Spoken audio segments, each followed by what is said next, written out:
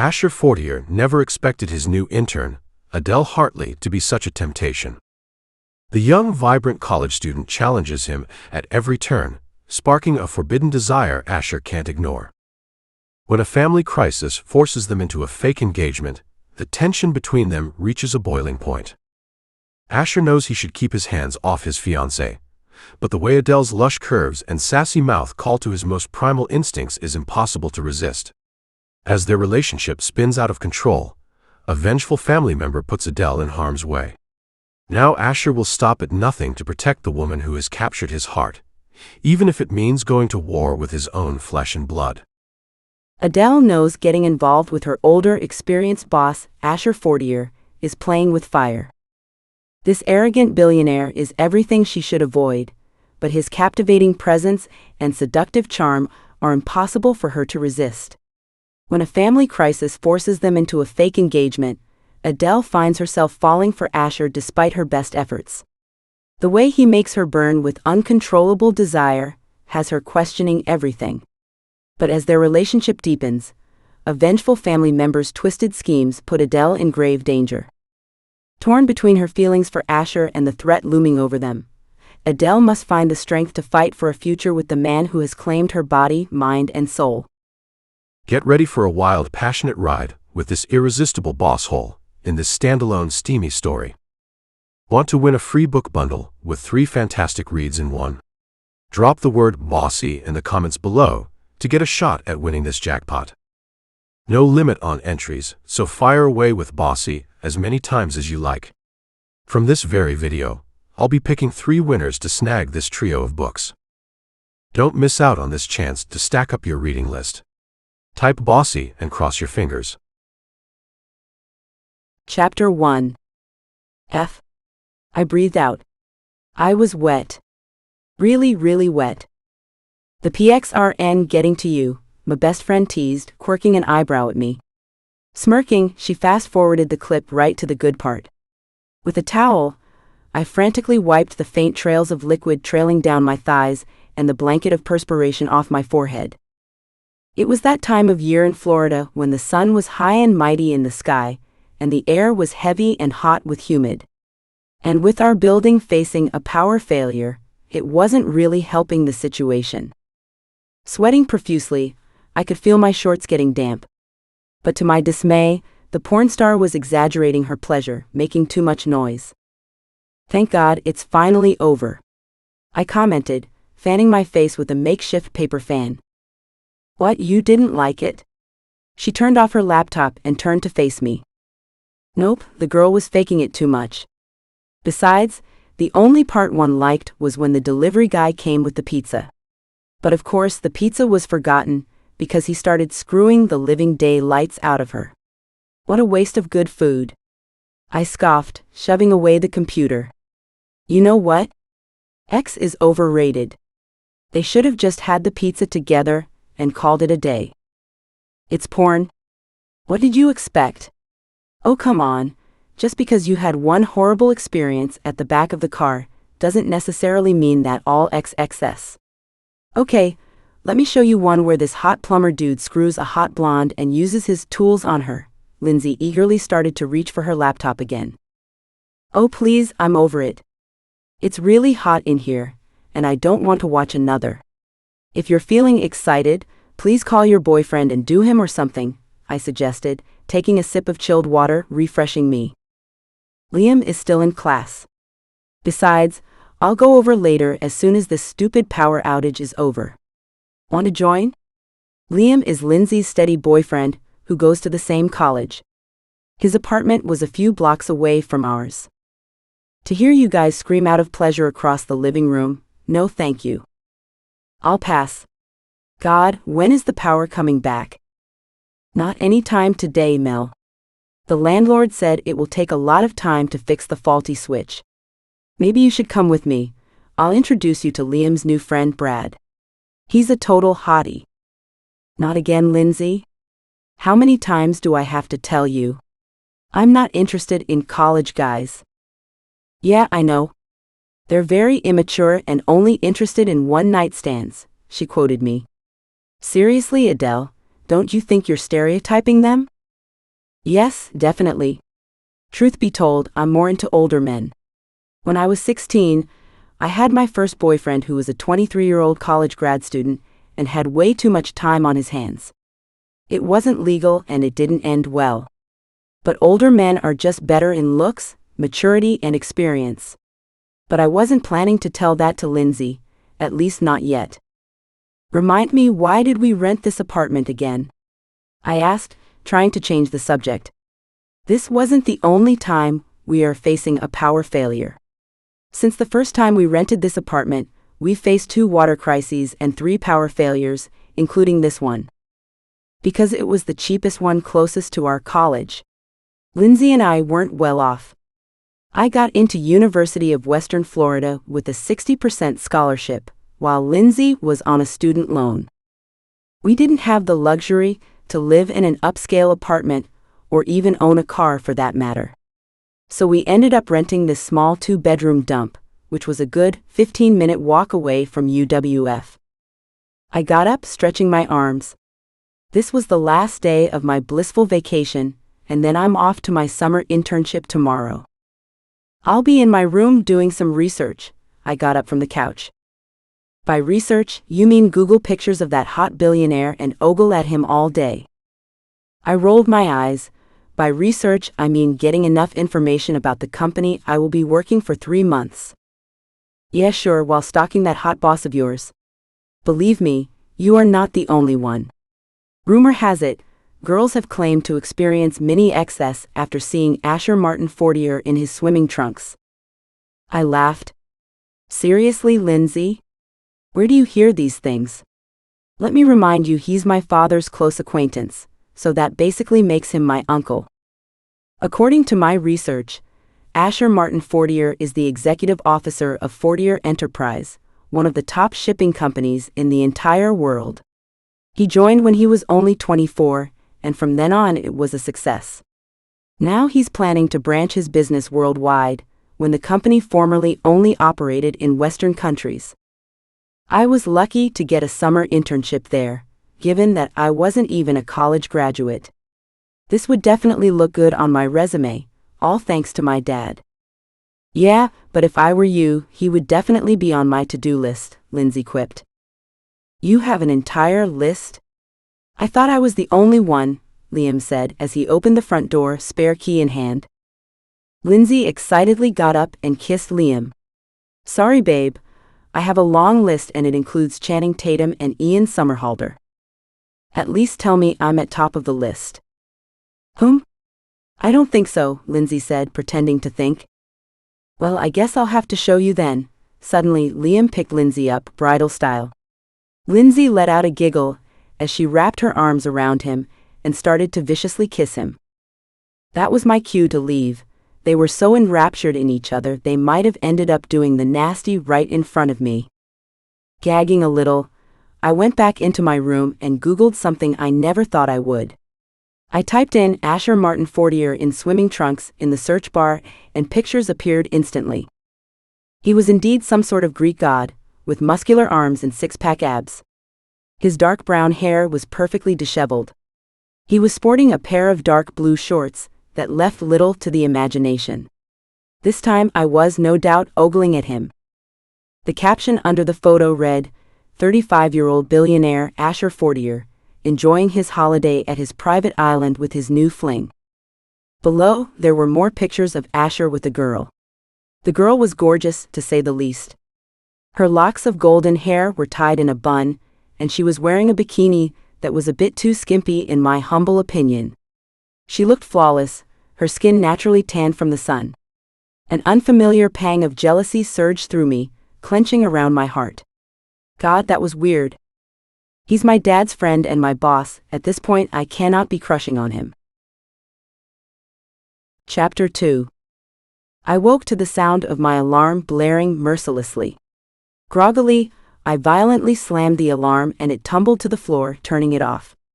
With slow, weary steps, I grabbed some clothes and went to the bathroom. Closing the door behind me, I studied my features in the mirror. A pair of honey eyes with dark circles stared back at me.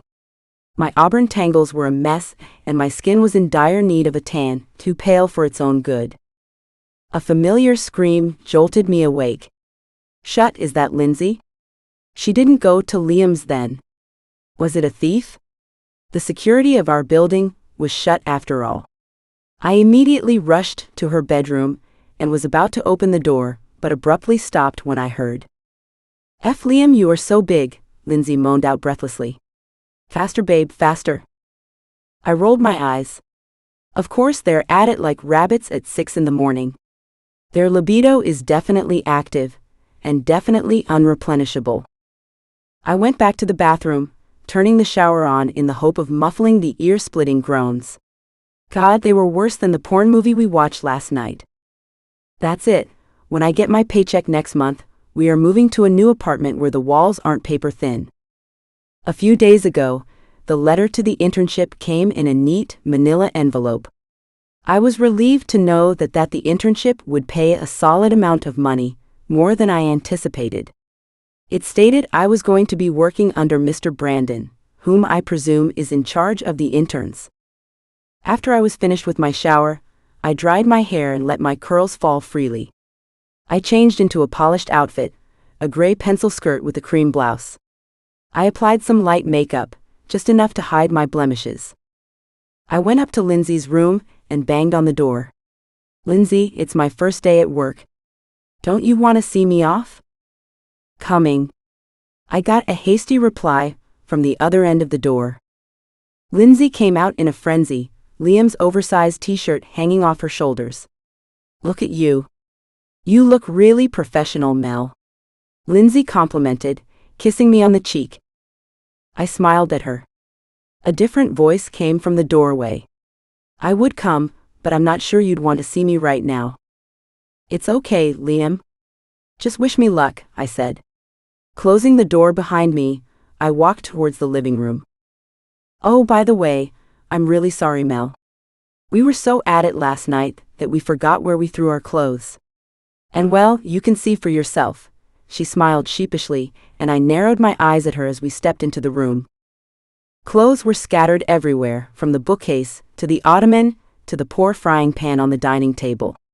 You would think a hurricane ripped through the area, something that wasn't surprising as we lived in Florida. There's my bra. Lindsay unhooked the strap off the corner of the lamp, and I shuddered at the shameful mess. Don't worry, Mel. We'll clean this place up after round 3, I promise. Lindsay winked. I laughed nervously. I swear, Lindsay, if you do it on my bed, I'll actually kill you. I unlocked the door and stepped outside. Have a wonderful first day. Lindsay wrapped her arms around me in a warm hug. And don't panic, okay? You're going to rock, Lindsay reassured me, rubbing her hand over my back. I was lost. I didn't see Mr. Brandon anywhere, and with the size of the 9th floor, I probably wasn't going to find him anywhere. I glanced around. The 9th floor seemed secluded in comparison to the others. And everyone here gave off a feeling that they wouldn't like it if they were disturbed. It was intimidating, but somehow, I had the courage to ask, and they all said Mr. Brandon was supposed to be here, but I still could not locate him. I desperately called his number, but the call immediately went to voicemail. I tried it again, in hopes that he would pick up. You have reached the voicemail of, I ended the call, sighing. Nope, still switched off. After wandering around, I finally found Mr. Brandon's office, but from the glass door I could see he wasn't inside anyways. One of the assistants advised me to wait for him, but he left abruptly in his explanation before I could ask him anything more. God, they seem to have no time to spare for anyone or anything. I decided to wait for him in front of the cabin until he comes over. Everything was luxurious. The gray walls, which stretched to the tall ceiling, provided much enough sunlight to seep through. From there, you could see all of the stretching roads with endless traffic and the palm trees gently swaying in the wind. As I admired the view, I waited for Mr. Brandon for 20 minutes, impatiently tapping my foot against the floor. There you are, said a thick voice behind me. I swiveled around, relief flushing over me. Finally, he was here. But only it wasn't Mr. Brandon. There, in a dark charcoal suit and white dress shirt, was Asher Martin Fortier, looking every bit of handsome as well as intimidating. I fidgeted under his scrutinizing eyes. That photo definitely didn't do him any justice. He was strikingly gorgeous, with a killer jawline which I swear can cut through concrete. His green eyes were darker, and his near-black hair screamed for me to run my hands through it. "You are not supposed to be here," he condemned, looking dissatisfied. "I got lost," I faltered. I was surprised that any words left my mouth. "Jessica Adams, correct? My new assistant?" "I am." Before I could explain, he cut me off. "You are already late. I don't want to hear any excuses. Follow me." It sounded like a cold command. He was definitely intimidating. So I shut my mouth and followed him. "This is your office." He beckoned me into a cabin which was supposedly Jessica's. It was properly bigger than my bedroom. "Here's the coffee machine. I'm sure you know how to operate it. Fetch me a coffee when I ring you up for one." I just nodded my head, disoriented. He handed me a blue folder. "Here, this has all the instructions you must follow." He pursed his lips in thought. "I want you to review over these contracts and submit them to me in exactly an hour." He left the room abruptly, running his hands over his unkempt hair. I couldn't help but notice how removing strands of hair from his forehead brings out his eyes. He stopped in the doorway, turning around. "And yes, if you can't finish all of these in that time, you will be fired." But before I could even start to tell him the truth, he left the room. I huffed and closed the door behind him. I had to tell him about the misunderstanding. But as I went towards his cabin, it was locked. Upon asking the reception, I realized he went for a meeting. Instead of waiting, I decided to try and go over the contracts. I'll explain everything after he gets back. After an hour, I got a call from Mr. Fortier asking me to come to his office. I knocked before letting myself in. The cabin was probably the size of my house, with white walls and an amazing cityscape view. There was also a room inside of it, which was closed. "Your file, Mr. Fortier." I handed him the papers, taking a seat in front of him. He didn't even glance up as I strolled in. He studied the contracts, taking his time to go over them. Most of the information was correct, except for some overlooked ones, which I did edit. I also added some things of my own. If you don't like them, you can just remove them. After an elongated silence, he was finally done shuffling through the folder. "You have done well." I gave myself a small pat on my back, as I felt like Mr. Fortier didn't give out compliments that easily. "I want you to go over our records and make an analysis report over it immediately." He shoved a file triple the size of the last one onto the desk. "I want these within an hour as well." Gaping at the file in front of me, I wasn't sure whether I would be able to finish this within an hour. I faltered to draw my words together, but with a steely gaze, I made sure he didn't see it. I felt like Mr. Fortier was challenging me, and I liked challenges. "You can go now. Do not disturb me until I ring you in." "Thank you, Mr. Fortier." I left the cabin to get on with my work. It was arduous. I was so engrossed in it that I didn't realize it was almost time for lunch. My stomach was an untamable beast, growling with hunger. But I refrained from listening to my stubborn appetite. I was going to prove to Mr. Fortier that I could do this. After another tedious hour, I was almost finished, though I had 2 papers remaining. Finally, Mr. Fortier rang me, instructing me to come his office with the records and a cup of black coffee. I went inside his cabin, awed yet again by its size and the beautiful cityscape. "Is it complete?" he asked. I handed him the file and placed the mug of coffee on his desk. I only had 2 pages left to review, if I perhaps had more time. "That is not an acceptable excuse. This is highly unprofessional, Miss Adams," he barked at me. His jade eyes filled with anger. "First you come in late, and now you just proved yourself worthless by not finishing your task on your very first day." I think it is nearly impossible to finish this task in that short amount of time. I quietly stammered, trying to keep myself calm. Bullshit. If you are gonna work as my assistant, you have to be more efficient than this. I seethed with boiling anger. It was quite absurd to finish looking through records of every transaction history this company has ever made in an hour. Not to mention, I had to write a detailed report on it. I wasn't even supposed to do this in the first place. I apologize, Mr. Fortier, but I think I have done enough, given you had given me a short hour to do such an extensive job. You didn't even let me explain myself before. I am not Jessica Adams. I am just a mere intern who was lost on her first day. Who are you then?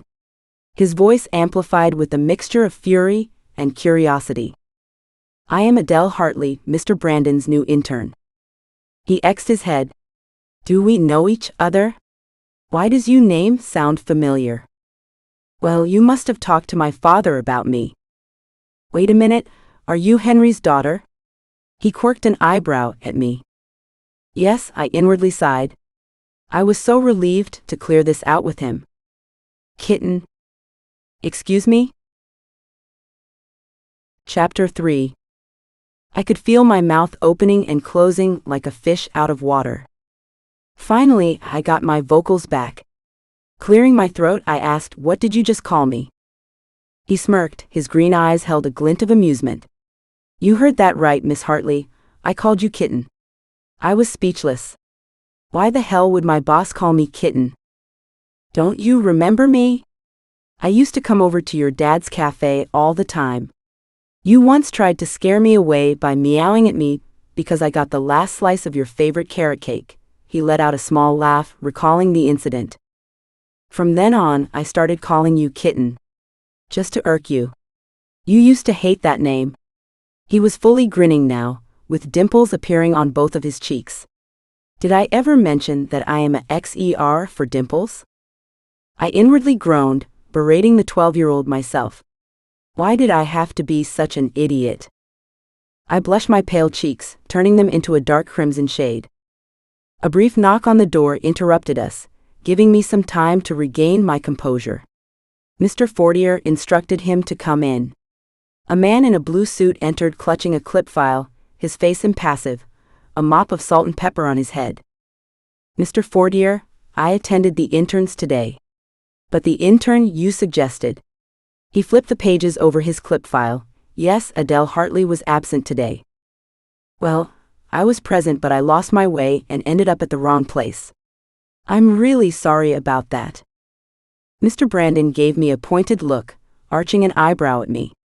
You got lost on an office floor? When it was clearly mentioned in the letter? As I was about to formulate my answer, Mr. Fortier interrupted me. It's all right, Miss Hartley, it happens. He assured me, giving me a small nod.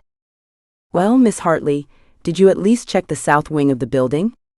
Mr. Brandon asked. Oh no. I could feel my body being weighed down with sudden dread. The property was divided into two distinct sections, a north and south wing. It was specifically instructed in the letter that interns are supposed to meet at the south wing. This was the north wing. Frank, I think that is enough. It can happen to anyone. For a second, I almost thought Mr. Fortier was nearly shouting at him. Mr. Brandon looked flustered by this sudden outburst. I apologize, sir. Ignoring Mr. Brandon's apology, Mr. Fortier glanced at me.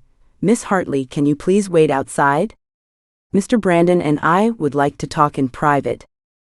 I nodded, reaching for the door and closing it behind me, letting out a defeated sigh.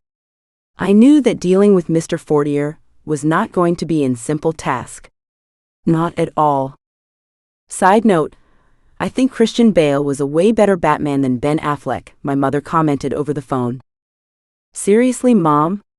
This is what you want to talk about while I am worried about losing my job at my first day at work?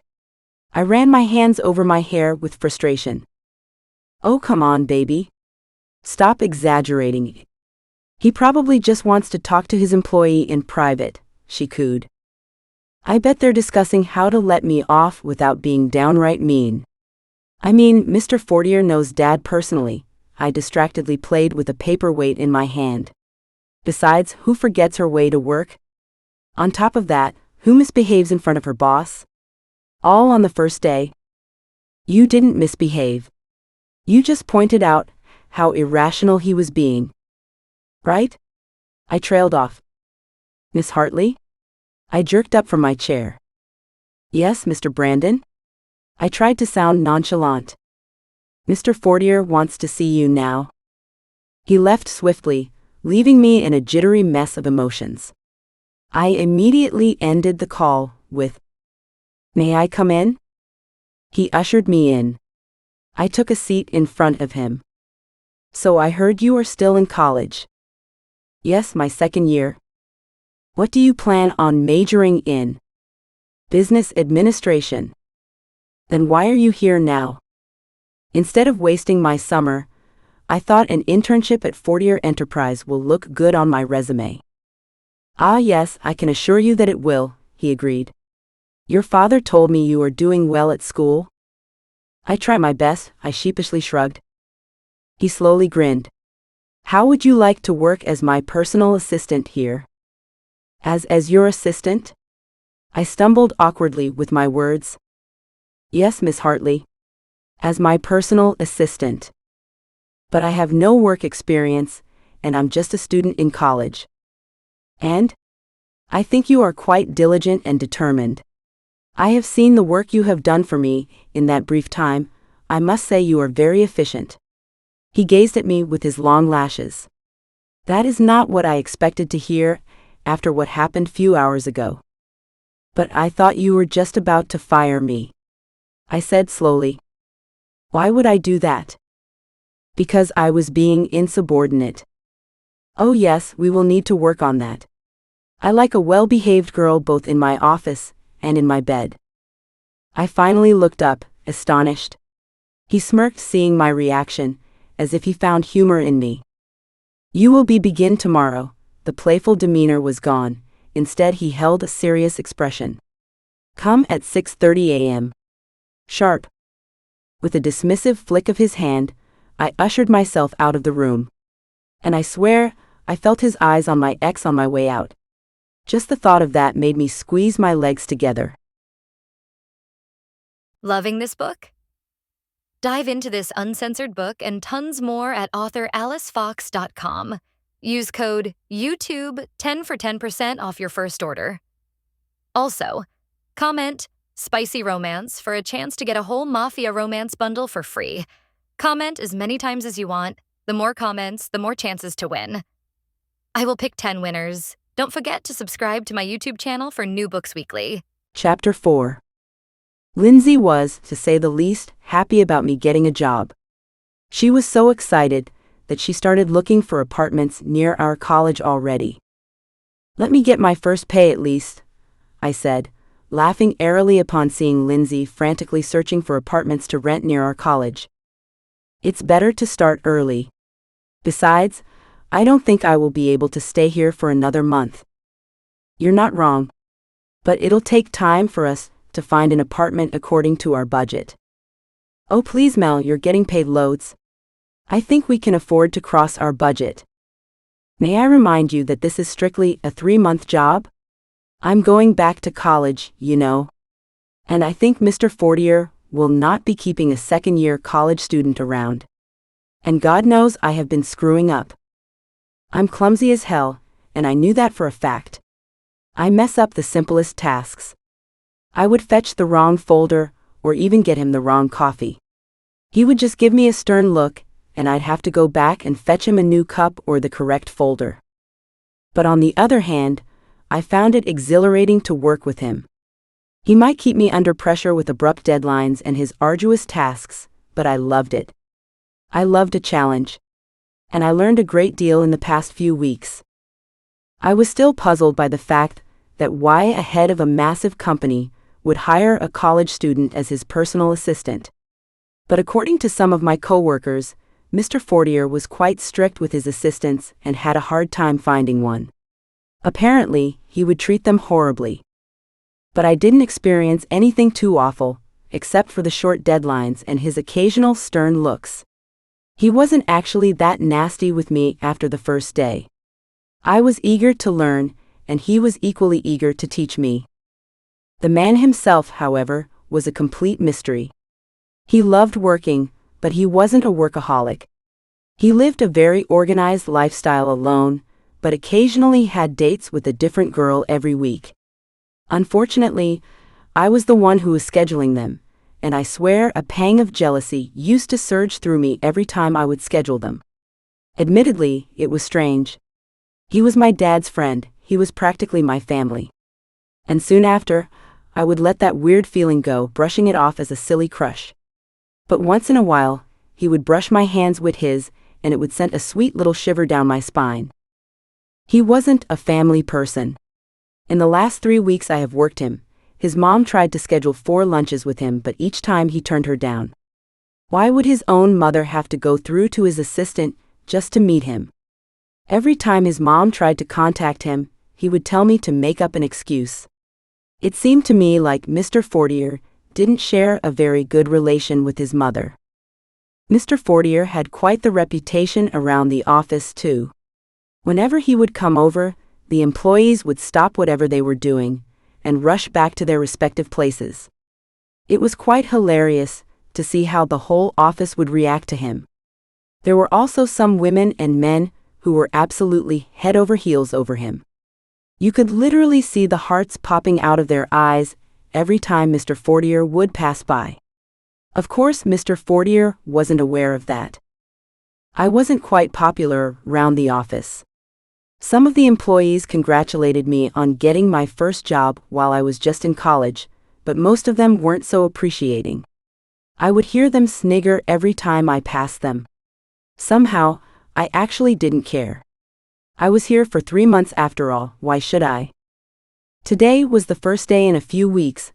I was spending a lazy weekend over at my house. The office had been hectic these days, and I was mostly over with Mr. Fortier every night, going over our papers. Many employees were on leave during the summer, and as a result, there was more work to do. Lucky for me, though, he promised us triple our pay for those who came on the weekends. Jake got us tickets to some kind of masquerade-themed night he's holding at his club. You have to go with me, Adele. Is that an order? I don't have a say in this? I asked, taking a bite out of my pizza. Nope. I know your answer very well, Lindsay said, taking another slice from the box. Do I have to go? This is the first free weekend I am getting in weeks. Can I just spend it lazily on a couch watching reruns of Friends? I whined. No, please, it's just one night. They're limited tickets. You should be thanking me. Lindsay reasoned. Jake goes to UWF with us, and he was a close friend of Lindsay's. His dad owned the local club, which was a few blocks away from the campus. Jake loved to hold themed parties at his club, and this time the theme was Masquerade Night. You really should have fun sometimes. It's going to be fun, Liam encouraged me, who was distractedly running a hand across Lindsay's arm. Please, Mel. Lindsay begged me. Okay, fine. I finally gave in. Yes. Lindsay yelled, doing a little happy dance. My best friend can be cute, annoying, and not to mention very persuasive. What do you think? Lindsay whirled around, placing her hands on her hips. Lindsay was wearing a peach bodycon dress with slits at the side of her waist. You look gorgeous. The dress complemented her lean figure and her tan skin. Her chocolate brown hair was styled to the side, which brought out her blue eyes. It's your turn. I groaned and took off my t-shirt, followed by my jeans. Lindsay and I have known each other since the 5th grade, so we didn't hesitate changing in front of each other anymore. I put on the dress and studied myself in the mirror. I was wearing a one-shoulder black X-tail dress, which came just above my knees. After numerous times of insisting, I decided to put on light makeup and straighten my hair. According to Lindsay, my hair had to be in a certain way in order to go with this dress. And I honestly didn't give a F, but I still let Lindsay have her way. After a solid half hour, Lindsay was finally done with me. She started working on her makeup as she was already done with her hair. I looked at myself in the mirror. I must admit Lindsay did a good job of grooming me well. After Lindsay was done, we went downstairs where Liam was waiting for us in his car. Why do you girls take so much time to get ready? I mean, I only took Whoa? Liam finally looked at Lindsay, who looked astounding as per usual. But Lindsay was extra appealing, for she rarely dolls up for any occasion, and frankly, neither did I. Liam was speechless, eyeing her, his eyes traveling down to her legs, finally up to her face. Babe, you look. Lindsay strolled into the front seat and kissed him.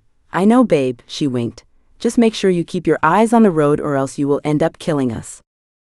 I laughed, getting into the back seat. Liam and Lindsay were the cutest couple I have seen. Liam was looking good too.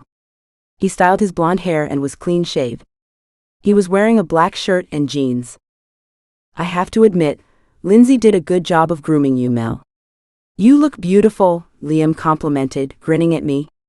I thanked him, and Lindsay shot me a knowing I told you so look. We were finally here.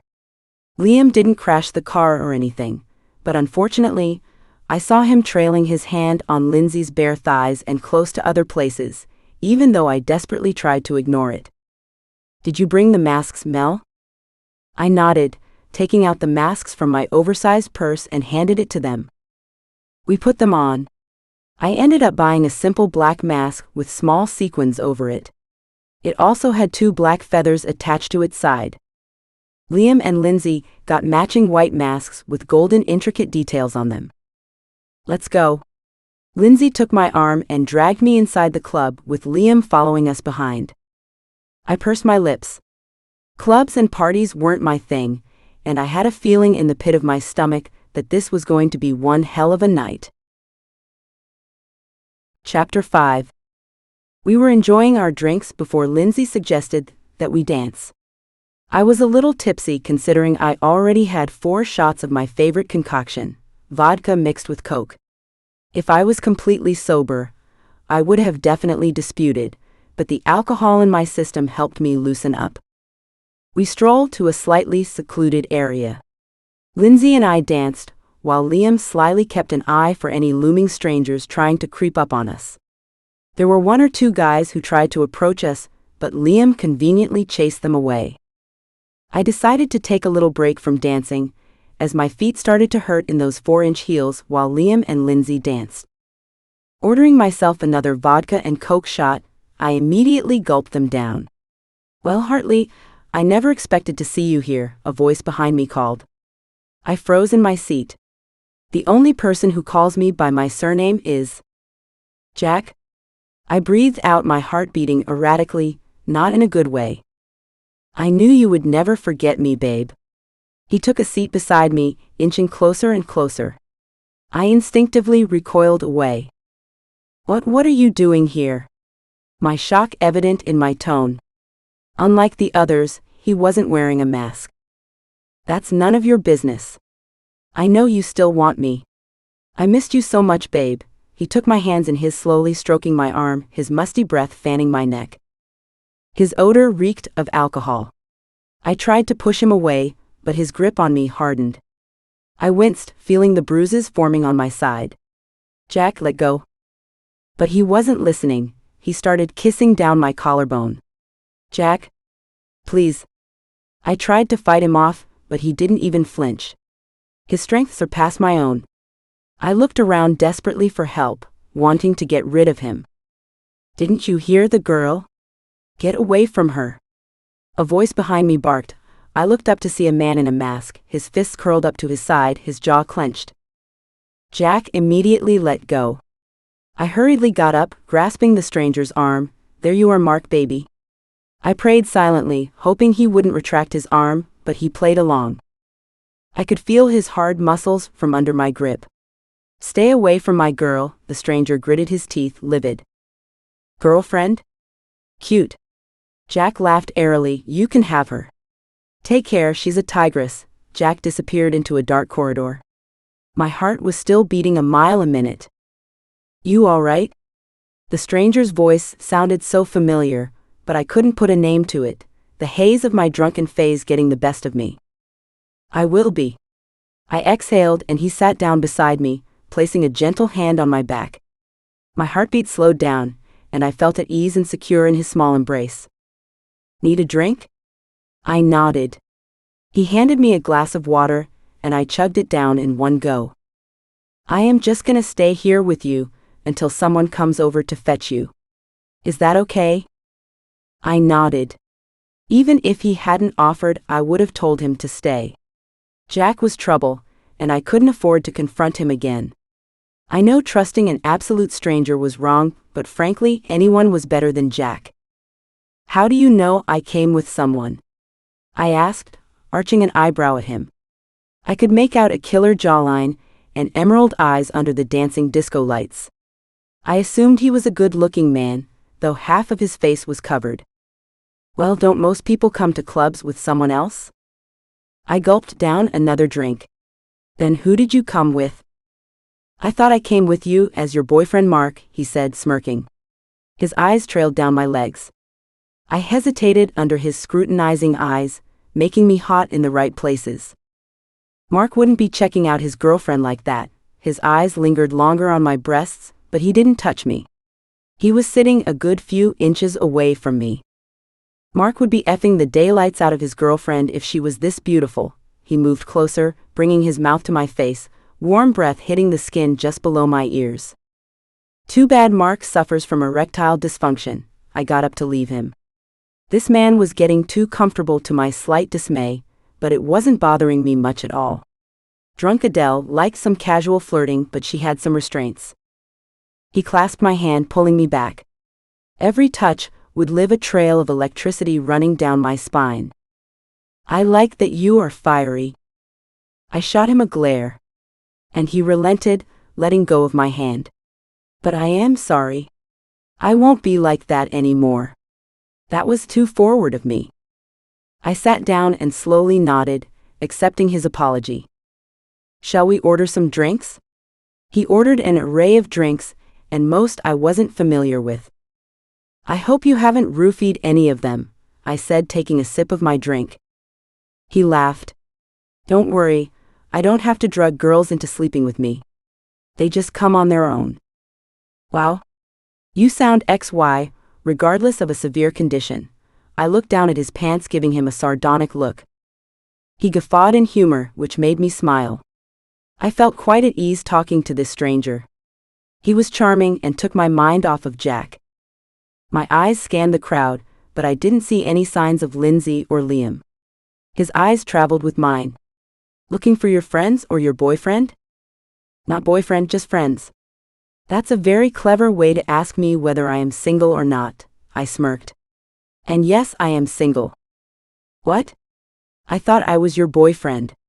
He put a hand over his heart, acting offended. We chuckled, drowning more drinks. I think my friends are having X in the bathroom or something. God, they are so horny all the time. I scrunched up my nose just thinking about that. I felt dizzy and restless. I realized I was really drunk. Oh no, he laughed. How do you know? He asked, pointing at me, his body a little unsteady. Well, last time we went to the club, they did the same thing. I learned my lesson, I said, wincing at the memory. Good. That means you get to stay with me a bit longer, he said, nodding his head, looking very satisfied. You came alone? Yes, I don't have much friends, you see. Too bad. Want to dance with your new friend then? He looked up, smiling at me, giving me a glimpse of his dimples. Why not? Sober Adele would never have danced with the stranger she met a few minutes ago. We were sensually swaying to the music. He was quite a dancer. Being drunk didn't make us sloppy, but instead we felt more energized. My hips moved along the beat, his hands caressing my waist as we felt the music vibrating in our bodies.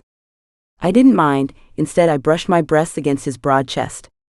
His knee between my legs rubbed me in the right place, stealing a breath from me. I turned around, grinding my butt against his front, as his fingers danced around closer and closer to my ass.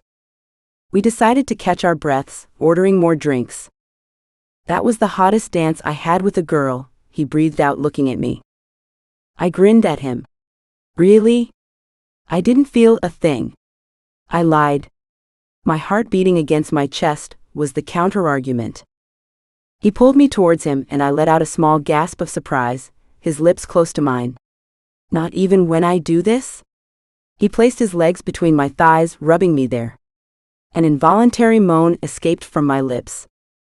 His lips were now few centimeters away from mine.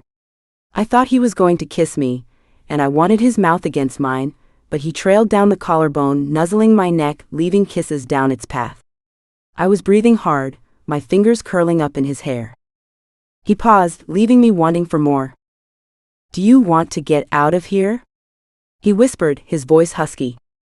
I nodded, unable to speak. We both knew what we wanted. He grabbed my arms and ushered me out of the club.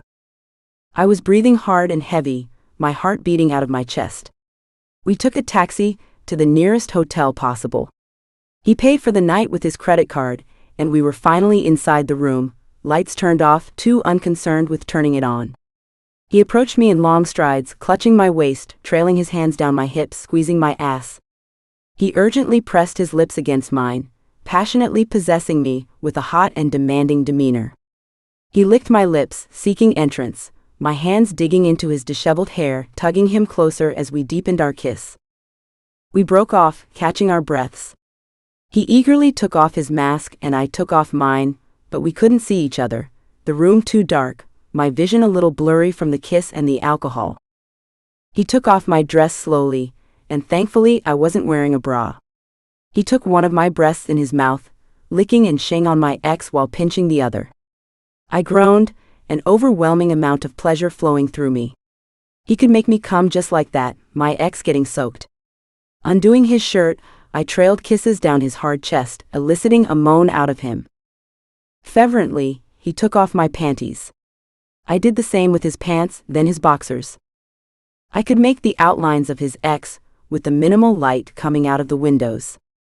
It was huge and erect, ready for a good F. He gently pushed me down to the bed. I fell on the bed, bouncing a little on the impact.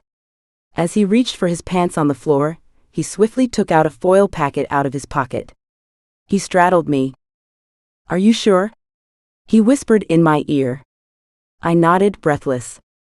Ripping the packet open, he rolled the condom on. He slid his hands around my thigh, wrapping my legs around his waist. Positioning his ex with one movement, he entered me slowly. I knew he was being careful, but it was slow, too slow. I moaned, pulling him to me with my legs, urging him to go faster. My hips rose to meet his thrust. He followed, thrusting faster and harder while I pinched my excess. I couldn't remember my name. I was close to the edge, then I felt him shudder, indicating he was close to his release too. We came together, my hands clutching the sheets, vision blurry, our heavy breaths in sync. Get ready for a wild, passionate ride with this irresistible boss hole in this standalone steamy story. Want to win a free book bundle with 3 fantastic reads in one? Drop the word bossy in the comments below to get a shot at winning this jackpot. No limit on entries, so fire away with bossy as many times as you like. From this very video, I'll be picking 3 winners to snag this trio of books. Don't miss out on this chance to stack up your reading list. Type bossy and cross your fingers. Chapter 6. My head throbbing with a pulsing ache as I woke up reluctantly. I squinted my eyes, avoiding the harsh ray of sunlight falling over my face. Slowly, I draped the blanket around myself and crawled to the bathroom. I could feel the contents of last night's regrets crawl up my stomach, and I threw up straight into the toilet. Feeling much better, I decided to freshen up. I brushed my teeth with the spare hotel toothbrush and took a brief shower. Unfortunately, I forgot to bring my clothes, so I had to drape the hotel towel around me to fetch my clothes from the room. Last night was a blur. I remember having sex with a stranger whose face I haven't even seen properly. He was spontaneous, not to mention charming. But I was regretting it, kind of. I didn't even know him. He might just be a 55-year-old man or a father cheating on his wife. Who knows? Though he was definitely no grandfather, his libido said otherwise. I had to admit last night was the best I ever had. He obviously knew what he was doing. And his hands? Oh, his hands, they knew a lot of ways of making me come. Suddenly, I could feel my face turn pink, a little embarrassed to get out like this from the shower. I knotted the towel tightly around my chest, covering up my body.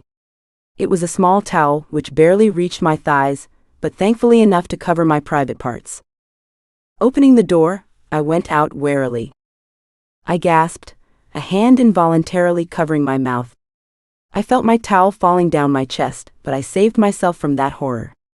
There, sitting in front of me, was my boss, Asher Martin Fortier, looking every bit of handsome and every bit of remorseful. FFFFF. I chanted inside my head. Oh my God, I backed away until my back was greeted by the wall. I stopped, burying my face in my hands. This can't be happening. Please tell me it's just a dream. I started thinking of all the worst-case scenarios. It was my first job, and I ended up screwing my boss. Way to go, Adele, I scolded myself. I felt like banging my head against the wall. Or just lock myself away from the rest of the world. My dad would be so disappointed at me. Oh, Father.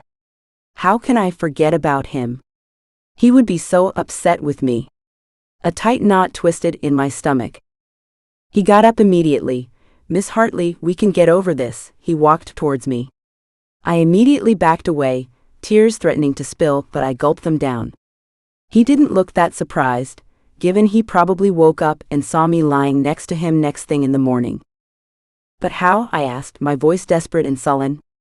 I could feel his eyes on my body, so I grasped the towel tighter around my chest, clenching my legs together. Damn, even after all of this, he still makes me want to jump his bones. Please take a seat. He gestured towards the bed. I complied, keeping a good distance between us. He continued, we will pretend like this never happened. I don't want this to affect our work. I never mix work with pleasure, he said solemnly, but his eyes said otherwise. They were roaming my body, like they could see through my soul. His eyes darkened and I had to look away, ignoring his piercing lush green eyes. I felt like going for another round, after that wonderful night. I shouldn't be thinking like this at all. Snap out of it, Adele. I sighed. Yes, I would like to forget this too. Because, God, you're like my uncle. But I don't think I can work with you anymore. I will be resigning. My voice trailed to a lower pitch. I was growing fond of my job and the pay was good. Really good. But I can't definitely stay. I ended up sleeping with my boss. It would be too embarrassing for me and for him. He cleared his throat. Don't put it like that. After all of this. Please don't call me that. He said scathingly. I peered up at him. I couldn't decipher anything out of his empty eyes. But you can still call me your boss. I order you to not quit. May I remind you that you have signed a contract with me? You really want to keep me after all this? Yes. We are mature adults. I think we can go through this. I nodded, but I wasn't so sure. I can't face a man every day with whom I had sex with. It was too much for me. Besides, why me? He can hire much better people who are more qualified.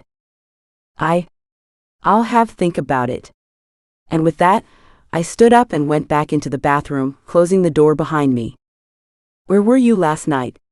Lindsay asked as I walked into the apartment still wearing last night's clothes. I shrugged. Just went over to visit my mom and slept over at her house. I wasn't enjoying myself at the party.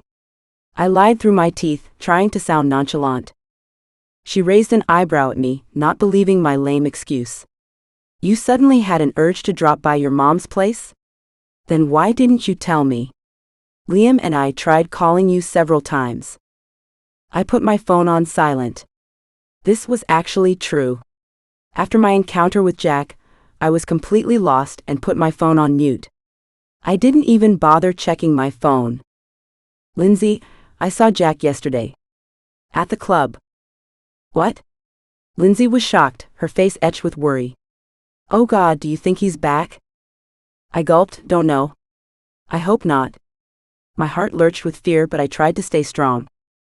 She embraced me, burying her face into the crook of my neck. Is that why you left for your mom's? You should have told me. Oh Mel, don't worry, I won't let anything happen to you. You know I will be there for you, always. She rubbed my back soothingly. All of a sudden I felt guilty, sitting there, hugging my best friend. She was there for me, and I just can't hide this from her. And sharing with someone would definitely make me feel better. She let go off me. I faltered. I am sorry, Lindsay. You see, I wasn't exactly at my mom's place. I ended up having a one-night stand with my boss. Her reaction was what I expected. What? Holy shut. You had X with X on legs? Sort of? I croaked, feeling somewhat embarrassed. How? When? Where? Calm down, Lindsay. I'll tell you everything. Wait. I think we need a good can of beer for this story. She ran to the fridge, getting out some beer and a packet of ruffled chips from the counter. She flopped down on the couch beside me, tossing me a can of beer and opening up the chip packet. Okay, I am all ears. Starting from my encounter with Jack to leaving the hotel room, I recapped everything. Whoa? That's just... I know. So unlike of you, Mel. I'm shocked. And a little proud. I giggled, a wave of relief engulfing me. Drunk Adele is capable of a lot of things. Lindsay shoved another chip into her mouth. So are you going to continue working for him? I don't know. I don't want to because the job was exhilarating for me, but I sighed. I can't go back to pretending nothing happened, given every time I see him sitting in front of that desk. I would think about screwing him on that desk or something. I tried to wipe that appealing image off my mind. Oh Mel, you have got it bad. Just think about it. Don't rush into anything. Thanks for listening. I took a swig of the beer. Lindsay nodded, chewing thoughtfully. It was early in the morning, and we were having junk food and alcohol. Of course we didn't care, but I mentally made a note to myself to go for a jog. My phone rang, and I dug it out of my purse. When did I switch it off of mute? The caller ID showed it was my dad. I froze in my place. Shut. Does he know? Chapter 7. I wiped my nervous palms against my jeans and took the call, placing the cell against my ear. Dad. How are you? I faltered. Adele dear, are you okay? You sound all choked up. He asked, concern laced in his tone. No, I'm fine. Really? You sure? Yeah, just a little tired. And a little tipsy, judging by the fact that I was in my second can of beer. But I wasn't telling that to him. So how are you, love? Liking your new job? Yes, Dad, I love it and it's all thanks to you. I was truly grateful for my dad giving me the opportunity, but sadly I would be leaving it soon. I can't believe Asher hired you as his personal assistant. I just wanted him to take you as an intern, not that I'm complaining. It's pretty unbelievable, yeah. But you're doing good. Asher told me all kinds of good things about you, but of course you are a little clumsy. My dad teased. I have always been a little incoordinated, ever since I could stand and stumble. I laughed. I do tend to mess up sometimes, but Mr. Fortier has been good to me. In more ways than one. Good to know that my baby girl is happy. I smiled into the receiver. Henry, give me the phone. She's my daughter too, you know. My mother called from the other side, sounding impatient. Calm down. I am almost done. Okay, love, I will talk to you later. Your mom is dying to talk to you. Bye, Dad. Take care and don't overwork yourself at the cafe. After a brief moment, my mom was on the other end. I told you you were getting that job. You were too good for that lowly internship. Yes, Mom, you were right. I didn't get a reply from her. Instead, her voice sounded distant. Dan, why don't you tend the plants and let us mother-daughter have a talk? Okay. He yielded. I'll leave you alone. After some time, she was back. Dear, is everything okay? You've been sending an awful lot of money these days. Yes, Mom. I get paid. A lot, actually. So I decided to send you some. Help you guys out. Dear, your dad mustn't have told you because he didn't want to trouble you. There was a pause, but she continued, but we are in debt. And if we don't pay it in 6 months, we might need to sell off the cafe. What? I asked, disbelieving. Why, what happened?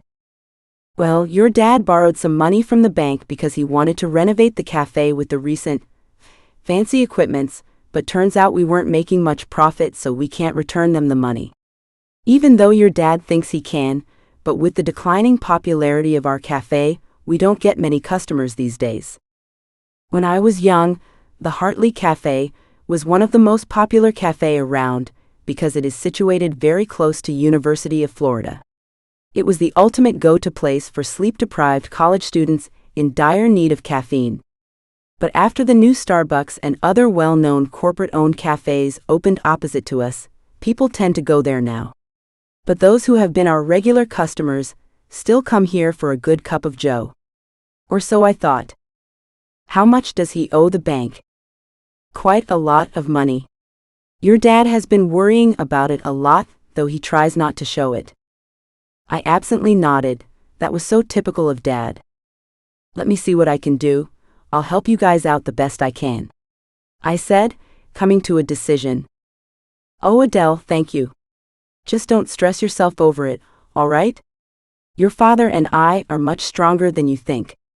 I've got to go, dear. Your dad needs me at the garden. I bid her goodbye and hung up. Lindsay was sitting beside me, listening to the whole conversation intently. Mel, what happened? My dad owes loads of money, and if he doesn't pay them off, we might need to close down the cafe. Oh no. That's horrible. Yeah, I know. I agreed with her sadly. I guess I need to keep the job, just for the sake of clearing out the debt, I said, more to myself than to Lindsay. Mondays were the absolute worst. I made zero effort that morning, and I wasn't in my usual optimistic mood. When I woke up this morning, reality slapped me in the face. Sleeping with my boss will make work uncomfortable and awkward. Very awkward. I wore the closest outfit I could find, slipping on a lacy ivory pencil dress.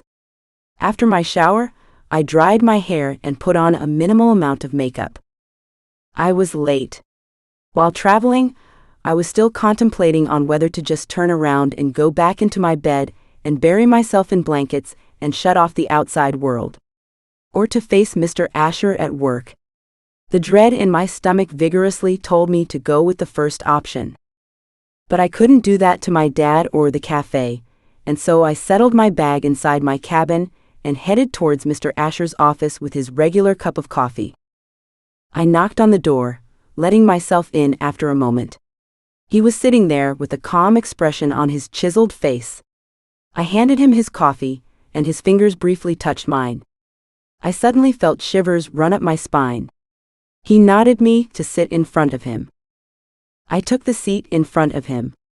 Before coming here, I had everything planned out, how I was going to act, what I was going to say. But now I'm speechless. Too distracted by my own thoughts of that night. His strokes, his touch. Everything. I could almost feel myself getting moist just by the memory. I am glad you are back, Mr. Asher said, his piercing green eyes unflinchingly on me. He didn't seem affected by the usual tension in the room, and if he was doing a great job of masking it. I stiffly nodded. But I need to say something. Before I could interrupt, he spoke. Don't worry, Adele, we won't discuss it. I won't even mention it. I'll even try to forget it ever happened. But that's going to be hard. My eyes widened, stunned by what he said. He realized his slip, and he bit his lip, clearing his throat, then continuing to talk again. I apologize. Like I said, this is history now. Let's move on. He placed an envelope in front of me. I gingerly picked it up, observing its contents. This your ticket for your flight that I got booked by Mr. Brandon. We will be flying to Barbados this week. What? I asked, trying to keep my excitement down. Yes. I will be flying there to make a business deal. You will be flying with me, as you are my personal assistant. He said, ignoring my reaction. How many days are we going to stay there? I don't know. It depends on the deal, actually. I wasn't sure about this. A trip in a short notice didn't seem like a good idea. But I didn't protest. Before I could say anything, I caught him observing my cleavage. I had to say this dress was doing a poor job of hiding my breasts. In fact, the stiff cold office made my excess harden. I saw his eyes darkening with lust, his eyes undressing me from head to toe. He got up from his desk, walking towards me, sitting on the table facing me. I was numb to my core, unable to respond. His hands trailed down my neck to chest. His thumb was gently caressing my breasts over my dress, drawing circles on them. I closed my eyes, enjoying his tender touch. I remember shing these. I should always keep the temperature down here. You are too beautiful, Adele. He pinched and twisted them, eliciting a moan out of me. I could feel a familiar thick wetness pooling in my panties. But as much as I wanted him to continue, he suddenly retracted his hand away, both of us coming to a dreadful realization that what we were doing was wrong. Very wrong. He backed away, still appalled by what happened a few moments ago. I couldn't take the awkwardness in the room anymore, leaving the room in deafening silence. Loving this book? Dive into this uncensored book and tons more at author@alicefox.com. Use code YouTube10 for 10% off your first order. Also, comment "Spicy Romance" for a chance to get a whole Mafia romance bundle for free. Comment as many times as you want. The more comments, the more chances to win. I will pick 10 winners. Don't forget to subscribe to my YouTube channel for new books weekly. Chapter 8. What the F just happened? I questioned to myself. I was inside the bathroom splashing water over my face, trying to keep my nerves under control. I knew this would be a bad idea. Coming back to work was a mess. I was a mess. It looks like we can't keep our hands to ourselves. I was beyond frustrated with the situation. I knew this was wrong, but why do I want to go back to his room and let him finish up what he started? I finally got out from the washroom, glancing around to make sure Asher wasn't around. The entire day, Asher and I avoided each other. Through Mr. Brandon, Asher sent some busy work while I just sent it back through him. Mr. Brandon was beyond exasperated, but he didn't word any protest. Seems like Asher gave him a good talk. I finished my work and headed to home. Lindsay was there for me. She made us some instant ramen, and I devoured that like my last meal. You didn't have your lunch? Lindsay asked. Nope, I quickly answered, inhaling the noodles. Lindsay waited for me to finish my ramen, and after I was finished, she took both the bowls to the sink. She came back, sitting beside me. So how was your day? It was fine. Nothing interesting, really. There was no awkwardness between you and him? There was, but we got past that. Wow. I thought you guys would be all over each other after that night. God knows I would be. If only she knew what happened. I was feeling guilty about lying to her, but I wasn't ready to tell this to her or anyone just yet. I needed some time to think and breathe. Unfortunately, Friday came along way too quickly, and I was nervously ready for the trip to Barbados. My bag was all packed, and Lindsay forced me to take some swimsuits too, since there are incredible shores there. Are you kidding? You're going to Barbados, and not even bringing a bikini? Not on my watch.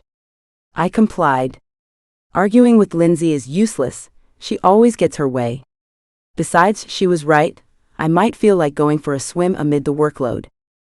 Asher and I had started talking to each other through the week, though the discomfort was not completely gone yet. We didn't trust each other alone in a closed room, so I would always keep his door open whenever I would enter his cabin. He didn't object, and I would leave immediately after we were done. Lindsay was elated about me going to Barbados, more than me actually. "You finally get to have an official summer vacation," she squealed. "It's a work trip, Lindsay. I'll be attending meetings instead of sunbathing on the beach." "Yeah, whatever, same thing. By the way, why is Mr. Billionaire interested in going to Barbados?" "For some kind of business deal, something with the hotel corporation." "Oh." The 40-year industry was a shipping enterprise. So I was confused to why would Asher be interested in the hotel industry all of a sudden. As far as my research goes, the 40-year industry was never particularly interested in hotels, until now. Liam and Lindsay escorted me downstairs, helping me by carrying my single mini luggage and an oversized handbag. The bags weren't heavy at all, but Lindsay and Liam insisted. Asher said a car would be waiting for me in front of my apartment. We all waited for my ride while we made small talk. "We are gonna miss you, Adele," Lindsay cooed, hugging me tightly. "Me too, Lindsay. But I guess you guys will be busy screwing each other at our apartment." I narrowed my eyes at the touchy couple. Lindsay blushed. "You can count on it," Liam winked, wrapping a loose arm around Lindsay. "Just don't do it on my bed." I grimaced. "Hey, no promises can be made," Liam said playfully while Lindsay elbowed his side. I laughed seeing their conjoined reaction. But my laughter soon died on my lips as I saw the sight in front of me. There, sitting in front of us, was a lavish black car. We didn't exactly have such fancy cars passing by here every day, so the neighbors walking down the street paused, eyeing the splendid object. The tinted window of the car rolled down, revealing Asher in a charcoal suit, looking handsome as always. "Miss Hartley," he addressed. I nodded at him. I am pretty sure Lindsay and Liam were overwhelmed by both the lavish car and Asher. I said my goodbyes to Liam and Lindsay. They hugged me, wishing me a safe trip. I got into the car, sitting beside him. Lindsay was still busy gaping at the car and Asher. As Liam loaded my luggage into the trunk, I realized Asher avoided any kind of interaction with my friends. I found that somewhat rude, but I kept that to myself. I waved at them as the engine started up again. Asher didn't say anything, he just kept to himself, looking straight at the road with a stoic expression on his face. So I just looked out of the window, seeing the buildings and trees blend into a blur, leaning my forehead against the cool glass. We reached the airport, where we were greeted with a very intimidating bodyguard. Asher promptly got out of the car, disregarding me while the bodyguard, who goes by the name Gage, helped me with my suitcases. I thought Asher was acting strange. He was never that cold towards me. Did I do something wrong? I racked my brain, replaying the recent events. Not anything I recall. Even Gage was more friendly than Asher was. The plane was quite secluded, to be honest. Of course, Asher booked us first-class flights, but all of the seats were eerily empty, except for a grimacing Asher who was sitting by the aisle at the front. Gage sat behind us, along with another bodyguard who was with Asher most of the time. I asked Gage about the other passengers, and he said apparently Asher booked the rest of the first-class seats for himself, since he wanted privacy. Turns out, Asher usually takes his private jet, but due to a maintenance problem, he had to book a commercial flight. Asher was still scowling, blatantly ignoring me. Suddenly, I could feel an engine rumbling beneath me, and we finally took off. The air hostesses started serving us drinks. I just took a fresh orange juice out of the selection of drinks. The air hostesses were friendly, but maybe too friendly, judging by the fact that they were all over Asher. Surprise, surprise. But Asher didn't seem to notice. I felt the unfamiliar pang of jealousy tumbling in my chest. It was a 3-hour-long flight, so I decided to take a brief nap, since I didn't exactly have much to do. Asher was busy on his laptop, and the two guards seemed to be in a heated debate about gun control. But even as I desperately tried, I couldn't go to sleep. A specific air hostess was pissing me off. There were 2 air hostesses at our service. One name tag told me the short woman was named Tatiana. She was around in her late 20s with curly, dirty blonde hair, neatly styled to the side. Wearing this really tight outfit, it barely covered her fake breasts. She was eager to serve Asher, and it was quite obvious she was trying to make a pass at him, judging from her body language. She would lean down, flaunting her overly sized, purchased breasts every time she would come in front of Asher to provide him magazines, which she didn't need to since they were nearly stacked to the side, or clear up his table or serve his drinks. Of course she would have to pass by me, and she would shoot me a dirty glare. My blood would boil every time she casually let her hand linger longer on Asher's shoulder, or when she brushed her XS against his arm. Fortunately, Asher was too focused in his work to notice or care. I saw Tatiana go behind the curtains, so I decided to follow her, with the excuse of going to the bathroom. I went there to find Tatiana chatting with the other air hostesses. "You know that billionaire guy is hot. If I get to X him off, I think I'll at least get a diamond necklace or something." Her friend giggled. "Tatiana," she said in a teasing manner. "But that bitch behind him looks at me like she's gonna bite off my head." "Maybe because only serving him and not her," her friend said. "Yeah, but he's the one with the money, right? Might be one of his toys to F on the go." There was more obnoxious laughter from her friend. Tatiana was heading towards the bathroom, and she didn't realize I was there behind the curtains, listening the whole time. Because when I grabbed her hand and pinned her to the wall, she was too shocked to wiggle out of my grip. I twisted her hand, not enough to inflict damage, but of course, she let out a cry in pain. "I am his girlfriend, you little bitch. Stay away from him, or I will be making sure Asher gets you fired." I let go of her. Getting back to my seat, I noticed that Gage and the other bodyguard were nowhere to be seen. It was just Asher, staring at me with a blank expression on his face. His green eyes scrutinizing me as I shuffled back to my seat. But he stopped me midway, grabbing me by my arm. He got up, placing his mouth close to my ears. His warm breath hitting my neck, titillating my senses. "So tell me, Miss Hartley, does your lover know that I effed you senseless that night?" he seethed. What are you talking about?" I asked, flustered, my eyes narrowing. "The one you hugged goodbye," he said, pulling me closer. I realized he was talking about Liam. I was furious now. He didn't have the right to be snooping into my life like that. "That is none of your business," I said through gritted teeth, not even trying to correct him. "Oh, it is exactly my business. Like you said to that air hostess, it's my duty as your boyfriend, kitten." Chapter 9. Sir, we broke apart. I was still breathing hard, my heartbeat a permanent fluttering tattoo against my ribcage. Asher and I swiveled around to see Tatiana's friend, looking like she walked in on someone. Well, I guess she technically did. "The plane will be landing soon. Please take your seats." We followed her instructions, and I was about to take off to my chair when Asher stopped me. "Sit with me," he said, tightly gripping my arm. I just nodded, keeping quiet. I was still pissed about the encounter. He did not have any right to be jealous. I followed him to his seat, noticing that Gage and the other guard seats were still empty. He sat beside the aisle while I took the seat beside him. "What did you say to that air hostess?" "I think you heard what I said to her, sir," I answered.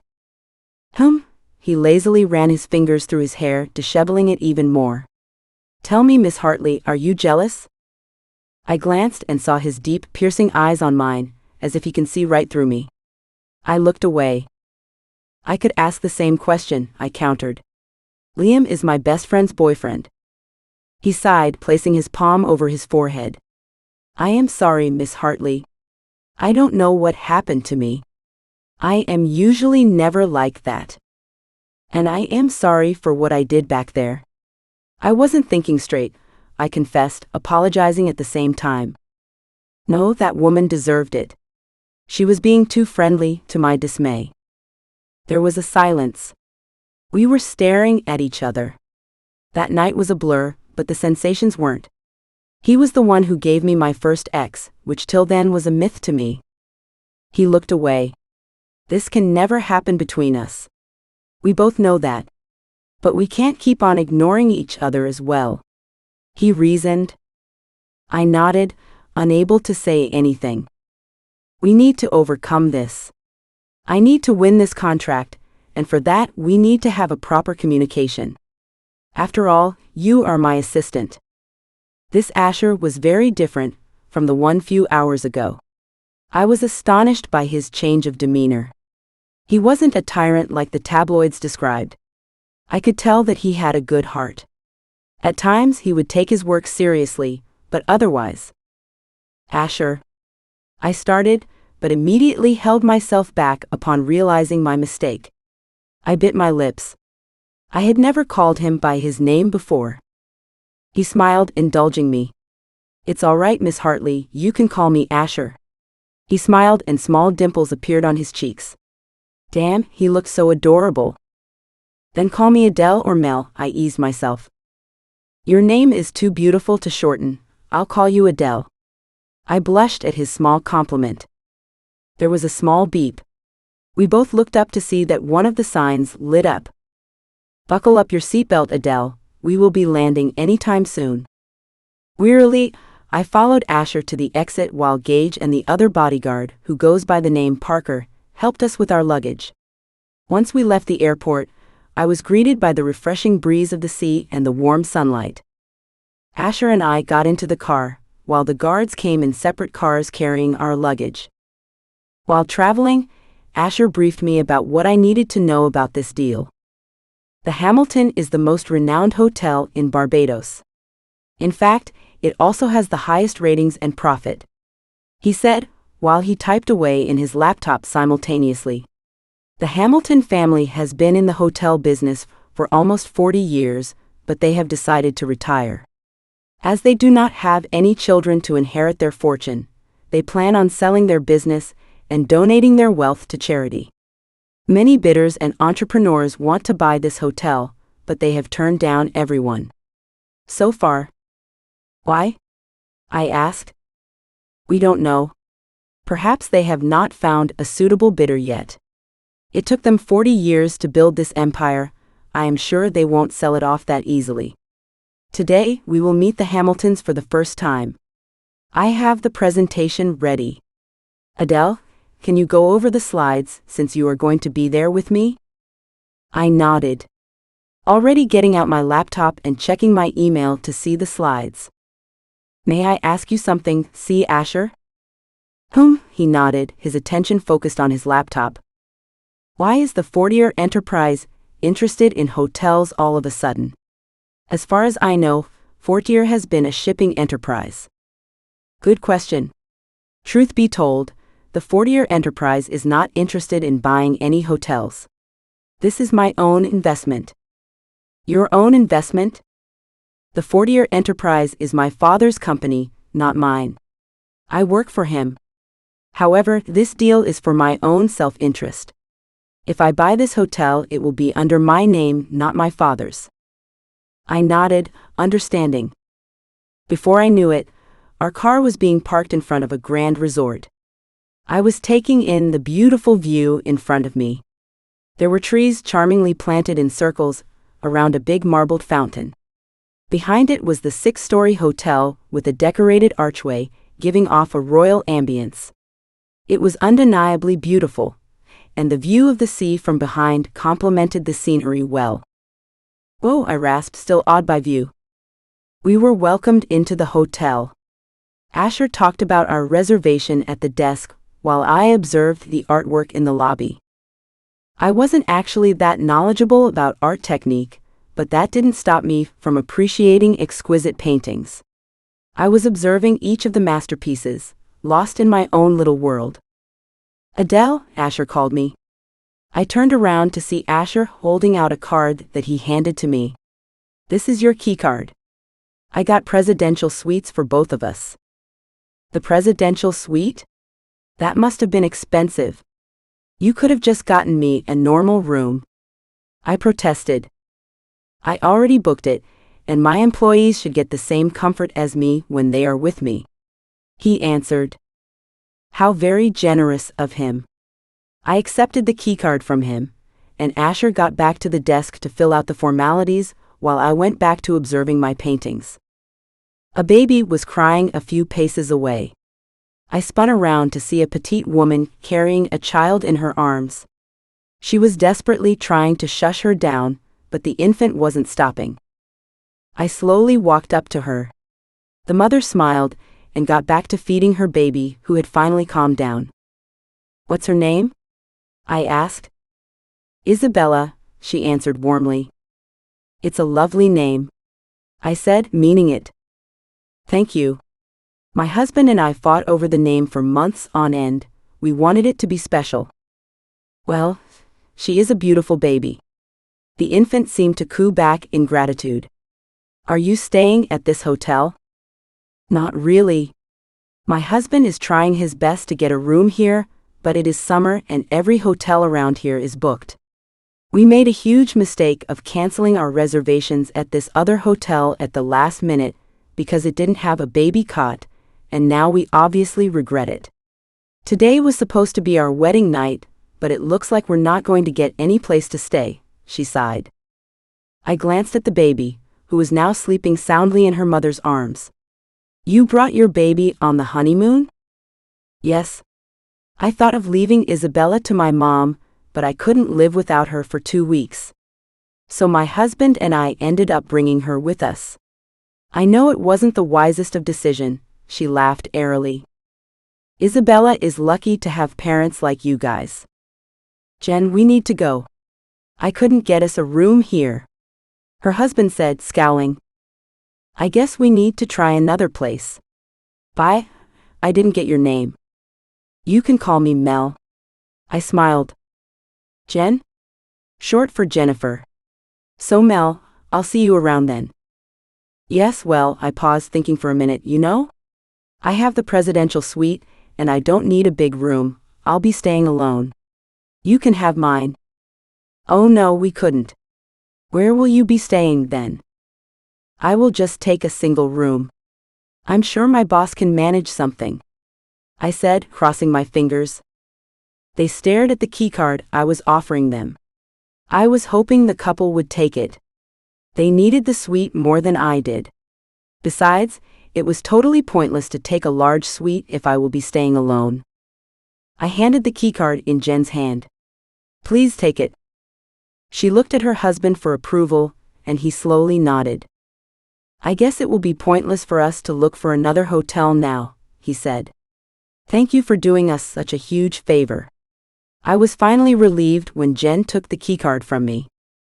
We went up to the desk to inform them about the change.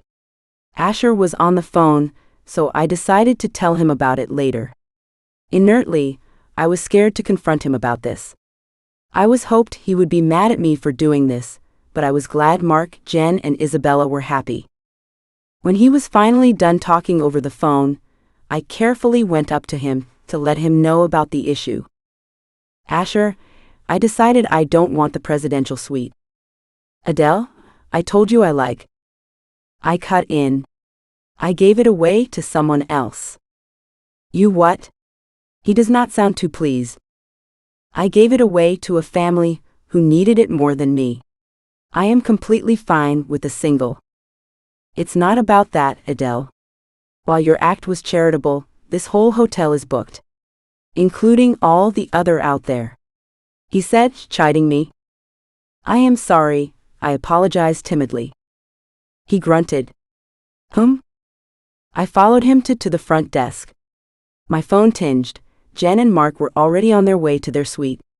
Previously, Jen and I exchanged numbers, and we promised each other we would meet up here during our stay. Asher hurriedly spoke to the receptionist. Can you see if anyone is checking out of their room today? No, I am sorry, sir. All the rooms are full or either booked. Those who will be checking out, their rooms have been pre-booked. He sighed frustrated. Is there anything we can do? The clerk squinted at the screen and beamed. Wait. The penthouse is thankfully still available. Chapter 10. Excuse me? I hope I didn't hear that right. There are fully equipped bedrooms and bathrooms in the penthouse suite. It's fully cleaned out, and with the recent renovations, there shouldn't be any problem with it. The couple who had recently stayed has just left. The receptionist cleared it to us. Sharing a suite with him? In a hotel in Barbados, when we definitely can't keep our hands off each other, is a bad idea. A really bad idea. Can you check if there are rooms available, or not? I am willing to pay double the price. Asher desperately interjected, pulling out his credit card. I am sorry, sir, that is not possible. We have a strict policy against that. We'll take it, I agreed abruptly. I followed the hotel staff to our room, leaving a livid Asher behind. I wasn't exactly keen on the idea of Asher spending extra money just to get separate rooms. We could be mature and could share a goddamn suite. The space was huge. With 3 bedrooms, a fully equipped kitchen, and recreational room, I was totally awed by the beauty of it. The bedrooms had a sea view from the big balcony, which were alongside each other. I could easily travel to the other room through the balcony door. The sound of heavy footsteps got my attention, and I went outside to see Asher staring at me with his piercing eyes. He looked livid, his jaw clenched. He was seething, and I was afraid. Was he that pissed at me for agreeing to share a room? I guess I will be leaving you to it, miss. Enjoy your stay. I simply nodded in reply, still not breaking eye contact with Asher. The bellhop began to leave, when all of a sudden he was stopped by Asher. Wait, Asher rasped. He stopped in his tracks. Asher took out a $100 note out of his wallet and handed to him. Don't you effing dare come in this room when I am not here, he barked, tossing the money at him. He looked petrified. He picked up the money and dashed off the room. I was clueless about what just happened. Why was he pissed about the hotel staff being in this room? He wasn't exactly alone, he was with me. Then it clicked into my head. I looked up to see Asher still enraged. You had a problem with him being alone in this suite with me? I asked tentatively. He looked away, his silence answered my question. What is wrong with you? He was just showing me around. I folded my arms across my chest. F. Adele. Stop assuming things. I didn't yell at him for being alone with you. I did it because I didn't like the way he was looking at you. He was blatantly checking you out in front of me, he barked. You should be lucky I didn't gouge his eyes out. And with that, he stomped out of the room, closing the door behind him, leaving me utterly speechless. I wish I could go to Barbados. I bet you already got tanned. Lindsay chirped over the phone. I didn't even leave the room yet, Lindsay. But I have to admit, the gorgeous view is calling my name. I smiled, holding the receiver under my chin while I unpacked the last of my luggage. Then what are you waiting for? Not today. I am feeling really lazy. And really, I've been sulking all day. I was very comfortable in my bed, clad in pajamas, and eating peppery Mexican food that I ordered from the room service. The food was heavenly. I ended up ordering another meal, and they kindly sent me some enchiladas and shrimp tacos. I shamelessly devoured it all, and in the process I stained my top with sauce, but I still didn't bother to change. Leisurely, I wiped it away with a tissue. Why? What happened? I told everything to my best friend, starting from the awkward encounters after the one-night stand to his little outbursts of jealousy. And you decided to tell me all these right now, Mel? Lindsay sounded hurt. And to think best friends were supposed to tell each other everything right away. I sighed. I am sorry, Lindsay, I just needed time. And I'm not exactly proud of sleeping with my boss. But he's totally into you. And he's XY as hell. I laughed. Only Lindsay knew how to lighten up my mood. I was glad I finally told her everything. It felt like a heavy burden was lifted off my chest. I didn't ask this before, but, she drawled, was he good? The best I've ever had, I answered her question candidly. Damn, you are still totally smitten by him. I'm not. He's like my uncle. A really hot one. Besides Mel, he isn't your biological uncle. He just happens to be your dad's friend. She quipped. Well, at the end of the day, my dad is still coming after him with his Alaska 22 if he knows about this. And did you forget the age difference between us? Before I could listen to Lindsay's reply, I was interrupted by a knock on the door. Lindsay, I have to call you later. Asher is at the door. Good luck with Mr. X on legs. I rolled my eyes, hanging up. Opening the door, I find Asher standing looking apologetic. Did you have your dinner? I nodded in reply, stepping aside letting him in. Wearily he stumbled in. He didn't seem well. Looks like he had quite a few drinks. Taking a seat on my bed, he began, I'm sorry for walking out like that. I hope you were okay. How was the spa? I told the hotel to book a day at the sauna for you, since you must have been tired. That's why the hotel desk called me in the evening to ask me about an appointment. I turned them down. I was comfortable inside. This was true given the Wi-Fi was 10 times faster, and the evening sunset was a breathtaking view that I could enjoy from my balcony. I definitely couldn't miss that. I see, he said. There was this long, awkward pause where I pretended to pick at my nails while Asher stared at me. He finally decided to break the silence. I'm sorry, Adele. I seem to be screwing things up big time. The spa thing was my way of giving an apology, but understandably, you're still mad.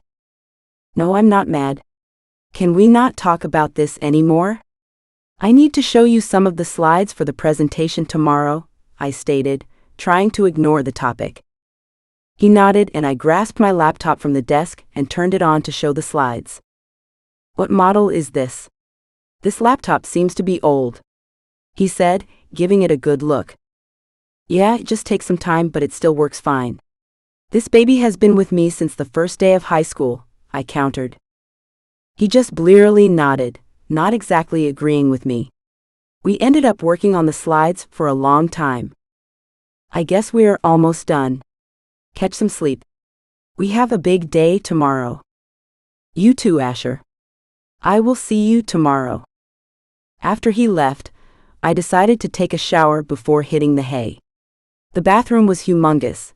I could fit 4 of my bedrooms in it. Everything inch of surface was covered in marble. It had a bathtub which was big enough to easily fit 5 people. It was remote operated, so I clicked some buttons just to get the right temperature of water. I sank myself into the lukewarm water, my muscles finally relaxing. Screw spas, I could stay in this forever. One prolonged bath later, I wrapped myself in a towel, realizing that I forgot to bring my clothes with me. Peeking outside, I observed if the coast was clear or not, and I quickly started to head for my room. But of course I had to bump into something. And that something turned out to be my boss. Get ready for a wild, passionate ride with this irresistible boss hole in this standalone steamy story. Want to win a free book bundle with 3 fantastic reads in one? Drop the word bossy in the comments below to get a shot at winning this jackpot. No limit on entries, so fire away with bossy as many times as you like. From this very video, I'll be picking 3 winners to snag this trio of books. Don't miss out on this chance to stack up your reading list. Type bossy and cross your fingers. Chapter 11. Everything was a effing mess. We fell on the floor, and Asher was carrying a bunch of files which scattered all around the ground. I was on top of him, thankfully the towel still wrapped around my body. I'm so sorry, I breathed out, ashamed of myself. It's okay.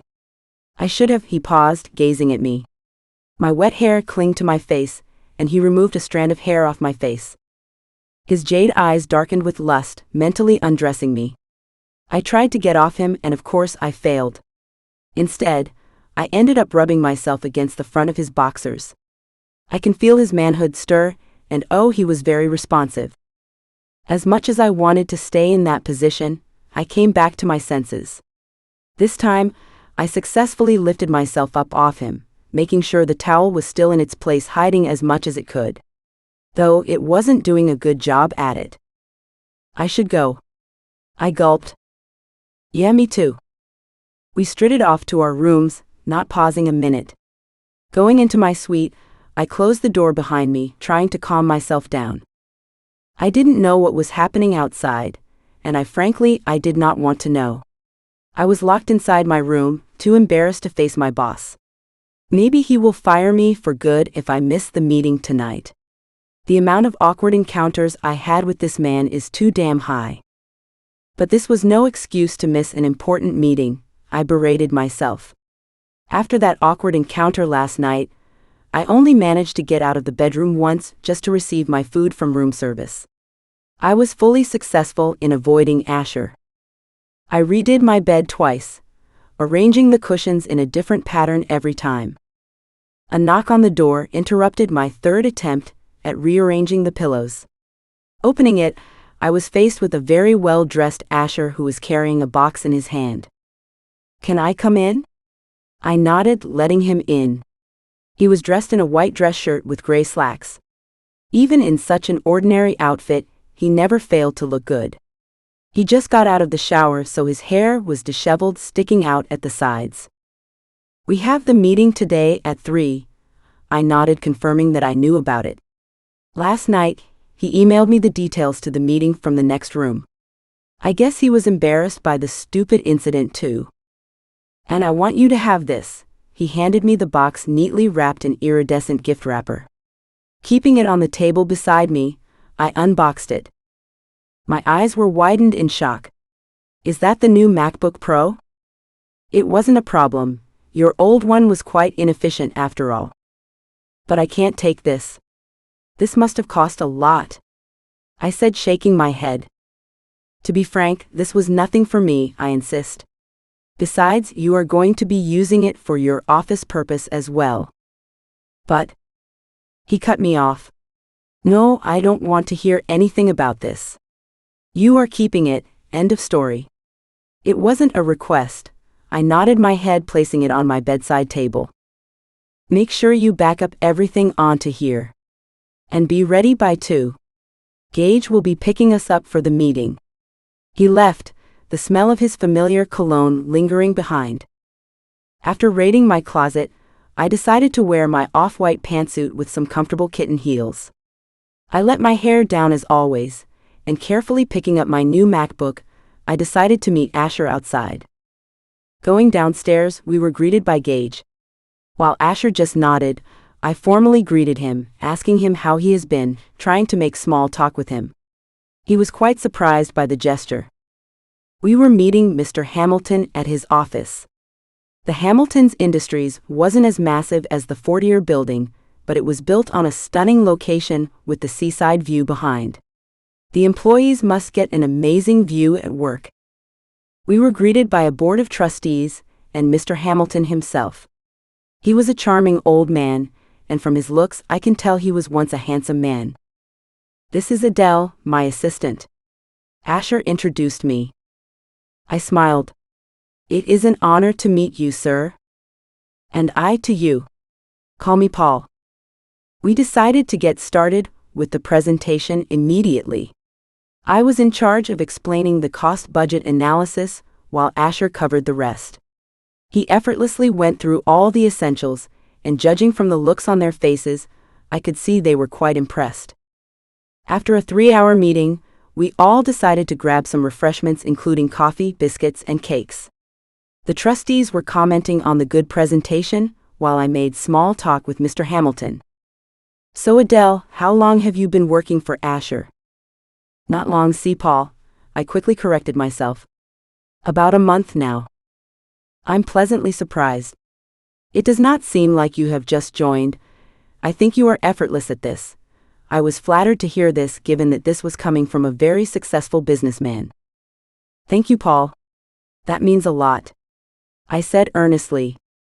He smiled at me, but before he could say anything, he was interrupted by Mr. Chong, one of the other members among Paul's colleagues. "Will you excuse me, Adele? I will be right back." I nodded, assuring him I will be fine. After asking the staff, I went to bathroom to freshen up. Eventually, I miraculously retraced my path to the grand hall. But being the messy person I am, I accidentally dropped my purse on the floor, its arbitrary contents spilling out all over the floor. I was only carrying my phone, a wallet, and my lipstick. I was able to save my phone and money, but unfortunately the lipstick rolled to the end of the hall, stopping at the door. I strided towards it. I kneeled down to pick up the lipstick from the floor, when I heard the familiar voice of Paul Hamilton from the other end of the door. I was about to leave, but the next few words exchanged by them stopped me. "Mr. Fortier was quite good." "I agree. I think he should get the deal. We were all impressed by him," Mr. Chong said, muffled. "Although I have my objections. I personally think Mr. Fortier isn't quite responsible yet." "What do you mean?" "Well, he is new to all this. It has been about 6 or 7 years, a short time in business. There is also the fact that this project is not being backed up by the Fortier enterprise, but by Mr. Asher himself. We surely cannot look over that. He isn't quite stable yet. He's a young, good-looking man, and I have heard the numerous flings he had from the tabloids. He can get distracted. I have put too much into this, and I need to be sure that man can handle it well." I narrowed my eyes. This man doesn't want Asher to have this deal, just because he isn't settled down? "Well, you are right, Mr. Hamilton. I guess." At that time, I couldn't take it anymore. I opened the door on impulse, letting myself in, ignoring the shocked look on Mr. Hamilton and Mr. Chang's face. "Pardon the interruption, but you just can't presume about someone like that. Asher is very dedicated towards his work. The press are always full of lies. He has settled down already," I stated. "We wanted to keep this a secret, but in fact, we are engaged." Loving this book? Dive into this uncensored book and tons more at author-alicefox.com. Use code YouTube10 for 10% off your first order. Also, comment "Spicy Romance" for a chance to get a whole Mafia romance bundle for free. Comment as many times as you want. The more comments, the more chances to win. I will pick 10 winners. Don't forget to subscribe to my YouTube channel for new books weekly. Chapter 12. "Pardon me, Miss Hartley. You are not allowed in here. It is a private room." They were trying to politely kick me out, but I didn't back down. "I apologize, but I couldn't help but interrupt this. You are not making any sense at all. Not giving a man your hotel because of his marital status? That's very ignorant." Mr. Hamilton nodded, understanding my point. "Thank you, Andrew. I will attend to you later. Please leave Miss Hartley and I alone." Andrew just nodded, closing the door behind him with a small thud. "I might sound unreasonable, but please listen to me before you blame me for anything." He gestured for me to take a seat. I complied, willing to listen to him. "Mr. Asher is a very capable man. In fact, I think he may be the best for handling this job, but regarding his marital status matters." He paused and took a deep breath. "My hotel originally was supposed to go to my nephew. But things turned for the worse, and he was reckless. He is few years younger than Asher, but he wasn't committed, and used to spend all his money on clubs and women. In only half a year, he incurred $500 million loss for my company. It was hard for us to make up for that." I pursed my lips. "Your nephew is not Mr. Asher. We are planning to get married within the year, rest assured." I know this was wrong. And later, I will definitely regret this, but I wasn't thinking straight. The only thing that was in my mind was Asher and his effort into getting this deal. I have seen him work day and night for this, telling Mr. Brandon how important the offer was to him. I just couldn't let him lose this. Then Mr. Asher has nothing to lose. The deal is yours.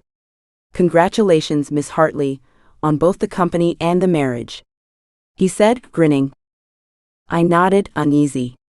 I wonder if my boss will finally fire me or not. By the way, Paul, I would prefer if you would keep this a secret between us. We haven't announced it publicly yet. I don't even have the ring yet. Of course. He waved a dismissive hand. I am sorry I had to know like this. It's all right. We were planning to tell everyone soon anyways. I sheepishly smiled. Where have you been? I've been searching for you everywhere. Asher asked, his voice laced with concern. I was in the washroom. I kind of lost my way from there. At least you found your way back. I bit my lip, nervously playing with my hands. Asher, I need to tell you something. Go on. I felt a knot of regret tightening at the bottom of my stomach. But Asher needed to know. When I was returning back from the washroom, I came across, before I could complete what I wanted to say, I was interrupted by Paul. Asher, I need to discuss something with you. In private. Yes, sure. Adele, will you excuse me? I nodded, indicating him to go with him. Oh, Adele, you may join us as well.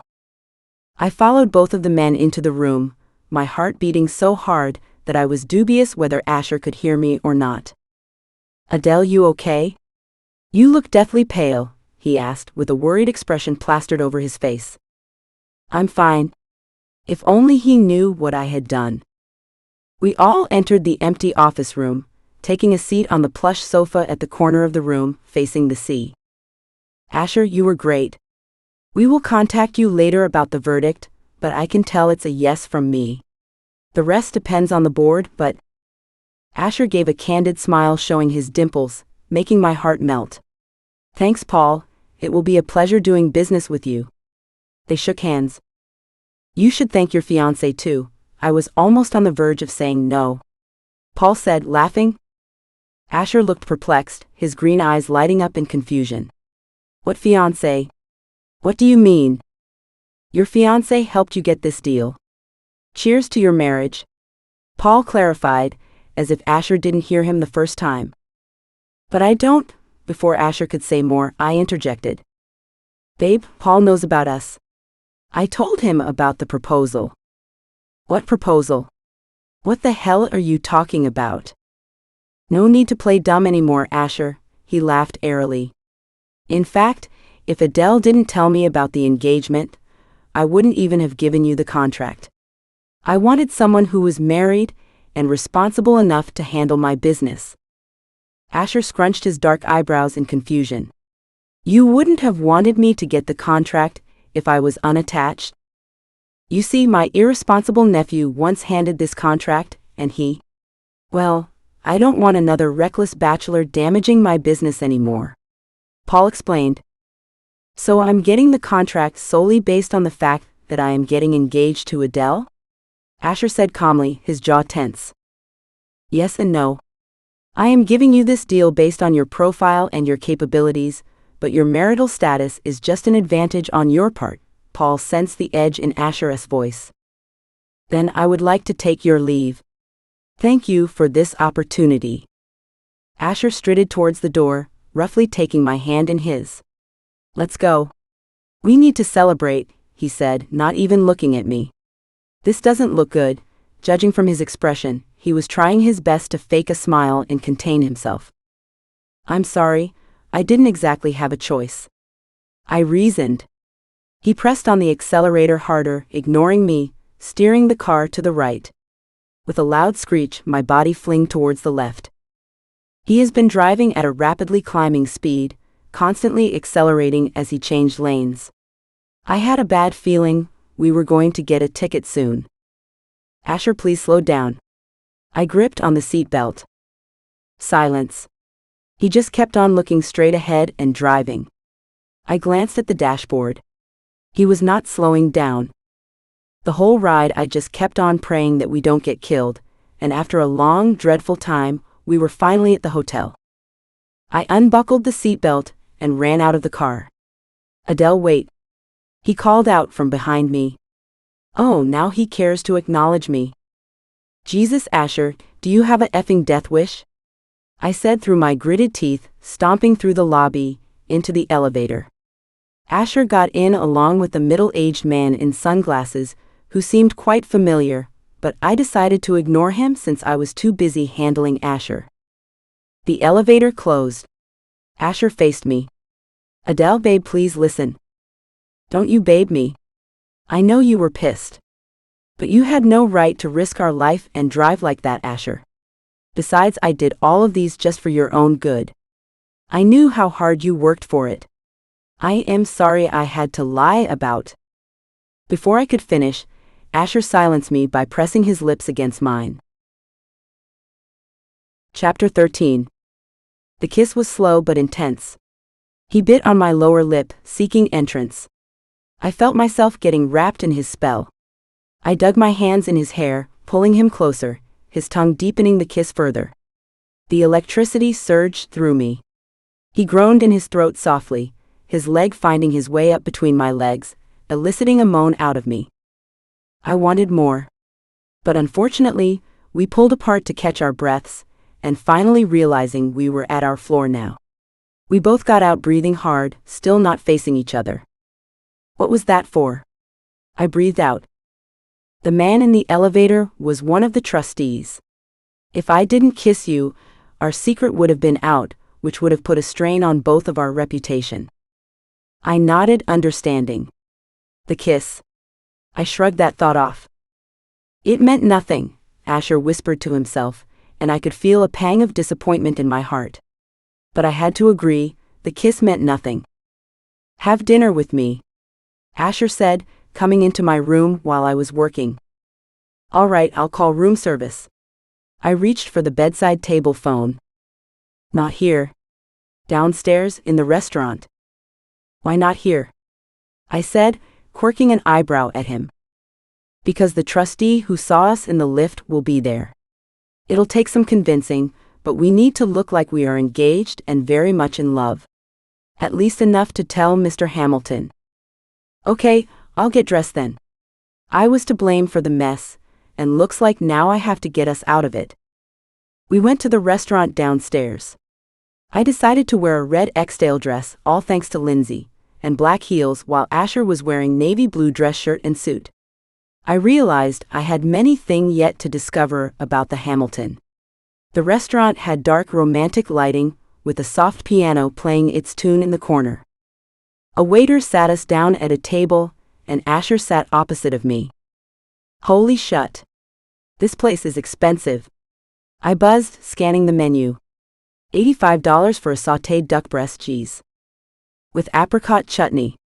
Asher added, finding it amusing. Don't worry about it, dinner is on me. All you have to do is order, he assured me, seeing me panic about the price. That duck breast better cure my allergies too, along with fulfilling my appetite. I commented jokingly. Turns out it was enough for Asher to hear, because next thing I know he was laughing. He looked quite adorable while he laughed, I realized. His dimples were prominent, and his green eyes held an amused gleam. I hope so too, Adele, he said between his laughter. I smiled to myself. Somehow making him laugh made me happy. Honestly, I prefer McDonald's fries and chicken nuggets over this, I said before I could stop myself. I bit my lip, thinking I shouldn't have said that. Of course Asher would prefer a fancy restaurant like this, over good old McDonald's. He chuckled. Nothing beats McNuggets. I couldn't guess whether he was sarcastic or not. Would you like to order? The waiter asked. I told Asher to order for me, since I trusted him and he would be more experienced at this. He even asked for champagne that I couldn't pronounce the name of. I looked around to see Mr. Hamilton's friend and the company's trustee having dinner a few tables away from us. They were in middle of what I assumed were appetizers when Mr. Hamilton himself joined them. Mr. Hamilton is here, I whispered to Asher. I don't know why I was whispering, since they were quite a few tables away from us. He glanced around to see them.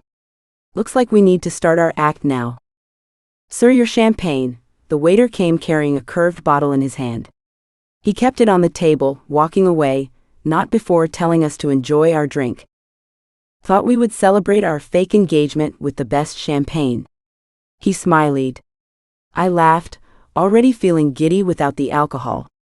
Asher made a show of popping the champagne open. Cheers, we both clinked our glasses together. I took a sip of my champagne. It was the most delectable drink I have ever tasted. I absolutely love it, I said, hiding my bashful smile behind the glass. This was my mother's favorite drink. She would always order it for us. Even when I was little, I would get small sips from her glass. And the best part is, she didn't need any reason to celebrate, he said, smiling at a distant memory. She sounds wonderful. Yeah, she was. She passed years ago, he answered. Oh. I'm sorry. Then whose call he has been avoiding the past month? But who keeps on calling you and claims to be your mother? I asked, not being able to contain myself. She isn't my mother. She's my dad's wife. His jaw was clenched, and he took another angry sip of champagne. That wasn't any of my business. I'm sorry. I instantly regretted the fact that I brought up this topic. No, it's all right, he said. The waiter came with our appetizers, which consisted of a creamy onion soup with black truffles generously sprinkled on top. I hope you like the soup, Asher said, looking at me as he waited for me to taste it. I took a sip of it, and I involuntarily moaned. The truffle enhanced the flavor of the soup even more, and it was utterly delicious. I guess you are enjoying the soup, Asher said, his eyes focused on me. MMHMM. The rest of the night went effortlessly. We talked about everything and nothing about the same time. How's Dan? He's well. Still obsessed with the cafe, of course. I remember the cafe was Dan's entire life. He wanted everything perfect there. God, I miss that place. I love spending time with you and your family. Even me? I was an embarrassing little girl back then. No, you were cute. You still are, he said, smiling. I blushed. After we were done with the rest of our dinner, we went over to meet Mr. Hamilton. They were still here and joined by more people. Paul, it's good to see you again. Asher and I greeted them. Same for you, and you too, Adele, we exchanged a warm hug. I didn't know you were staying at this hotel. Certainly. After all, it's the best. Asher complimented. Paul let out and laughed. Now, if you may excuse me, I need to run some errands. I hope to see you again. And I would have come up and meet you at your table, but it seemed like you guys were enjoying your little date.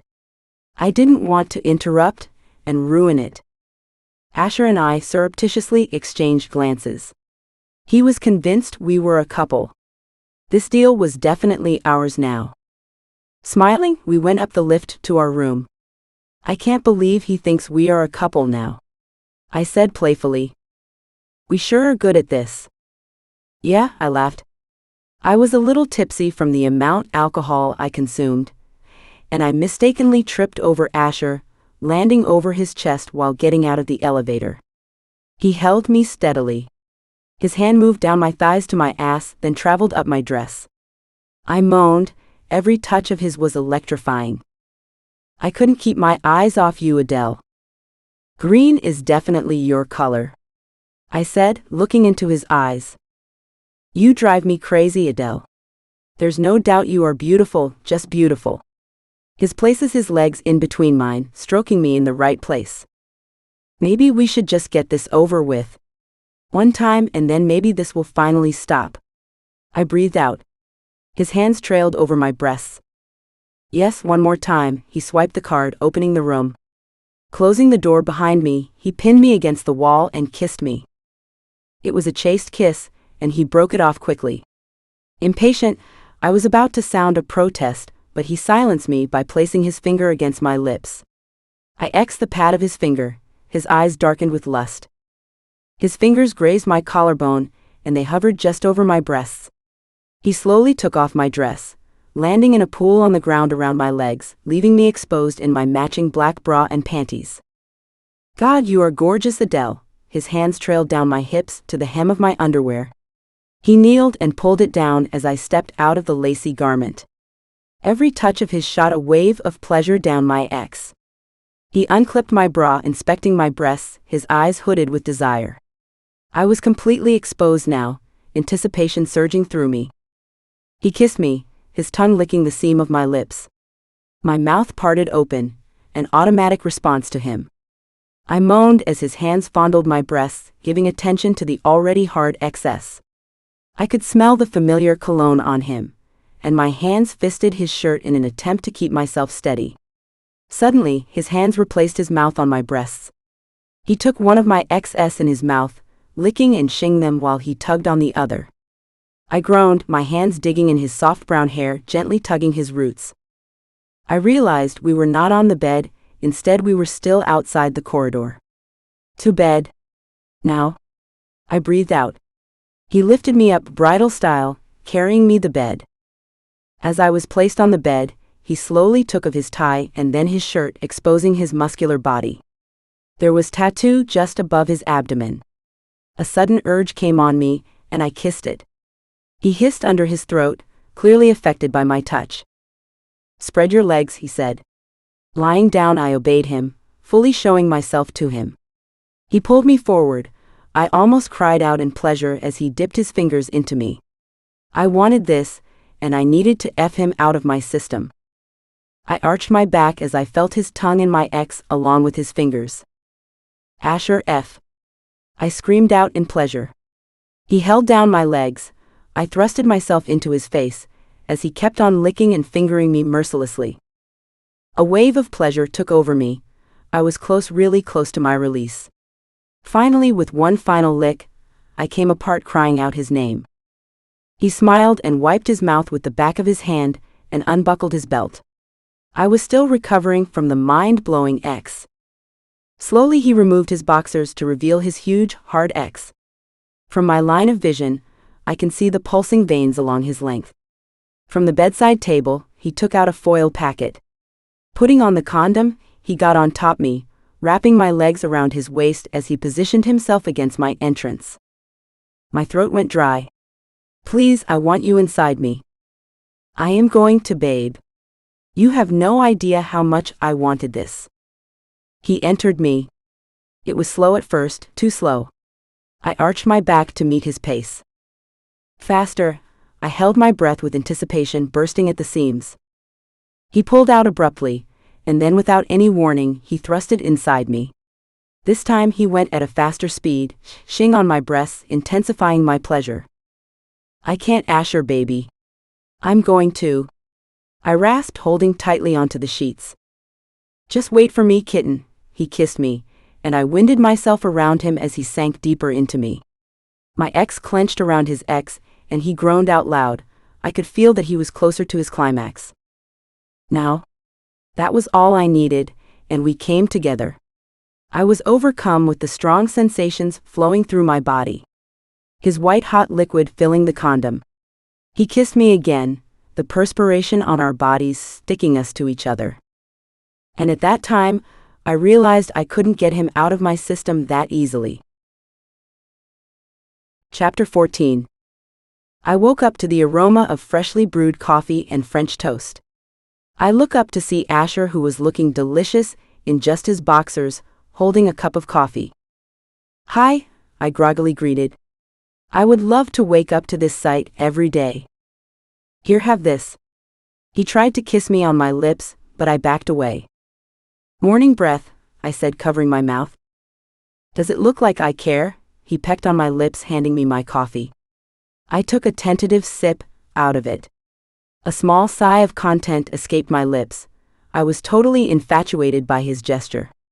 I realized I was in Asher's room. Last night I was too occupied to notice that. "Are you okay? Still sore?" he asked, sitting beside me. I was naked underneath my sheets, so I wrapped the duvet around my chest, trying my best to hide as much as I can. It's not like he didn't see anything. "I'm okay, it's a little sore but nothing I can't handle," I said, positioning myself to sit more comfortably. "I am sorry. You should have told me to stop," he said, worry etched on his brow. No, I am okay. This is the good kind of pain, I said, smiling at the memories of last night. We went for multiple rounds last night, and each one of them left me satiated. Okay, if you say so, Asher said. Take some rest for now, and at night we need to attend a party. It's okay if you want to skip. What party? We got the deal. We will be signing the contract for the hotel this evening, and later we will have a celebration party, he said, finishing his coffee and putting the mug on the table. Oh my God. Congratulations. You totally deserved it. I was practically jumping on my bed. He laughed. You seem to be more excited than I am. Why aren't you excited?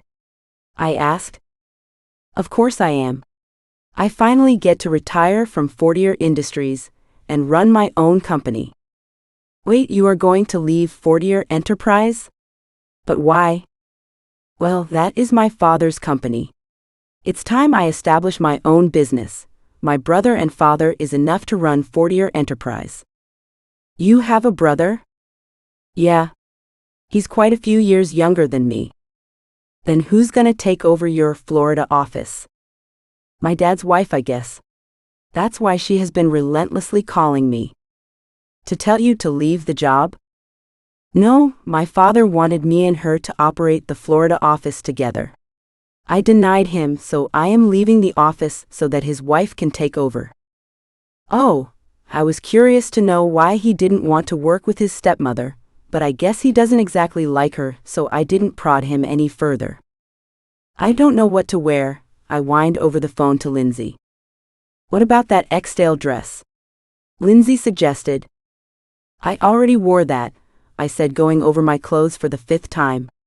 Yup, I don't have anything worthy of wearing at today's celebration party. Just wear something normal. The glow on your face after having good X will make up for that, Lindsay advised. I rolled my eyes. Lindsay? What? I can't believe you shagged X on legs. And this is definitely not a one-time thing. Sounds like you guys are attracted to each other. No, it is a one-time thing. It has be a one-time thing. Like the time how Asher was getting out of the bathroom in the morning only in a towel. I refrained myself from jumping on him. Instead, I took a cold shower, which didn't help. I just couldn't get the image off from my head. The way his brown hair was sleek to the back, or how the way droplets of water ran down his washboard abs. Stop fantasizing, Adele. Nope, the way you guys IF each other, I don't think this will last for a long time, said Lindsay. I sighed. I can't let that happen again. He is 16 years older than me. Besides, we come from 2 different worlds. He is a billionaire who runs his own company, while I am just a mere college student. So what? Age is just a number. Do you think he will be interested in a college girl like me? It's just a phase he's going through. And there is my father who would kill him if he gets to know about this. I have seen in tabloids about him dating models and actresses. Why would he be interested in plain old me? Adele? I was interrupted by Asher, who was at the door. I almost dropped my phone. Did he hear me? Yes, sir, I mean, as Asher? I faltered. Get dressed? We are going shopping. Okay, but why? I still held the phone tightly clutched in my hand, not disconnecting the call. It seems like you need something to wear to the party tonight. I will take you shopping, Asher said, acknowledging the mess in front of him. I emptied my suitcases, and all of my clothing were scattered all over the floor. Besides, we need to look for an engagement ring too. Okay, I'll quickly get dressed, I nodded. But you just came here, right? I asked, trying to be subtle. Yeah, why? He asked. Oh, nothing. Just asking, I let out an airy laugh. Okay. He quirked an eyebrow at me. We will be out in half an hour. Get dressed. And with that he walked away, closing the door behind him. I let out a sigh of relief. Thank God he didn't hear anything. I placed the phone against my ear and he didn't hear anything, right? Nope. I don't think so. I answered. Looks like someone is going dress shopping. I will talk to you later. Have fun. Haha, I will. Bye. I hung up. No, not this. Asher said, taking a final look at what I was wearing. It was a floral peach dress with rhinestones all over it. I found it too ostentatious, but the salesgirl insisted that I try it out. I went back inside the dressing room to change for the 5th time. I was already tired, but I was too afraid to protest, since he was the one who was making sure I get the right dress. I assured him not to come with, and that I am capable of going by myself to buy a dress. Usually guys aren't interested in these kinds of stuff, but he actually insisted to come with me. Now he's helping me buy one, which I think is very generous of him. The final dress was a blue sequin strapless maxi dress. I put it on. In my opinion, it was perfect. The color brought out my eyes, and the dress accentuated my curves perfectly. I got out of the changing room, hoping he would like it. He gave me a small nod of approval. Yes, this was the one. I could see it in his eyes. His eyes were roaming up and down my body, slowly drinking me in. I clenched my legs. Damn, even his stare can make me come. Pack this up. He ordered the salesgirl. Get changed. I will see you outside. He said, not directly looking at me. It was quite obvious Asher was trying to stay in his boundaries. But the lust-filled stare was a dead giveaway of how affected he is. The saleswoman gave me a knowing smile. Your man is definitely smitten by you. He definitely loved the dress on you, she said, and then took off. Finally, I get to Skype with you, Lindsay exclaimed. Now show me your dress. I got in front of my laptop and twirled to show her dress. Wow, you look amazing. She nodded appreciatively. Wait, isn't this the limited edition Vera Wang dress? She asked with a raised brow. What? I don't know.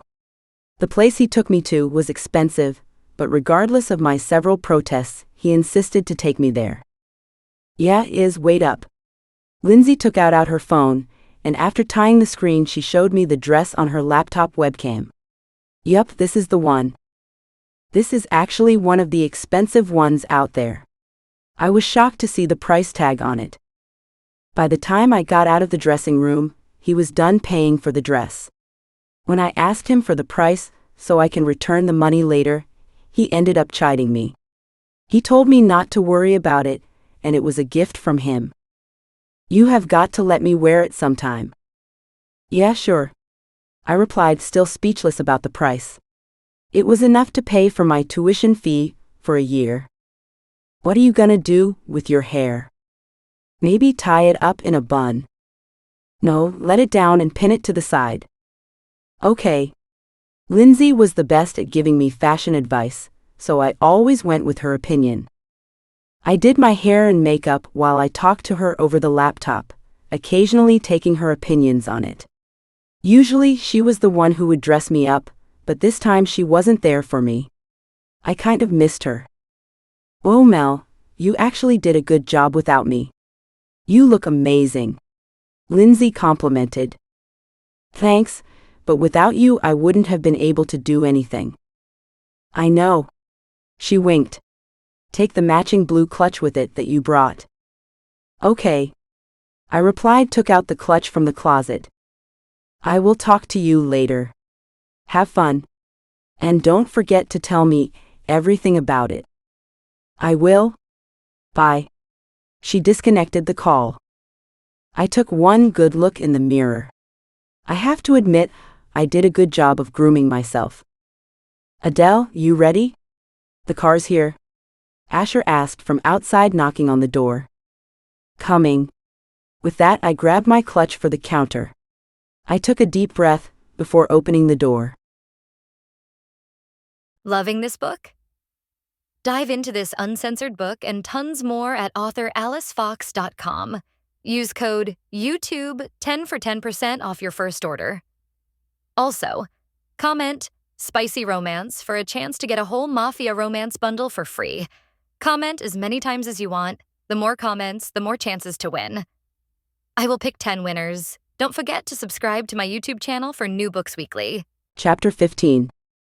The party was in full swing after we were finished signing the contract. It was a formal event, which was being held in an ostentatiously decorated hall. Waiters were going around serving us small appetizers, which were absolutely delectable.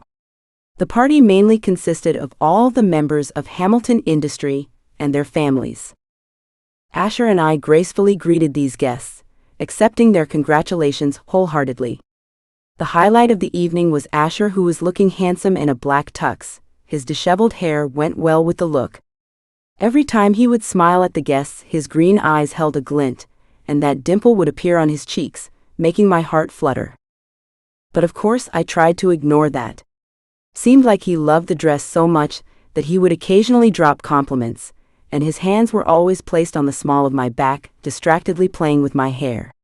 The minimal of contact would send electricity skating down my spine. "You are Adele, right?" A beautiful elderly woman approached me. "Yes." I didn't exactly recognize her. "I am Emily, Paul's wife. Congratulations on winning the contract." She took my hand in hers and shook it. "Thank you, Mrs. Hamilton," I said gratefully. "You are a beautiful young woman. Mr. Asher is lucky," she complimented, her lips quirking up to a smile. "Thank you. I think you are beautiful too," I said candidly. Mrs. Hamilton was actually gorgeous. She was wearing a simple white gown, and her golden locks of hair were clipped in a bun. She had flawless skin with bright blue eyes. She thanked me. We got along pretty well. She asked me about myself, how Asher and I met. Last night, Asher and I sat together to make up our pretentious love story since we figured someone was bound to ask us about it. I have been working for him for quite a while at the Fortier Enterprise. One day, he decided to drop me home after work. I ended up inviting him for coffee out of courtesy, then we stayed up talking all night. 8 months later, he proposed to me in front of Times Square. I answered dreamily. "That is adorable." Paul and I met each other in high school. From then on, we have been inseparable, Emily said, her eyes lost in a trance as if she was reminiscing. He was quite good looking back then. Every girl in our class had their eyes on him, but he had his eyes on me only. But I turned him down the first time, she giggled. Then our mutual friend set us up. Turns out he wasn't that bad. I was really touched by their story. Paul mused, "Adele, looks like you've met my lovely wife here." Approaching us, he kissed her forehead, wrapping his arms around her. After all these years, it was evident they were very much in love. I hope to share that kind of love with someone special. At that thought, my eyes landed on Asher, who stood beside me, placing his hand on the small of my back. It actually felt like we were dating. I could get used to this, I thought. But I immediately shook that thought off. "You guys seem to be getting along well," Asher said. "Yes, Adele is an amazing girl. You are a lucky man," Emily said. "I know." He placed a chaste kiss on my cheek, the familiar electricity skating down my spine even from this brief contact. "Where are you guys staying over?" Emily asked. "At our hotel, love," Paul replied for Asher and I. "You guys should stay with us for the rest of the week you are here. I would love to have you over. In that way, we would get to know each other better," Emily suggested. Asher and I both knew that was a bad idea. It meant we had to put up this act literally 24/7. "No, we are just fine at the hotel. We don't want to be a burden to you guys." "Come on, Asher, you are like my son now, as you will be inheriting my business. It would be an absolute pleasure if you two stay with us," Paul said. "Yes, I would love to spend time with you too," Emily agreed heartily. They were so insistent and nice about it that we couldn't say no to them. Asher looked at me, seeking my permission. I nodded back at him. "Then we have nothing further to say. We will move to your house by tomorrow. Take them upstairs, Jose," Emily instructed her butler. Jose complied, gingerly carrying our suitcases upstairs. I am so happy you two are finally here. Let me show your room. She escorted us upstairs. It was a beautiful 2-story villa with a beach view. The beach was conveniently located only a few miles away. We followed Emily to an oceanfront room. It had floor-to-ceiling windows with the view of the sea. Outside there was a little lounge with deck chairs and a mini jacuzzi. I was awestruck by the beauty of it. I hope you guys enjoy your stay, Emily said. Thank you, Mrs. Hamilton, Asher gratefully answered. Call me Emily. You guys freshen up, dinner will be served downstairs. Emily left us alone to ourselves.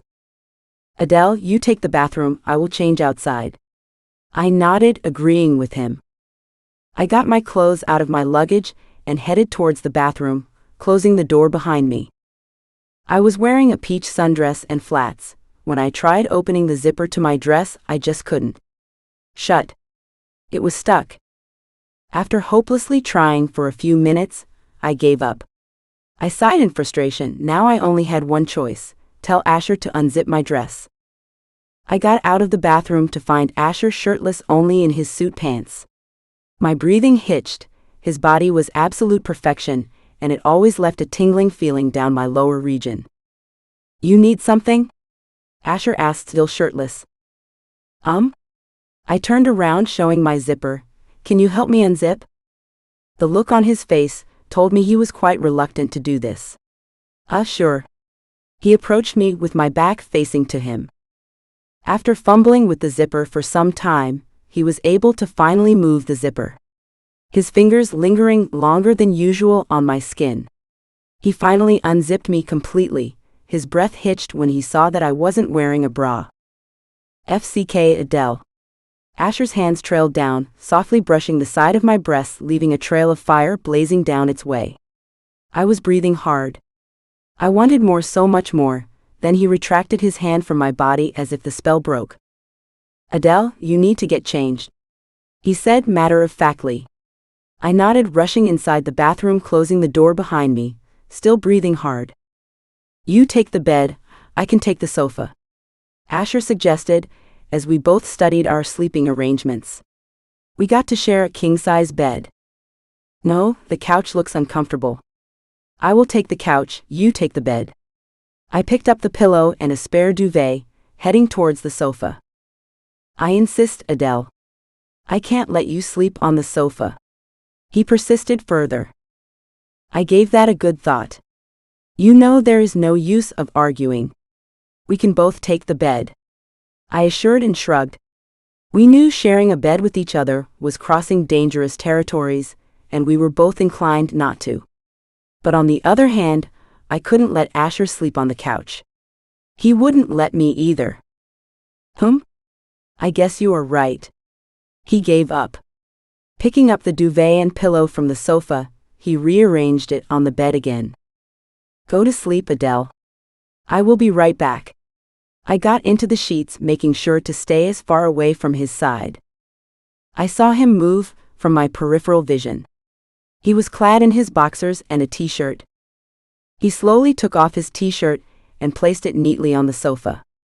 Oh, what are you doing? I asked, referring to the fact that he was half naked.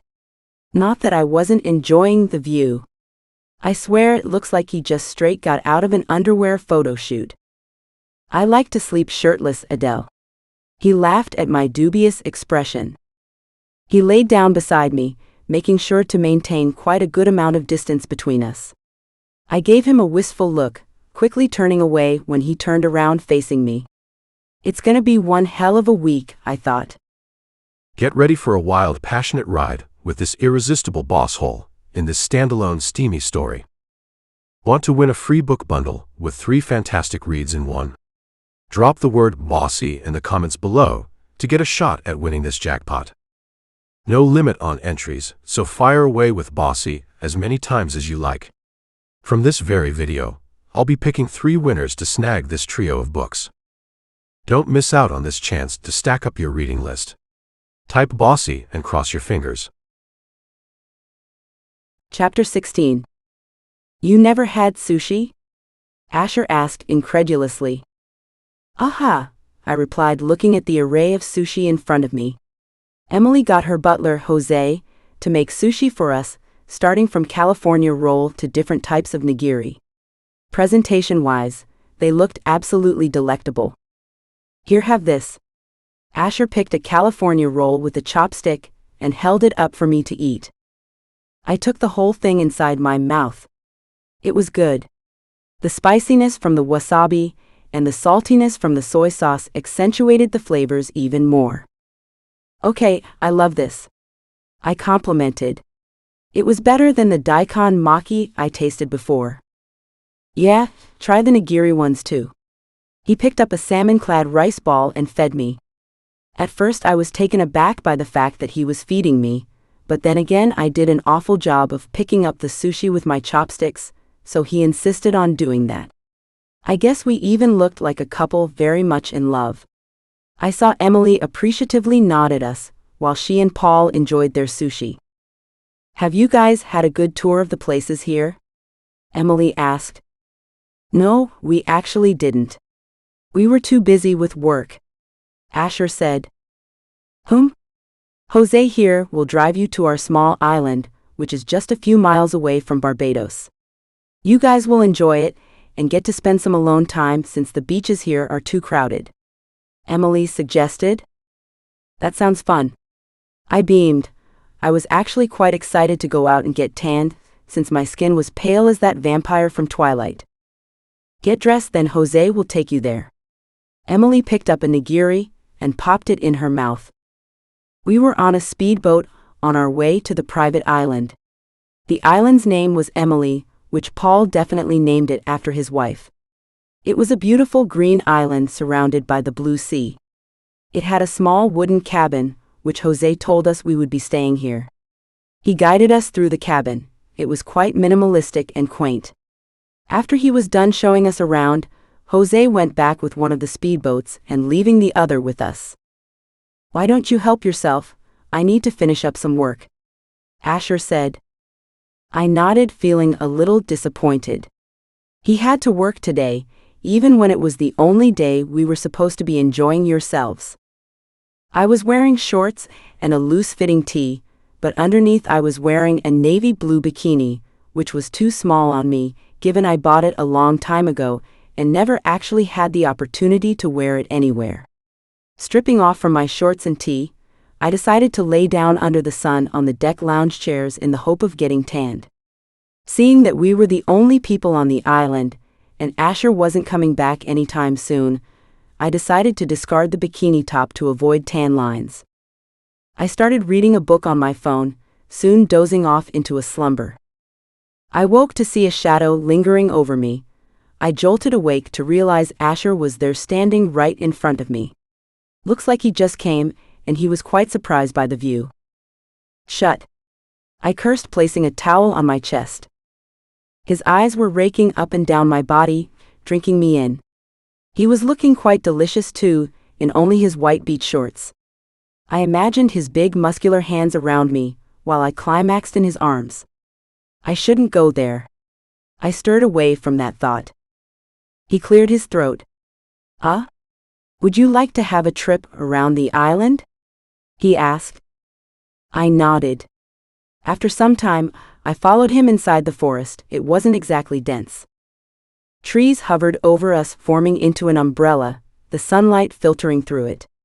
We stopped at a little hill, which had a stream of water falling down to form a shallow lake. Hold my hand. He offered me his hand. I took it. He guided me over the rocks, which formed footsteps to the waterfall over the water. We went around the waterfall. I was surprised to find a cave there. I was tantalized by the breathtaking view. Blue sapphire crystals lined the walls of the cave. The sunlight seeping through the waterfall made it glitter. I felt as if we were surrounded by fairy lights. This place is, I was at loss for words, still awestruck by the view. Amazing, I know. Emily told me to surprise you with this place, turns out we both are. Asher said. Yes, it is. I sat on the cliff, dipping my legs into the water. The water was warm, just the perfect temperature. He took a seat beside me. You know my mother would love it here. Asher mused. Yes, she would. What was she like? An amazing mom. She was always cheerful and making everyone laugh. She had a positive outlook on life. You would have loved her. She was so adventurous. I remember we would always be at some exotic country during our vacation going around the world. She was eager to do everything, and having a family didn't hold her back. He said. What happened to her? She had leukemia. Died when my younger brother was only 2. Asher said, sounding despondent. I am sorry. No, don't be. He cleared his throat. Let's go grab something, referring to food which my stomach automatically growled with hunger. I blushed. He laughed. We are definitely grabbing something before swimming. After walking quite a mile, we reached our cabin. You stay here while I whip something up. A few minutes later, he come back with a plate of chicken fried steak and mashed potatoes topped with mushroom gravy sauce. You can cook? I asked, impressed by the food on my plate. Yes. I love cooking. In fact, if business school didn't work out, I would have become a chef. He mused with a tight smile for himself. I took a bite out of the chicken. It was delicious. The breast was juicy, and the gravy intensified the flavor more. I'm surprised that he managed to make this in a short time. Did you make all of these just now? I asked once I stopped adoring the aftertaste. Not exactly. When I saw you resting on the deck, I decided to marinate the chicken and boil the potatoes beforehand. I was done with my work long back. Asher scratched his neck but let his hand down when he stopped talking. Oh. I was brought back to the memory of Asher IFing me earlier. His eyes completely zoning on my breasts. I blushed again. We decided to go for a swim after having our lunch. I got into the water, the sand feeling like silk underneath my feet. I professionally dived into it. After some time, I let myself go and float lazily on the surface of the water. You don't want to join? I asked Asher, who was on his phone. Seriously, this guy keeps on working all the time. Later, I need to send an email. Asher answered, not looking up from his phone. I was getting irritated now. Asher seemed to be working all the time. He rarely seemed to be enjoying himself. Dauntlessly, I splashed water at him, making him drench. He looked at me incredulously, couldn't quite believe I actually did that to him. He took a step closer to the water. His face was expressionless. Distraught, I backed away a little. Shut, he looked pissed. Only he surprised me by throwing his iPhone onto the nearby deck and jumping into the water. Whoa! He scooped me up in his arms. I wriggled under his hold, but he was too strong against me. It's time for some revenge, babe. He laughed. Going further into the water, he dropped me into it. I was shivering, since the water here was deeper and cold. Teasingly, I splashed some water onto him. He did the same.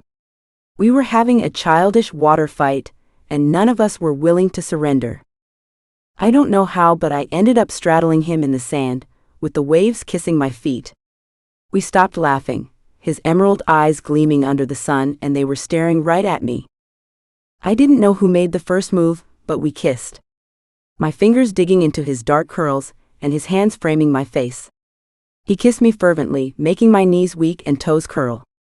He bit on my lower lip, almost drawing blood, eliciting a moan out of me. He discarded my bikini top, planting kisses down my neck. Underneath me, I reached for his shorts, my fingers trailing inside. Suddenly he stopped kissing me, yanking my hand out of his shorts. He got up and I instinctively got off him, clearly surprised by his sudden change in behavior. I can't do this. I am sorry. That was supposed to be strictly a one-time thing. He said regretfully. Let's get out of here before the sun sets. Asher ended and walked away with me behind him. Chapter 17. Asher Martin Fortier is a jerk. Not only did he left me wanting for more after the steamy makeout session, but he also left me alone on this stranded island, literally. After making me dizzy with his kisses, he finally got to his senses about how it shouldn't be happening. He got up striding towards the cabin. Though I was disappointed, yet I couldn't help but check out how his back muscles would flex as he walked by. I really need to get my head checked. After putting on my bikini top on, I heard the ominous sound of speedboat starting. Getting suspicious, I ran towards it, only to find Asher leaving in a speedboat. Asher! Asher! I screamed only to meet his departing figure. I was seething now. That asshole had the audacity to leave me like this. I stomped inside the cabin to find my tee and shorts. After putting those on, I called Jose. Thankfully, Jose came to fetch me with a speedboat. He held a perplexed look on his face. I am pretty sure he had a lot of questions for me, but he was civil enough not to ask me anything at all, letting me be by myself. After getting off from the speedboat, I thanked him and immediately sprinted towards my room to avoid Mrs. Hamilton. I am pretty sure she will be asking me how our tour to the island was, and I might as well end up telling her the truth because I was still pissed at Asher. From that day, we went on to avoiding each other. We kept our conversations to minimal as much as possible. Of course, we had to keep up our pretense up in front of Paul and Emily, which was hard given I was adamant on avoiding Asher as much as possible. Even Emily seemed to have noticed the tension between us. Something happened at the island that day. Emily asked while I was helping her to split the yarn, and she was knitting. What? I paused. No, nothing too serious. I didn't want to blatantly lie to her. As if that's gonna make up for all the lies. I figured that as you guys have been acting a little aloof after that day, she mused. Wow, I guess even under the false pretenses, it was quite obvious that there was tension between us. Yeah, we just had a fight, I said lamely. Don't worry, couples fight all the time. She stopped knitting, finally looking at me. You just need to be patient. Asher is crazy about you, I can see it in his eyes. Blinking, I nodded at her. That wasn't supposed to make you happy, I chided myself in my mind. Maybe Asher was that good at faking it, that Mrs. Hamilton was convinced that Asher was totally smitten by me. In reality, he was a jerk who ditched me on a stranded island in the middle of nowhere. After a long trip, I was finally back to my office. We had a lot of work cramped up, so Asher was always stuck in meetings or working overnight. Asher made sure to include me in tasks which involved at least staying a foot away from me, like attending meetings or fetching files by Mr. Brandon, so that I didn't have to come to his cabin alone. He also made sure I didn't have to stay overnight with him, unless other employees were working overnight too. Till now, he still hasn't apologized to me for the island incident, nor have we talked about it at all. After having 2 consecutive meetings at work, I was on my way to lunch. I was hungry to say the least, so I was kind of in a rush to go to the cafe downstairs and order myself a burger instead of having something from the work cafeteria. But I ended up bumping into someone, throwing his stack of papers which scattered all over the floor. Shut, I am so sorry. I muttered a hasty apology. Kneeling down, I started picking up the papers. It's all right? Kneeling down beside me, he started helping me pick up the papers, and then I saw his face. He seemed to be in his early 20s. He had blonde curls, hazel eyes, and high cheekbones. He was handsome in a sort of boyish way. We got up simultaneously.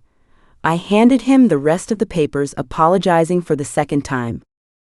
It's all right? It was my fault, actually. We were both in a rush. I didn't see you there. You okay, right? He asked, concern laced in his voice. No, I am fine, I replied. I was too excited to go to eat lunch, so that's why I was in a hurry, I said. He laughed, me too, and then asked, Hey, you are Mr. Fortier's assistant, right? Yeah, and you are? I am an intern here. I actually heard a lot about you. You were an intern who got promoted to become his assistant. Yeah, I admitted bashfully. By the way, I am Dylan and you are Adele, right? His lips quirked up in a smile. Yes, but you can call me Mel, I told him, and we shook hands. I didn't find it weird that he knew my name and what I did, since for the first month here I was basically the talk of the town. Not often do interns get promoted to become a boss's assistant. So Mel, I was thinking of having my lunch downstairs at the restaurant. Mind joining me? You know what, I was thinking of doing the same too. They serve really good burgers there. We can go there together. I gave him a warm smile. After Dylan was done dropping the stack of papers at the Human Resource Department, we both headed to the restaurant for lunch. He seemed like an amiable guy. Turns out, he is a college graduate who shifted from Chicago to Florida this summer to find work here. What? You are just 19? He asked, looking astonished. Yeah, I am in second year of college. But you don't look 19. You look much older. In fact, I thought you were a college graduate like me. So I have been told. I am actually doing this job as my summer internship. After a few months, I will be back to college. This will look good on your resume. What are you majoring in? Business administration. And you? I graduated in IB. Finally our orders came. Turns out we both love the barbecue burgers here with potato wedges. We were so lost in our conversation that we didn't realize our lunch break was over. Shut. I was supposed to go back to office 10 minutes ago. I said, looking at my phone. Me too, I didn't even realize break was over, he laughed. Can we do this often? I don't exactly know a lot of people at the office, so I end up having my lunch alone. Same here, and yeah, we could do that. It would be a great idea. I mused. After exchanging numbers and brief hugs, we both got back to the building. Dylan seemed like a nice guy, and I actually looked forward to having lunches with him. I took off my coat and settled myself on my seat.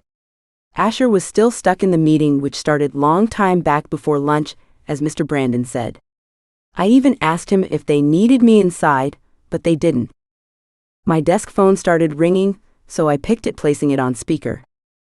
Adele, Mr. Asher has a visitor, Coraline, the receptionist said. He or she has to wait. Mr. Asher is still in a meeting.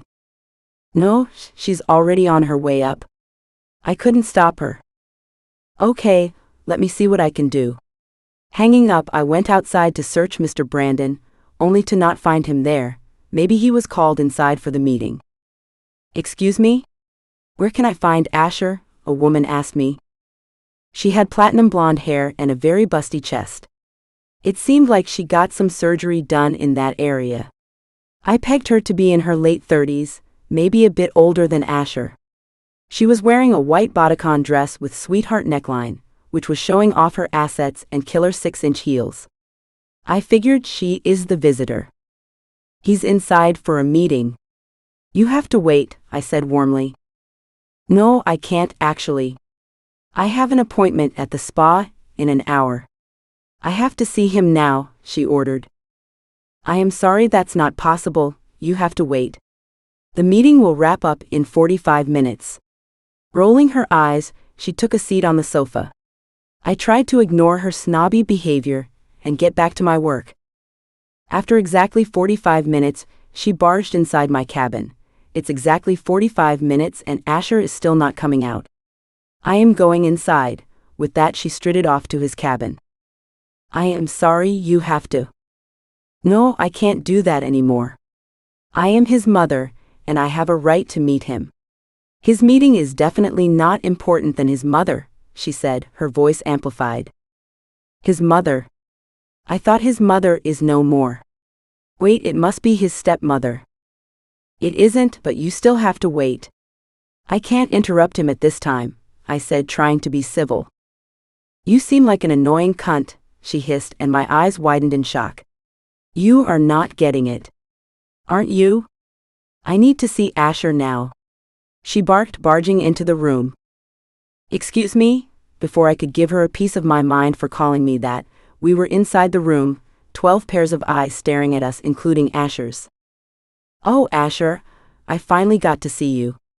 This bitch here wasn't letting me see you. Fire her. Everyone was astonished in the room, including me. Asher cleared his throat. The meeting is over. We will get over the rest of the details later. Everyone nodded, rushing out of the room as soon as possible. He pursed his lips. And Adele, go home. You can take the rest of the day off. I will talk to you later, he said curtly. I was glaring at him. So he wasn't gonna say anything to his stepmother for berating me like that. Livid, I stomped out of his office, closing the door behind me. Chapter 18. How many more? I asked as Lindsay signed the sheet, letting the delivery boy in, who entered with 2 huge bouquets of flowers. Since the dining table and coffee table were already full of bouquets, I instructed the delivery boy to keep them on the floor. The place seemed like a flower boutique, with arrays of bouquets everywhere. This time 5 more bouquets joined the other 17 ones. He won't give up, won't he?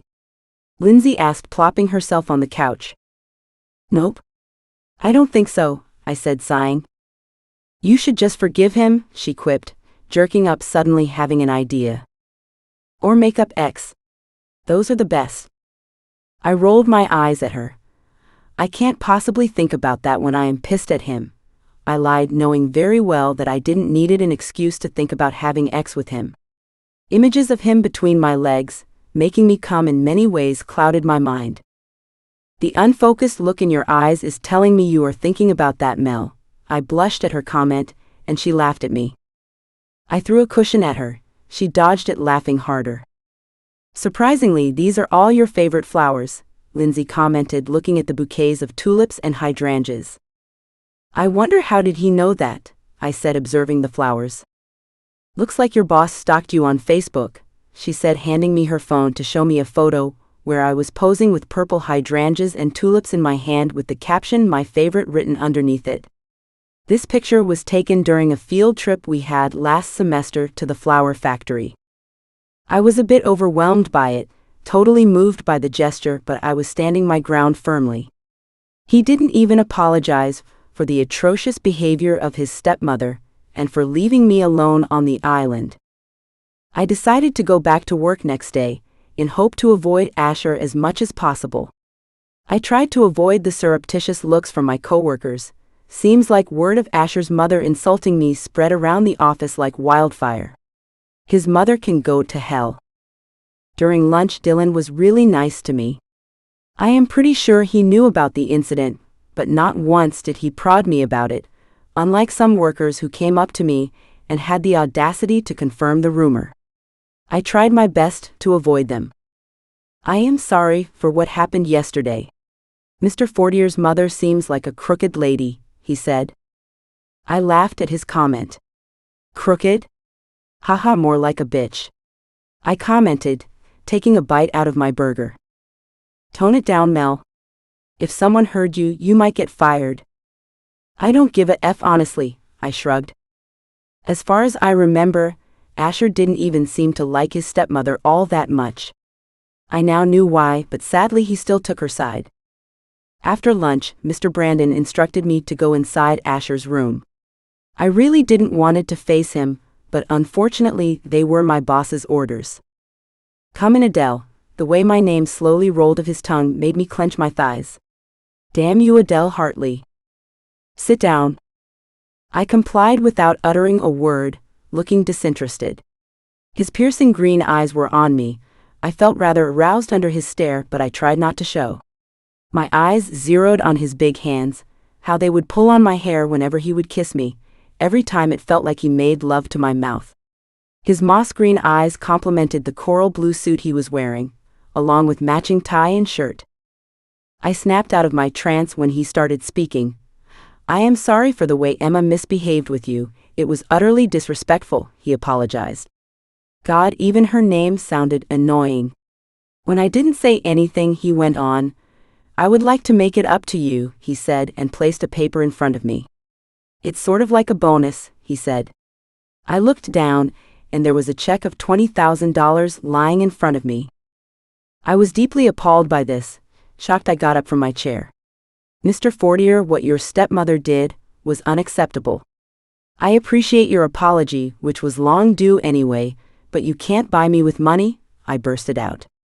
Your employees are still talking about this, and money can't solve that. First of all, Emma isn't my mother, so stop calling her that. Secondly, who are these employees? I will fire them all. No, you can't do that. I am sorry. I am gonna leave now. Money can't buy back the respect I lost for Emma that day. Besides, you didn't apologize for ditching me on that island that day too. Adele, before he could say anything, I left, slamming the door behind me. How dare he offer me money as a compensation for Emma's harsh words? Did he actually think of me like that? Dylan was growing on me. Not only did we spend lunches together, but we went out for drinks a couple of times after work. He was fun and charming. He introduced me to a lot of his friends at the club, while I introduced him to Lindsay. This guy seems to have a little crush on you, Lindsay commented, while Dylan was away fetching us drinks. I laughed. Lindsay, you are being delusional. Right? She got back to sipping her martini. Now that I realize she might be right. He would casually flirt with me here and there. I wasn't actually too responsive about it, since I wasn't that interested in him. You look beautiful today, Adele, Dylan complimented me. You know what you always do, he beamed. I returned him a smile. Mr. Lawrence, shouldn't you be working? Asher asked, barging into my cabin, jealousy evident in his eyes. Huh? I was just here to see Mel, he faltered, smiling nervously. The workplace is not for hanging out. Get back to work immediately, he barked, looking stern. Muttering a hasty apology, Dylan dashed out of the room. Asher's glare was enough to burn a hole through Dylan's disappearing figure. You didn't have to behave with him like that, I commented. I can behave with my employees however I want. Now get back to work. Livid, he left the cabin. I stomped my way into Asher's cabin. This was the first time in days I was going inside his cabin alone, but I was too pissed to care about anything. Barging in, I asked, You asked Dylan to never enter my cabin again. He didn't look up from his laptop that he seemed to be working on.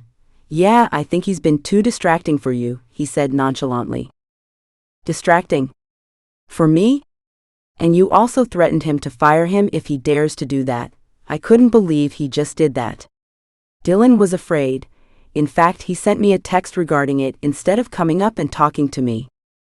Get back to work, Adele. We will discuss this later, he said, still not taking eyes off the computer screen. Before I could say anything, a knock on the door interrupted me. Come in, Asher said. It was Mr. Gupta, for the Human Resources. Sir, he stopped midway seeing me. Asher looked at me. Miss Hartley, I will talk to you later. I left abruptly, not before shooting him a glare. For lunch, I met up with Dylan again at our usual cafe downstairs. I am sorry for what Mr. Fortier did to you. He can be irrational sometimes, more like most of the times. Dylan laughed out airily. No, it's okay. I respect his professionalism. I kind of get it, why he did that. And it's okay though, I can meet with you during lunch, right? Yes, always. I assured him. The waiter came bearing a notepad in his hand. The usual? He asked, greeting us. We come here so often that the waiters knows us well. No, actually, I was in mood for some Alfredo and a cold beer. What about you, Dylan? I asked him. I will have what she's having, he said. The waiter left us after taking our orders. Is that Mr. Fortier? Dylan asked, looking behind me. I turned around to see it was in fact Asher, who was sporting an XY 5 o'clock shadow. I let out a sigh. Damn, even after I was pissed, he surely knew how to make my panties wet. He stopped abruptly, looking at me. I whisked my head around, giving my full attention to Dylan. Yeah, it is. I heard the chair behind me move. Hope you enjoy your table, Mr. Fortier, the waiter said behind me. He was sitting right behind me. Even after having quite a few centimeters apart from each other, he was definitely affecting me. His smooth, raspy voice made me clench my thighs. There was a certain electricity in the air. All of a sudden, I was craving his touch. His hands and mouth everywhere on my body. "Adele, you all right?" Dylan asked, seeing the unfocused look in my eyes. "Just peachy," I answered. The waiter served us our food. Shortly after, Asher was joined by a few office workers. We hungrily digged into our pasta, making small chit-chats. After we were finished, Dylan asked for the bill. "Let me pay," he insisted, so I let him. After the waiter was done, he went away. "So, are you free tonight?" "Yeah, why?" I asked. Mr. Asher and his colleagues were having a sound conversation and drinking coffee. "Looks like he's talking about his project in Barbados." "I was wondering we could hang out," he suggested, fixing his hair. "Yeah, sure, I will tell Lindsay to tag along." "I was thinking just us."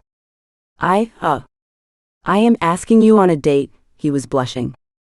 "Oh," I didn't know what else to say. Before I could answer, my boss interrupted us. "Adele, I need you upstairs in my cabin right now." He barked, leaving. Without even bidding Dylan a proper goodbye, I followed him upstairs. All through the way we didn't talk. Asher looked tense. I could see the vein in his forehead, his jaws clenched. When we finally got to his cabin, he closed the door behind him, locking it. I was holding my breath. This time I didn't dare to say anything. He was pissed, really pissed. "Was that intern going to ask you out?" "Yeah, but why do you care?" "Because he looked torn. F this," he growled, placing his lips on mine. All my thoughts of chiding him for dragging me out of the cafe like that disappeared. The only thing I could think about was his lips, how much I longed it to be on mine. I fisted his shirt, trying not to pass out from the kiss, my toes curling in my heels. This time it was slow. He was taking his sweet time, discovering, his tongue making love to my mouth. When we broke apart, I was breathing hard. He was still pressed against me. I could tell he wanted me. "Get on the desk," Asher said. It sounded more like a command. I complied. Walking towards the furnished desk, I hoisted myself on it, my heart beating erratically. "Now spread your legs, kitten. I want to taste you." I watched him eagerly as he got down on his knees in front of me. Anticipation was killing me. I let out a whoosh of air as his finger trailed down my thighs. "F kitten, you are already so wet for me," he said, pulling my skirt up, pushing my lace panties aside, his finger trailing down my X. He was teasing me. I wanted more. So much more. "Asher," I breathed out. He placed my legs on his shoulder, leaving a trail of kisses up my thighs. He ripped my underwear, the discarded pieces lying on the ground. His finger slowly entered me, followed by another curling inside. I writhed under his touch, balling my fists. Soon his fingers were replaced by his mouth, licking the slit to my X, his tongue thrusting inside. He kept on continuing the torture of licking and shing me, mercilessly. I bucked under him, pushing myself into his face. His fingers joined his tongue, thrusting inside. I was so wet now, my vision was clouded. He worked me up to my climax. I tried my best to make this last longer. My hands reached for his curls, pulling on them. He slowly moaned at the back of his throat, which made the whole act even more erotic. "Come now, kitten." That was all I need to come. I pulled on his hair harder as I came. One of hands clasped over my mouth to muffle down the moans. I violently squirmed under his touch. He placed his hand on my hips, holding me down as he kept on shing and licking me there, lapping up all my juices. He got up. I was still breathing hard.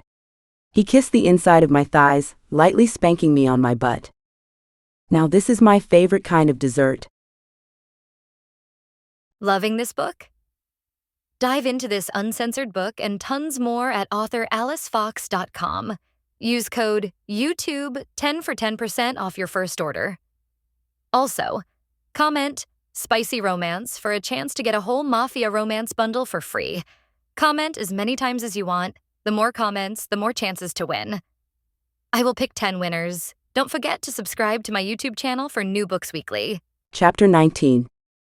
"Get up, kitten," he ordered. I got up, pulling up my panties teasingly to see his eyes lingering over me. The look in his eyes told me he wanted me here, right now on this table. As much as I want to have my way with you on this table, we need to get back to work, he said, striding towards me. But, he bisted, lightly biting my ear. I moaned. I am going to FCK you tonight so hard that you will be screaming my name, not that asshole intern's, he said, and kissed his way down my neck to my chest, lightly kissing just above my breast. With that, he closed the door behind him, leaving me alone in the cabin. Going through the whole day seemed excruciating. It was testing my patience. Asher would occasionally bump into me, tease me with his surreptitious kisses when no one is around. May I come in? He asked, knocking on my cabin glass door.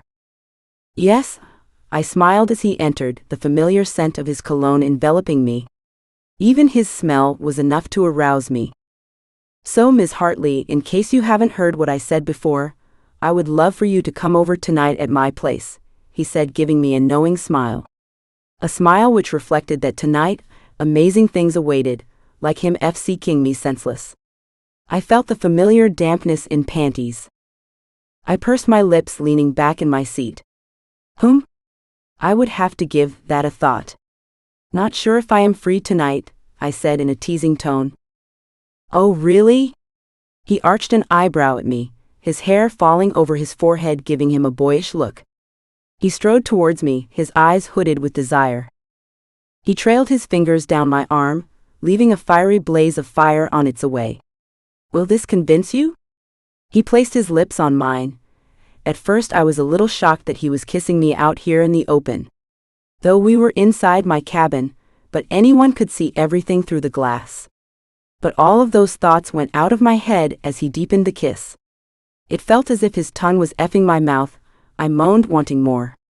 Sadly, we broke apart. So tonight? I nodded, since I was too dizzy from the kiss to reply to him. He smirked, seeing how much affected I was just by his kiss. I will see you tonight, kitten. So you are effing the ex now? A familiar voice yelled. I immediately got up, whipping my head around to see Emma, Asher's stepmother, looking livid. Emma, I told you not to come visit me during work, Asher said, looking astonished. And don't call her a ex. He barked. You got me banned from coming to your office for this ex. Imagine my embarrassment when I tried entering this building, and your receptionist stopped me. Your father handled everything though, but he is pissed at you. Asher banned his stepmother from coming here for a mere employee like me? I didn't know what to think about it. As if on cue, Coraline entered the cabin looking nervous. I am sorry, sir. I tried to stop her from coming here, but then she called Mr. Fortier and he threatened to fire us all if we tried to stop her. Her voice was shaky. It's okay, Coraline. No one is getting fired. You can go now. I will handle this. Coraline left, but not before glimpsing at me.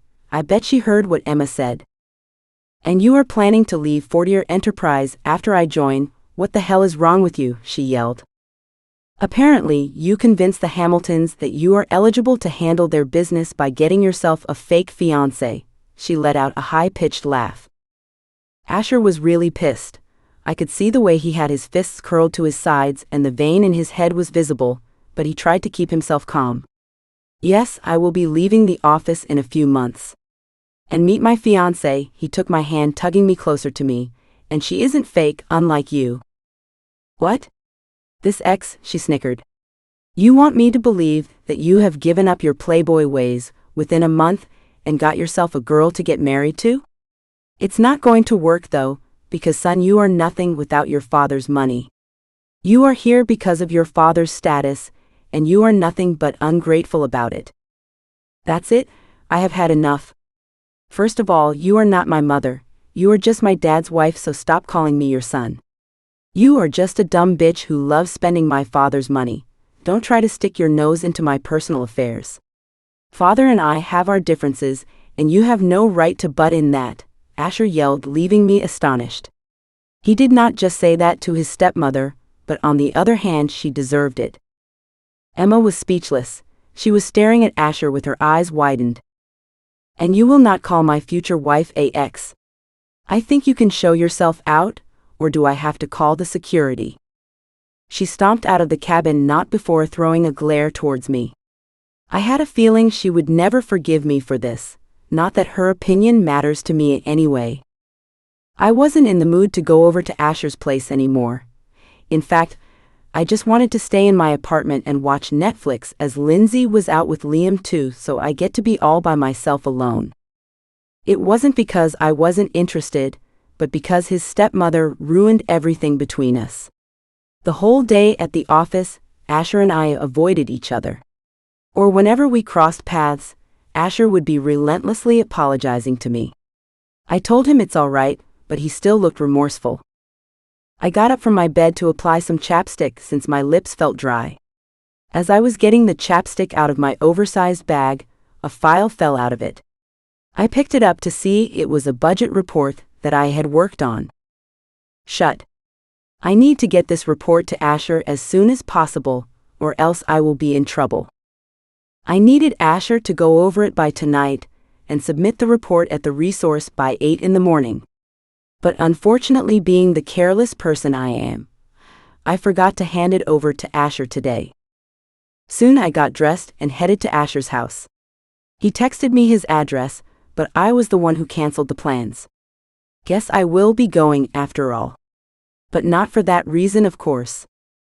After 10 minutes, I was going up to his penthouse in his private lift. He even texted me his password, so I didn't have much problem typing in that and entering his lift. Taking a deep breath, I rang the bell.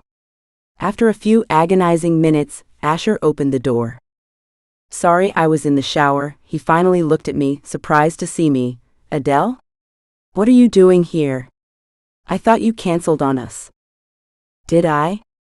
Right now my brain wasn't functioning properly, probably because my boss was standing in front of me only in his towel. Droplets of water covered his tanned body, and his hair was all over the place. But boy did he look good. His washboard abs were on display and the towel was wrapped just below his perfect V-cut. Those reports can go to hell. I needed to screw this man right now. Adele, my eyes are up here, Asher laughed, seeing how I was shamelessly drooling over his body. I was stuttering so badly, but my body took over for me. I stepped closer to him, kissing him on his lips. Instinctively, he picked me up, wrapping my legs around his hips. He closed the door behind him while we kept kissing. I brushed my crotch against his, as he let out a moan. He placed me on the couch, but we still kept kissing. I tugged on his hair to deepen the kiss. He bit on my lips, almost drawing blood, but I was turned on by it. We broke apart to catch our breaths. He started taking off my jacket while we continued kissing each other. After taking off my bra, when he reached for my panties, the doorbell rang. He tore his mouth away from me. I let out a low growl of protest. Sorry, kitten, let me check this and then we will take it from here. I nodded. Asher went to check while I adjusted myself comfortably on the couch waiting. I decided to leave my panties, since I loved how he would teasingly strip it off me. Every time he undressed me, his eyes reflected that he was unwrapping his favorite present. I couldn't wait any longer. But he came back looking worried. Why are your parents here? Chapter 20. What? My parents? How? How did they even know where you live? I shot him with questions, couldn't quite believing it myself. I got up while getting dressed and took a good look at the screen in front of me. My mom and dad were waiting at the door. Wait a minute. My eyes zoned to the car behind them. My parents don't own a car like that. And by like that I mean so expensive. As if on cue, another figure appeared behind them. It was Emma. Of course Emma would do that. Get dressed? I have to ring them in. Asher said. Scratching his head, I am sorry. I didn't know Emma would turn out to be such a bitter bitch. He scathingly said. I would have replied back with more insults toward the woman, but now we didn't have time to do so. Asher and I were practically naked, and we needed to get dressed. I picked up my clothes from the floor and slipped into it, while Asher got changed into jeans and a black t-shirt which clung to him like a second skin. I may have been panicking, but I still couldn't help but admire his biceps. The bell rang. I could hear my heart beating erratically, and not in a good way. My mother and father would freak out if they get to know about my fake marriage with Asher. I was hoping Emma didn't say anything. The bell rang again. My body became numb in response. Calm down, Adele.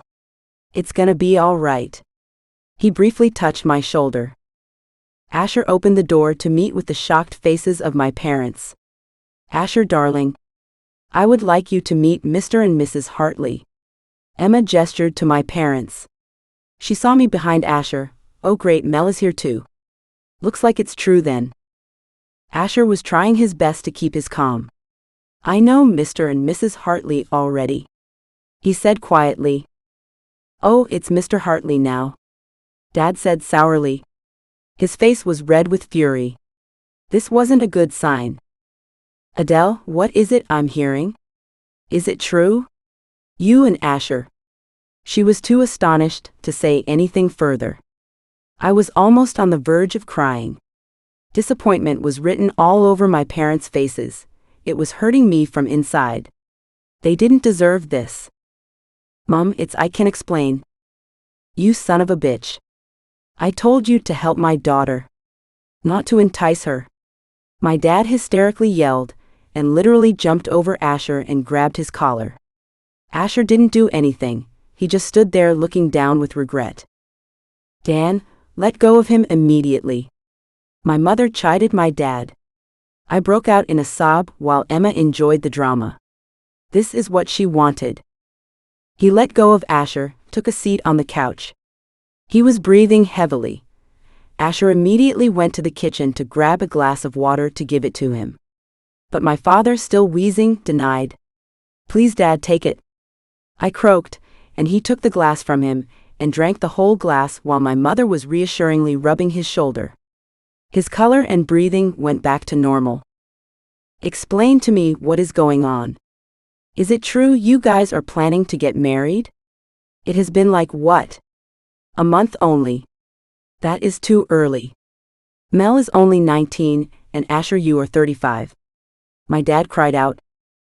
This is all fake. Asher was about to spill out the truth, but I stopped him. No, Asher, let me tell them everything. I sighed. I knew I was gonna regret this. Asher and I are dating. We plan to get married within next month. I flat out lied. What? My mother cried out. Yes. We love each other. I don't think time or age matters. The only thing matters is the people involved in a relationship. Asher is an amazing man. He can keep me happy. I said. It was important for me to lie. The only reason Emma brought my parents here is to get the truth out of us. And she wanted every opportunity to keep Asher in fourth-year enterprise. Meanwhile, Asher wanted to build his own empire without his father. I just couldn't let that go. But Mel, you are too young for this. No. I am almost 20, and I can make my own decisions. My dad still thinks I am a child, which is justified since they are my parents, but they need to realize I am not a kid anymore. And I will always keep your daughter happy. She is special to me, Asher said warmly. I knew he didn't mean that, but his words made my heart flutter. Oh, Dan, stop treating her like a kid. They are definitely in love. Just look at him. The way he looks at her. I am sure he will keep her happy. Dad sighed. Okay, but if you hurt my daughter, I am shooting you with my gun. He threatened him. Dad processed and was forced to accept the situation. So when are you guys planning to get married? He finally asked. Within a month, sir. Asher replied. That's good, I guess, but Asher, we have been friends forever. Just because you are my daughter's boyfriend now, you don't need to address me so formally. Call me Dan. Okay, Dan, if you say so. Asher smiled. I felt a heavy burden lift off my chest. Emma, on the other hand, was grinding her teeth, trying to keep her anger to herself. She didn't expect her plan to be ruined. That is amazing. I am glad I cleared things out with you. Emma fake smiled. They were faker than the implants. So we will be having the wedding in few weeks. I have a lot to prepare. Oh no, don't bother, Emma. We were thinking of having a court marriage. Asher immediately tried to shoot her and her ideas down. I can't let the billionaire's son have a so-called court marriage. All the tabloids will be making a big issue about it. Emma grinned. No, Emma, don't bother. I don't care what the tabloids say, Asher said, but with a warning tone under. Marriage is a sacred bond. I think we should have at least a simple wedding. Besides, I would love to see my girl in a wedding dress. My mother mused. Asher looked at my mom and then to my dad's stern face. Okay, we will have a proper wedding ceremony. Asher gave in. Of course, we weren't planning actually to get married. Asher, we won't be getting married, right? I asked Asher once my parents and Emma were gone. Yes. What?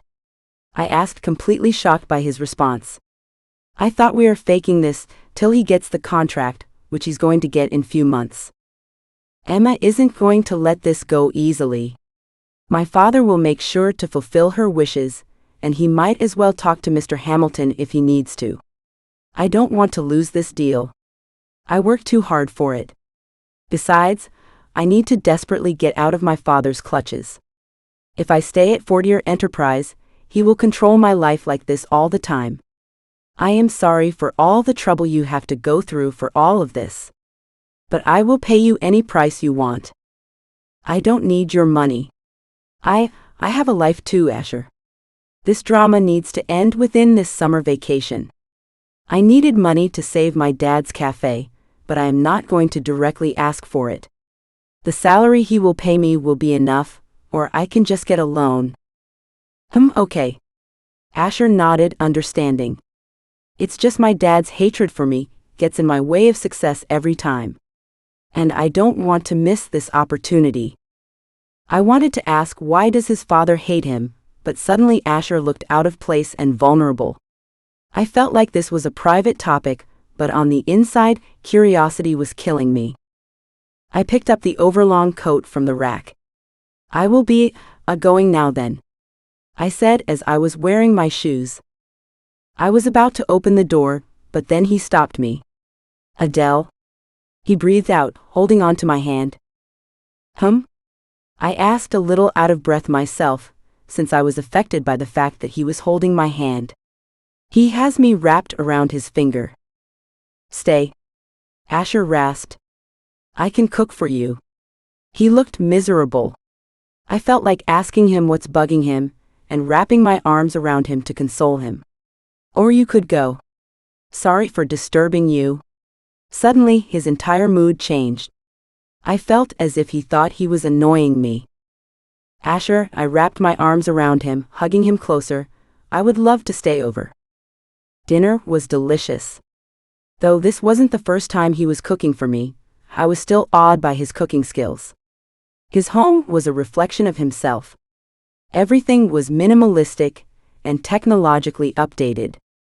He had an iPad which controls everything around the house. The whole house is probably 5 times the size of my apartment. But regardless of everything, he still looked sad, and he was trying his best to hide it. I wanted to know what was bothering him so much. Why does his dad hate him? We were inside his room. I think I am going to take another bath. Want to join me? But didn't you take a bath already? I X'd a brow. Yes, but I need another. To clear my head. Asher was facing down, looking so lost. I thought I needed to join him, because right now he needs someone with him. It's okay if you don't. No, I am joining you. I entered the bathroom, which was probably the size of double of my room. I should just stop comparing his house to my room. He is a billionaire, and I am just a broke college student.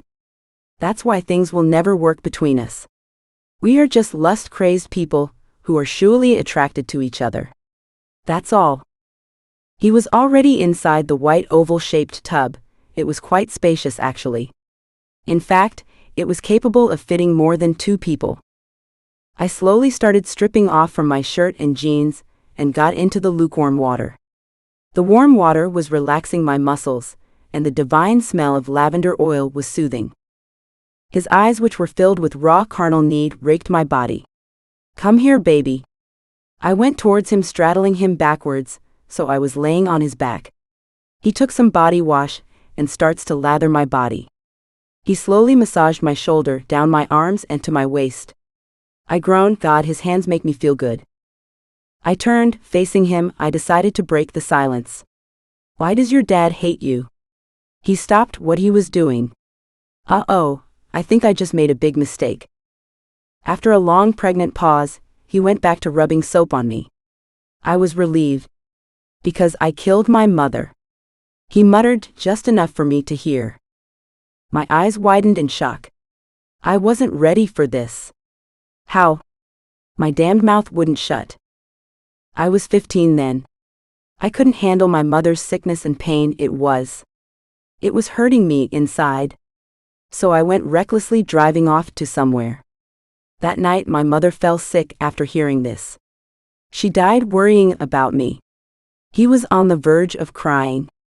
He was trying his best to hold back the tears. The hurt in his voice felt like a stab in my heart. He was so broken it was hurting me inside. My throat went dry. I went closer to him and wrapped my arms around him, his head on my chest. "I am so sorry for bringing this up, baby. It's not your fault. Maybe your mother just got really sick and it was her time to go." I rubbed his back. He was shaking now. "No, it is. I get it, why my father and brother hate me. It's my fault. Even I hate myself." "No, it isn't. They're just upset about what happened. Stop blaming yourself for it. You are an amazing person, Asher. I have never met a man quite like you. I am sure your mother is proud of you." I meant every word. "You think so?" "No one has told me that." He looked at me like a child, his watery emerald eyes glistening under the light. We broke apart.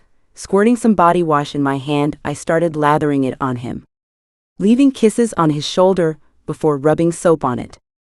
"Thanks, Adele. You are special too. In fact, this is the first time I have opened to someone about this." He smiled warmly at me. That smile just melted my heart. "I am glad you did." I pecked him on his lips, but that small peck became a full-blown kiss. He reached for my ex, squeezing them, bringing me closer to him while I tugged on his hair, deepening the kiss. We were hungry for each other, and I was just wet by the thought of effing him. I rubbed myself against him to show him that I needed him right now, right here. "I want to be buried deep inside you, kitten," he said huskily. That was enough to combust me. "Let me ride you." I breathed out. I positioned myself on top of him, positioning his big thick X along the entrance. I lowered myself onto him slowly, pleasure soaring through my body. I bit my lip as his X hit my sensitive spot, my cunt stretching to adjust to him. My body was soon adjusting to this new sensation. Eyes locked, I sank into him deeper while he groaned in pleasure. I placed my palms on his chest to find his heart beating loudly in sync with mine. He kissed me hard, tugging on my bottom lip while his fingers pinched my XS. Soon he was in charge. He lifted his hips to meet my thrusts. I was about to come apart in his hands. "Hold on, kitten, I am almost there." He was holding me down as he was pumping into me mercilessly, his X hitting the sensitive folds, making me see stars. "Asher," I cried out in pleasure, trying my best to hold my own release. Between heavy breathing, Asher commanded, "Come now, kitten." With a moan and bouncing breasts, I obeyed. I laid on top of Asher so we could both catch ourselves. Afterwards, we got out of the bath. Asher gave me his spare towel and helped me dry myself off, since my legs are still jelly from the wonderful X in the tub. "You all right? Does it hurt?" "Yeah, a little sore. But I will be all right," I assured him. "Shut, kitten, you should have gone slow," he said, worry etched in his face. I bit my lips. "It's all right." "Damn, you biting your lips wants me to F you right here on this bed now," Asher rasped. "Get on the bed then," I challenged. Yeah, I was still horny. I just can't get enough of Asher Martin Fortier. No, you're sore. We can't. I want to try something, I mischievously said. Asher raised a brow a bit as he got on the bed in all his naked glory. His ex was still erect. I got between his sprawled legs, giving his ex a wistful look. I placed my hand around it, squeezing it, his breath hitched in his throat. I start to move my hand up and down his erection. He closed his eyes in pleasure, and that encourages me to move my hand faster along his length. He twitched his hips as I grasped him tighter. I leaned forward and closed my lips around it. Oh yes, kitten. Asher sighed, his eyes still closed. I X'd him while running my tongue over its tip. His mouth was slightly open, enjoying his reaction. I X'd harder, taking all of him into my mouth, licking along his length. He opens his eyes, which were darkened with lust. I take all of him in, till I can feel him at the back of my throat. He hisses, I graze my teeth against his tip, then shing on it harder, he groans again. I'm going to. And thick ropes of white filled my mouth further. I swallowed the salty liquid in my mouth immediately, while I massaged his heavy balls. He was breathing hard from the X. But I didn't stop. His hands tugged on my hair, guiding me to take him deeper. I X'd him hard. His X hitting the back of my throat, while I messaged his balls as he came apart again. God, Adele, that was mind-blowing. He breathed out. Get ready for a wild, passionate ride with this irresistible boss hole in this standalone steamy story. Want to win a free book bundle with 3 fantastic reads in one? Drop the word bossy in the comments below to get a shot at winning this jackpot. No limit on entries, so fire away with bossy as many times as you like. From this very video, I'll be picking 3 winners to snag this trio of books. Don't miss out on this chance to stack up your reading list. Type bossy and cross your fingers. Chapter 21. I woke up to the sound of my phone alarm ringing. Getting up, I immediately turned it off so that I don't wake Asher, who was sleeping peacefully beside me. After our love-making session, Asher and I cuddled up in his bed. I fell asleep talking with him. His hair fell over his eyes, making him look boyish, and the yellow morning sunlight laid on his tan skin. He was naturally handsome while awake, and now he looked adorable as he softly snored. My eyes went to the little dome over his duvet, close to his hips. I knew he was naked underneath his sheets. Was that his? Carefully, I removed the duvet over from his hip, revealing his marvelous erection. I slowly crawled between his legs, cautious enough to not wake him yet. I took his X in my hand and began stroking the thickness. The veins of his X swelled right under my fingers. He stirred in his sleep, grunting from the back of his throat. I wrapped my lips around the head and licked the tip of his impressive erection, despite seeing it a couple times. He was fully awake now. Yes, exit baby, he breathed out and took my hair in his hand to take him deeper into my mouth. My hands clenched around his butt cheeks. As I try to take all of him in, I can feel his tip brush the back of my throat. He begins moving in and out in my mouth. My becomes X wet by the sounds he is making. Then I felt the hot liquid shoot out. I try swallow everything as his X pumped his release inside my mouth. That was the best way anyone has ever woken me up. He pulled me up toward him, kissing me hard. Parting my lips, he plunged his tongue into my mouth and proceeded as if he was making love. He flipped us so that he was on top. Breaking the kiss, he took one of my excess in his mouth, shing and licking it. The combination of his hot mouth over my cold bud drove me crazy. Then he gave his attention to the other X, licking and shing while pinching the other. Teasingly, he dragged his tongue down my navel. I was combusting inside.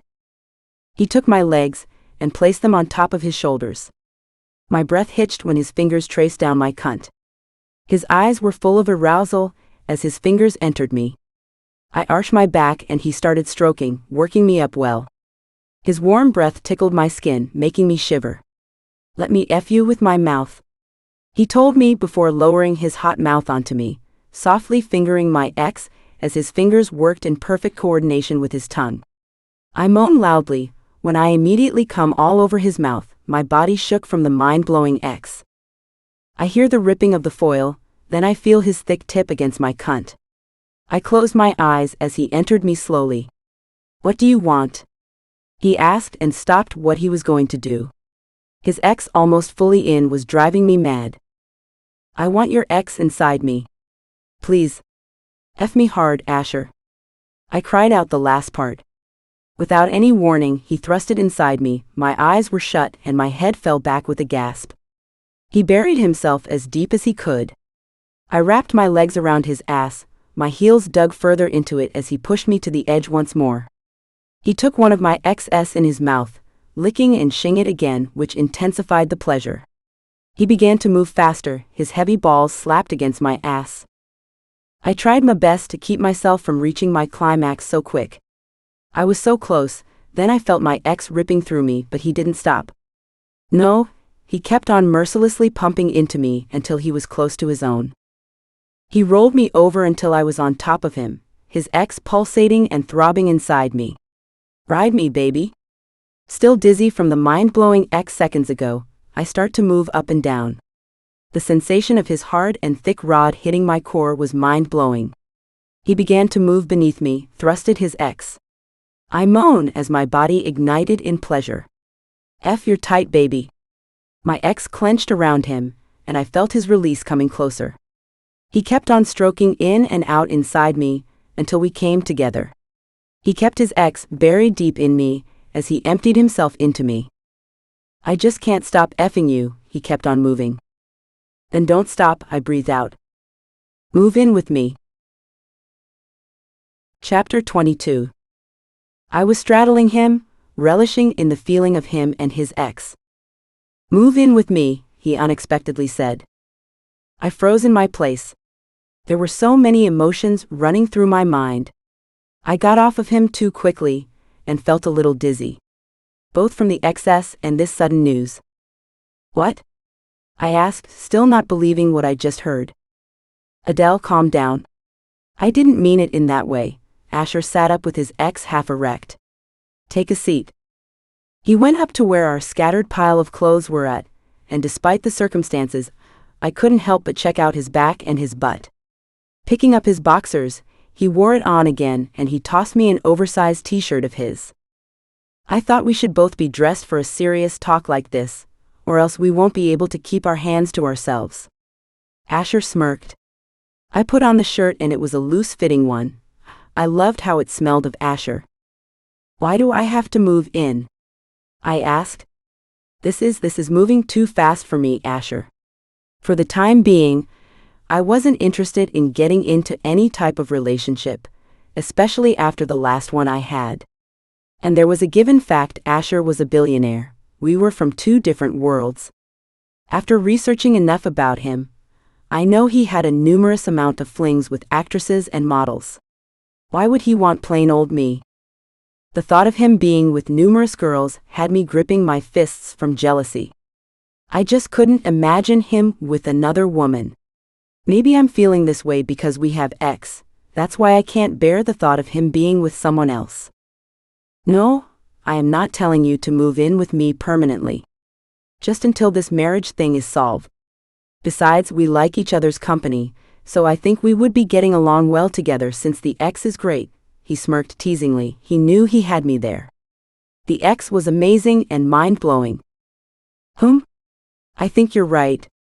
Besides, our family will suspect us less. So tomorrow I will tell my guards to fetch your suitcases from your apartment. But I have a condition. I paused briefly, contemplating whether or not to continue. I don't want you to bring any women over while I am there. There, I said it. I pursed my lips, regretting what I said. I shouldn't care whether he brings other women to the apartment or not. We are just two people who enjoy having X with each other. No, I wouldn't be doing that. In fact, I haven't even been meeting much women after I started being with you. Asher unexpectedly said again. I have a feeling he didn't want to tell me this, and was regretting what he said too. But somehow, that had me feeling this warm fuzziness in my heart. Strange. Crowds of people were boarding the entrance of my building. The flashes of cameras from the reporters happened every second. Miss Adele Hartley. One of the reporters cried out, while the whole crowd followed him from behind. "How does it feel to be engaged to Mr. Fortier?" one of them asked. I tried to ignore all of them by trying to barge into the building, but the crowd followed me. Some of them blocked the entrance. "Where did you guys meet each other? Is it true you are still college student? Did you get an internship at Fortier Enterprise just because you are his girlfriend? Is it true you guys have a staggering age difference of 16 years? Are you okay with Mr. Fortier's playboy status? When do you guys plan on getting married? Are you pregnant?" I couldn't handle their questions, and definitely not their flashy cameras, since they were almost blinding me. Rushing through, Asher's bodyguard, Gage, came to my rescue. He told me to move forward, as he pushed away some reporters. Gage was pretty intimidating, so the rest of the reporters were backing away on their own. He stayed with me until I reached upstairs to my home. "Mr. Fortier instructed me to be with you 24/7, since you will be needing all the protection from reporters these days. I'll be around. Call if you need me." I nodded at him, still dazed by the fact what happened just now. I rang the bell, and within seconds, Lindsay opened the door, enveloping me into a big and warm hug. "I missed you," she muttered in my shoulder. I laughed. "I have been gone for a day?" "No, and it was enough for me to miss you. We broke apart. Besides, when did you become so famous? The reporters have been hoarding the house since morning."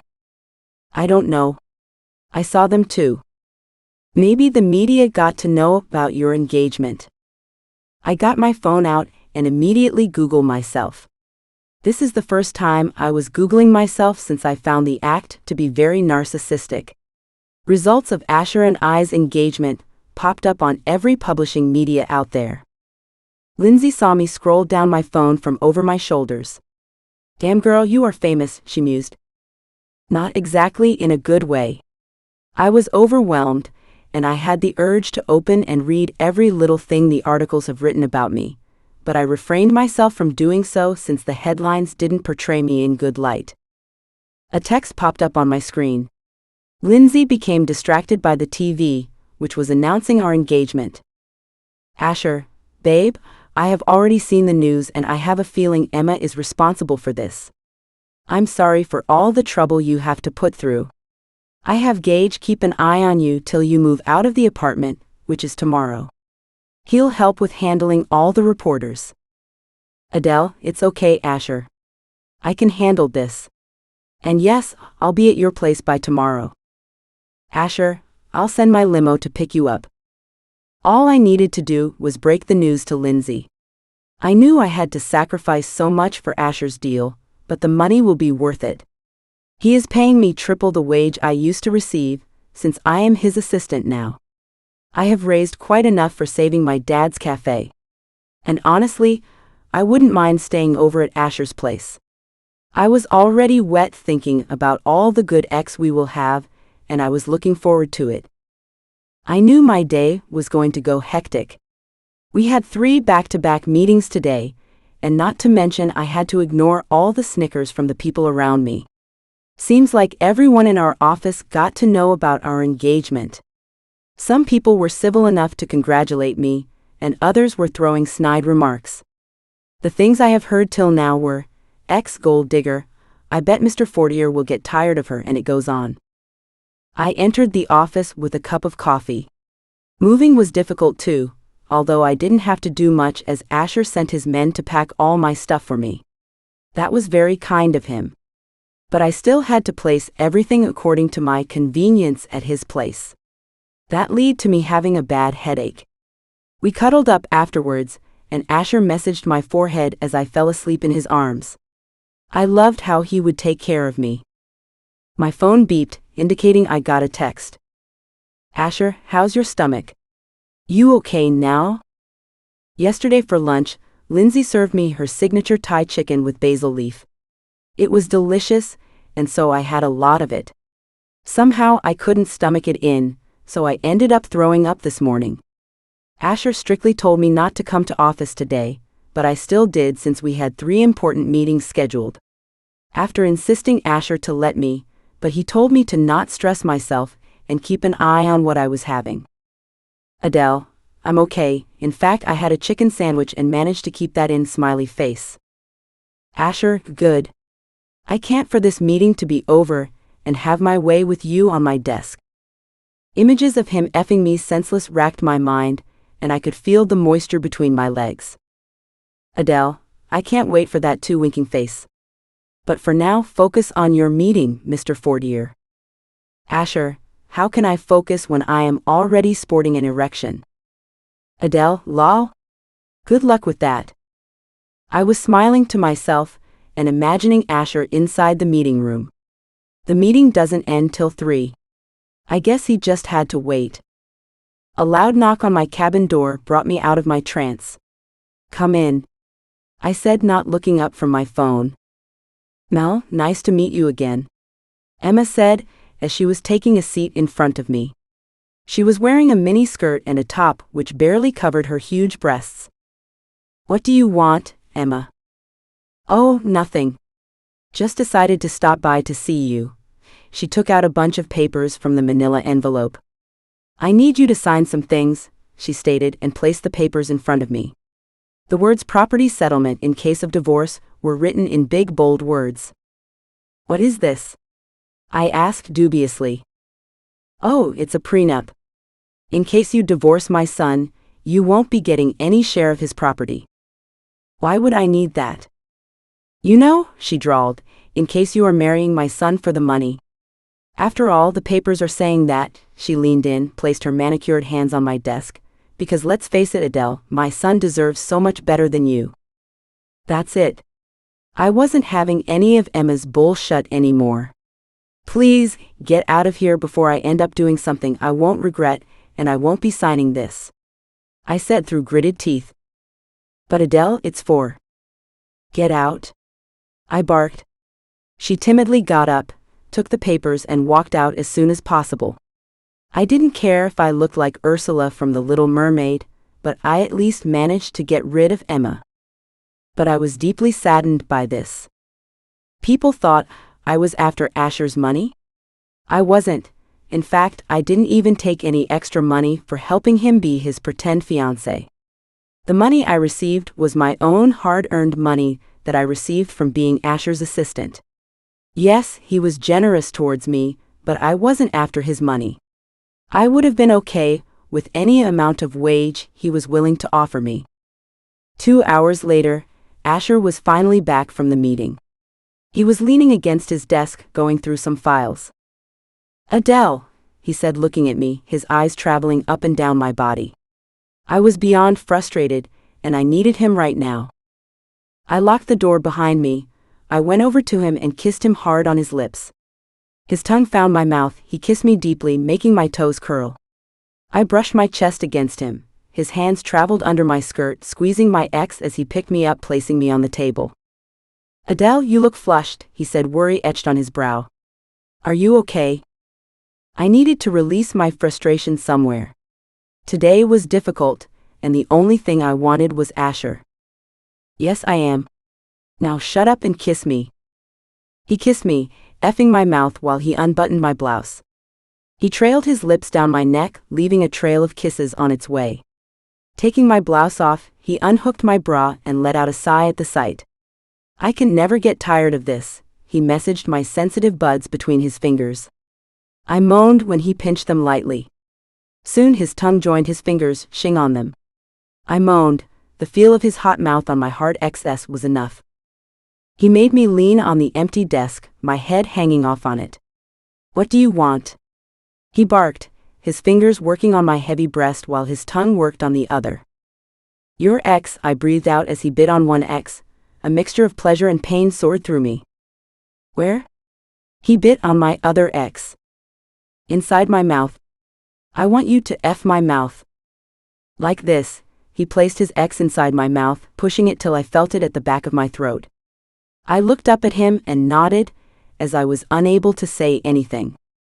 I X'd on his shaft as he continued kneading my breasts. His finger traveled down below. Removing my knickers, he dipped his finger inside me. I cried in pleasure.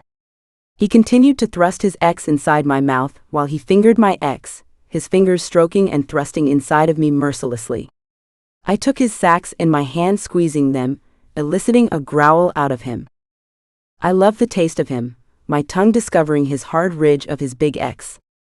He shuddered as he came, thick hot liquid filling my mouth.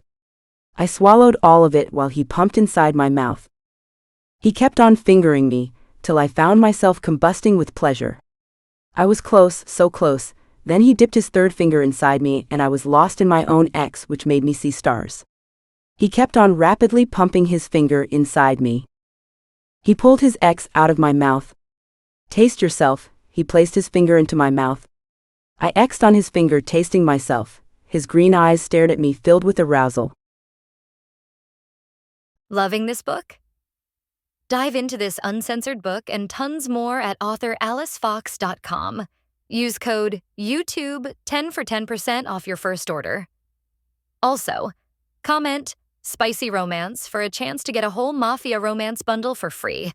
Comment as many times as you want. The more comments, the more chances to win. I will pick 10 winners. Don't forget to subscribe to my YouTube channel for new books weekly. Chapter 23. Days were passing by really fast. Asher and I decided to set a wedding venue since we need to get married within a month. These seem really expensive, I said to Edna. Asher was sitting beside me, looking at other wedding venues. Edna was our wedding planner. She was a petite Hispanic woman with dyed purple hair. She was, as I guessed, in her late 30s. She was a very friendly person and brilliant in her work too. I am sorry, Mel, but these are the only venues I could gather at the last minute, Edna said, pursing her lips. Book this one, Asher pointed to the computer screen. He was pointing to an old-style extravagant brick hotel. The wedding settings were wonderful, since it was an outdoor place. This was my favorite since I love the idea of getting married outdoors with the view of the sea behind me, but the price was really high. I love this. Are you sure? Isn't this too expensive? For something we are doing out of pretense.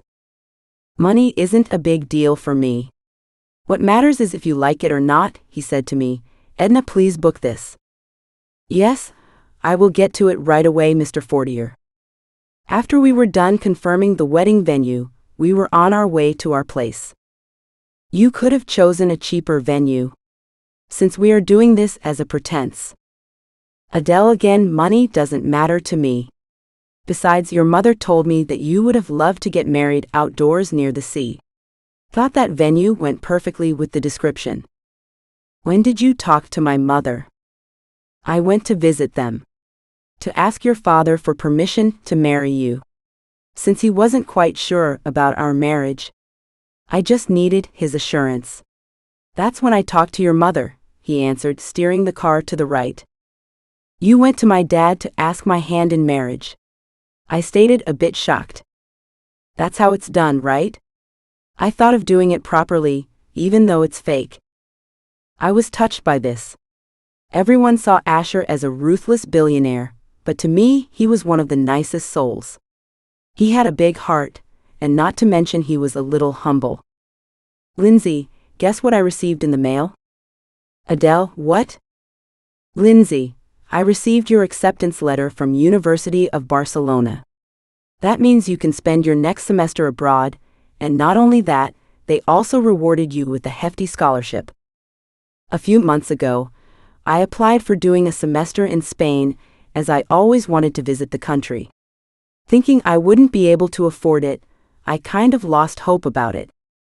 Adele, OMG. That's great. Can't wait to celebrate this with you. We decided to meet up at an Italian restaurant, which is a few blocks away from my house. Usually the restaurants around Asher's place seem expensive, but I had Asher's card with me. And he insisted on spending money from it, because I haven't spent a single penny from that account since he has given me the card. Weirdly enough, he was disappointed about it. So I decided to finally spend it. We ordered some pizza and carbonara, along with some fancy wine the waiter recommended. You are already practicing being Mrs. Fortier. Aren't you? Lindsay teased, Not exactly. He just told me to use his card, which I rarely do. So why not just spend on pizza and pasta? I agree. In the meantime, our food was served. Lindsay and I started digging in our carbonara. It was delicious.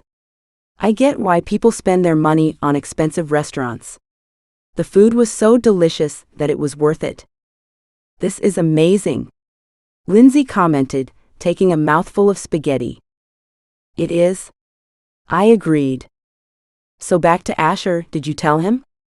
Nope. Not yet. Telling Asher about Spain meant we would be talking about what will happen after these 3 months are over. And we didn't want to talk about it. I didn't know what will happen after these 3 months. Do we stay friends or do we go back to being strangers? Oh, okay. Make sure you tell him about it. I will, I breathed out. Honestly, Lindsay, I don't know what will happen after these 3 months. Well, I think you guys will just stay as it is, since it's quite clear that you guys like each other. Lindsay mused with a teasing brow. I laughed. I don't think so. I get the part where I would like Asher, since I have to admit, I kind of do, but it was just a silly crush, I knew it. But the part of Asher liking me back was totally unrealistic. Oh, come on. Are you guys blind or something? Did you see the way you guys look at each other? Well, we are just attracted to each other. I have to admit, I have a little crush on him, but he would never like me. I was quick to say and assume. I knew it. Since day one. Oh, darling, it's not a crush, you guys love each other. It's obvious. What? No. He is like my family, I can't be in love with him. I shook my head and nearly dropped my fork. Oh, Mel, stop with this uncle crap. Just because he is your dad's friend, that doesn't make him your family. True, but we don't. I was doubting myself. Was I really in love with Asher? Was he? But that seemed highly unrealistic. The waiter came with our pizza. Yeah, we still had room for a margarita pizza. For a moment, we just devoured our food. But then this weird and rotten smell hit me, and I started feeling nauseated. What is that? I covered my nose with the handkerchief, but it wasn't working. Lindsay called the waiter and asked, "What is it?" Someone ordered an eggplant salad. I am sorry for the trouble caused, miss. Let me get rid of the smell. But I couldn't control myself. I rushed towards the washroom and emptied the contents of my stomach. Red velvet for the upper tier, and tiramisu for the lower level? Jenny asked as I tasted the different array of cakes. Yup, and the middle layer should be hazelnut dark chocolate. I added, since it was Asher's favorite. I loved red velvet and Asher and I both liked tiramisu, so I decided to include that too. Okay, let me confirm that. Jenny said, scribbling down the specific instructions in her notepad. Jenny was the best baker in town. She was so good you have to set an appointment with her at least 6 months before an event. But she considered us much more early, because she was Asher's personal friend. I am sorry you had to take the order at a short notice. I apologized. Jenny was in her early 50s, with a thick southern accent and ash-brown hair. No problem. I am just happy that boy is finally settling. She looking up and replied, smiling at me. If only she knew. A knock on the door interrupted us. Jenny's assistant opened the door to reveal Asher, who looked better than the cake in his charcoal suit and disheveled hair. Good morning, ladies. He greeted with a smile. I thought he was occupied with work today. I haven't been going to office for quite a long time, since I was busy with the wedding preparations, and I was sick. I might have a stomach flu again, but since I hated going to a doctor, I decided to take some over-the-counter medicines. Even though Asher told me numerous times to get myself checked. So he told me to not go to the office at all, since the day I got my first stomach flu. Hey Asher, Jenny greeted back, I can see you've changed. What kind of change? I asked Jenny. He has that smile on his face unlike before. He would look grumpy all the time. I laughed, really? Yeah, that's what love does to you. I'm glad you found her, Asher. She's a nice girl. She's gonna keep you happy. Jenny spoke, and as she went on further, her accent thickened. Yup, she will. He smiled at me. My heart was pounding against my chest. He is just pretending, I convinced myself. Now, if you will excuse me, I would love to steal my girlfriend from you now. Steal away. We're almost done, Jenny said. So where are we going? I asked as we walked down the street. There is a park nearby. I thought we could sit there for some time, he answered. After a few blocks, we were entering the park. It was a small park with a few benches. We took a seat on one of them. I wanted to give you an engagement ring long ago, but I couldn't find a perfect one for you, Asher said. So I got this for you, he said, producing a beautiful ring out of a black box. It was a white gold twisted vine with a diamond on top. This is beautiful. I couldn't stop staring at it. I am glad you like it. This took them a long to make, but it was worth it. But Asher, I don't deserve this. At the end of the day, this is fake. You could have got a fake one for me instead of spending money on me. Never. I would never do that. Besides, my girl deserves the best. That got the butterflies in my stomach go frenzy. My girl? You don't call your fake fiancé that. Asher wasn't picking up my phone.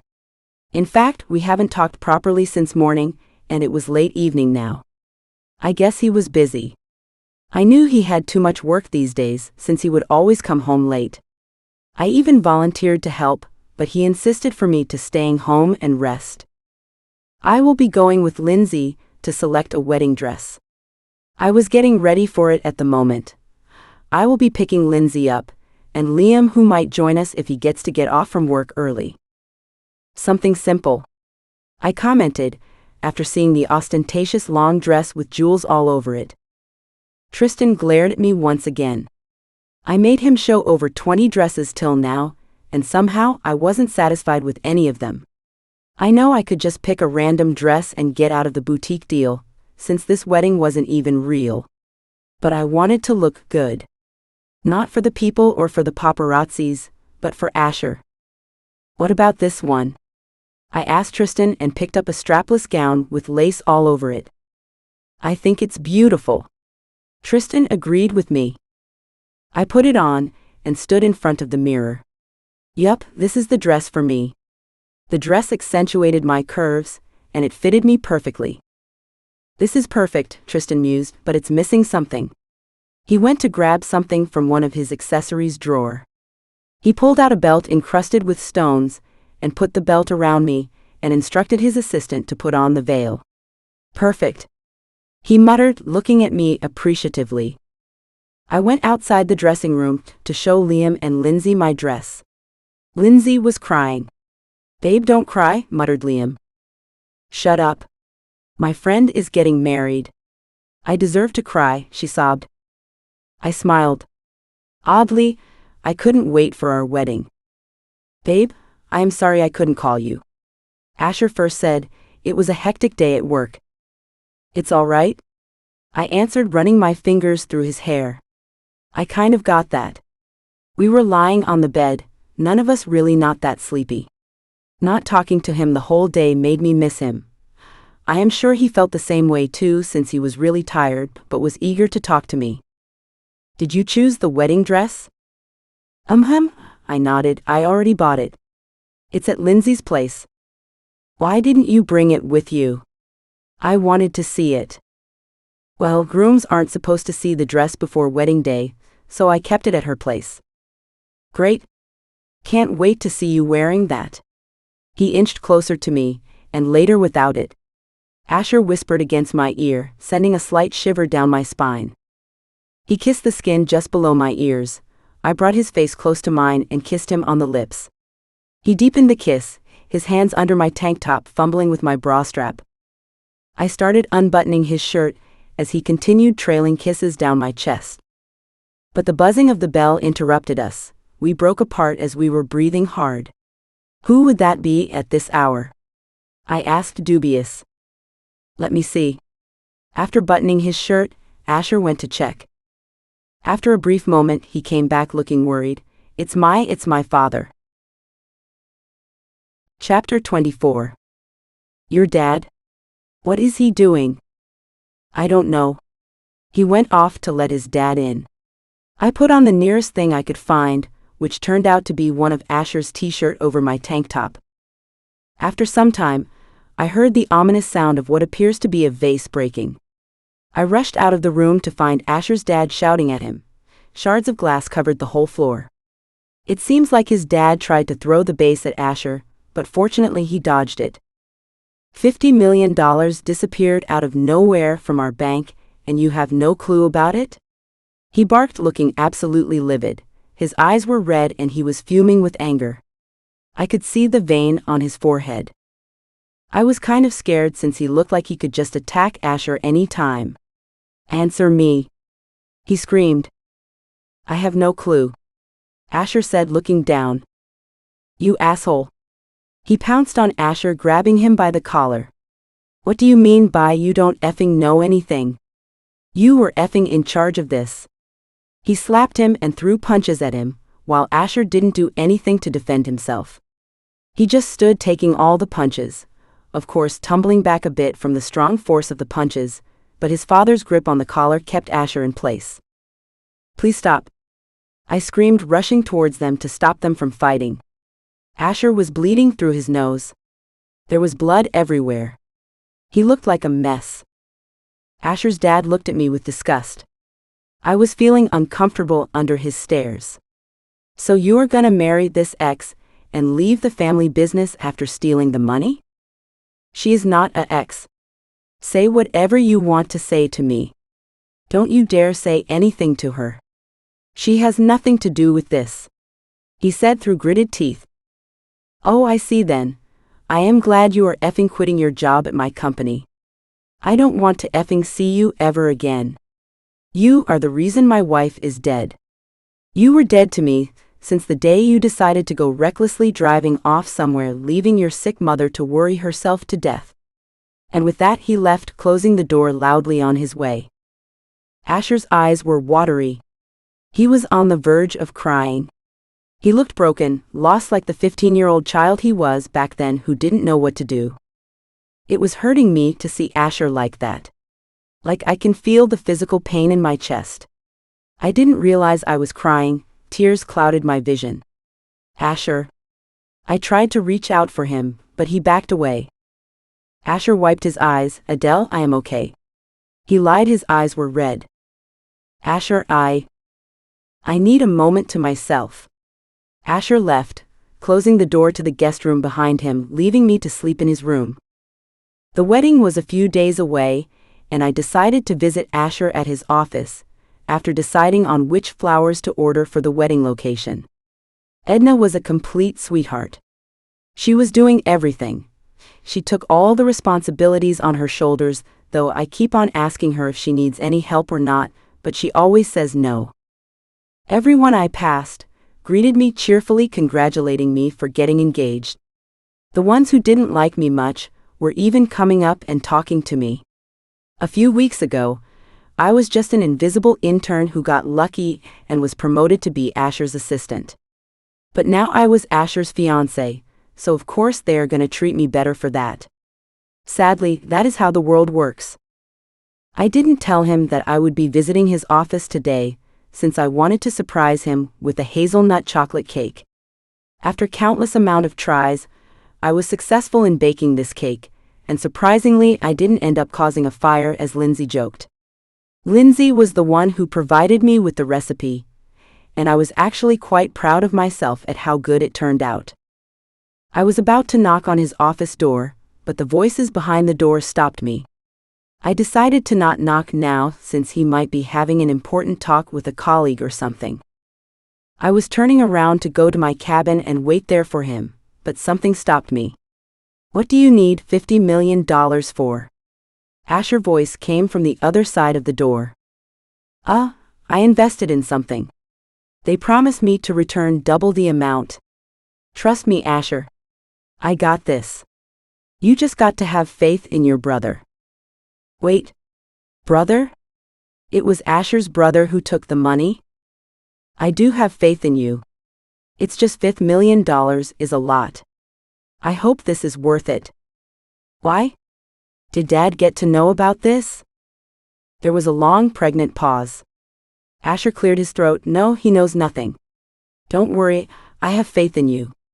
Just don't do something you will regret. Thanks. You're the best. I heard the sound of the door knob turning. His brother was about to get out when he saw me. He stopped abruptly. Adele, what are you doing here? I told you to rest, not come to work. Asher said, astonished to see me. I just wanted to see you. You must be Asher's fiancé, right? Asher's brother asked. Yes. Adele, meet Chris, and Chris, this is my fiancé Adele. We shook hands. He looked exactly like his brother except he had warm brown eyes just like his dad, and he had a baby face. I knew for a fact he recently graduated from Columbia University, as Asher has told me before. I have seen you on newspapers, but I must say you are much prettier in real life. Chris complimented. He seemed friendly, but I just couldn't be comfortable around him. He just seemed fishy. After Chris was gone, I took a seat in front of Asher, serving him the cake. He was elated by the gesture. You baked me a cake? He asked eagerly, digging into the cake. I can tell he loved it. I didn't realize it was that good. Thanks, babe. I think that is the first time someone made something for me, after a long time.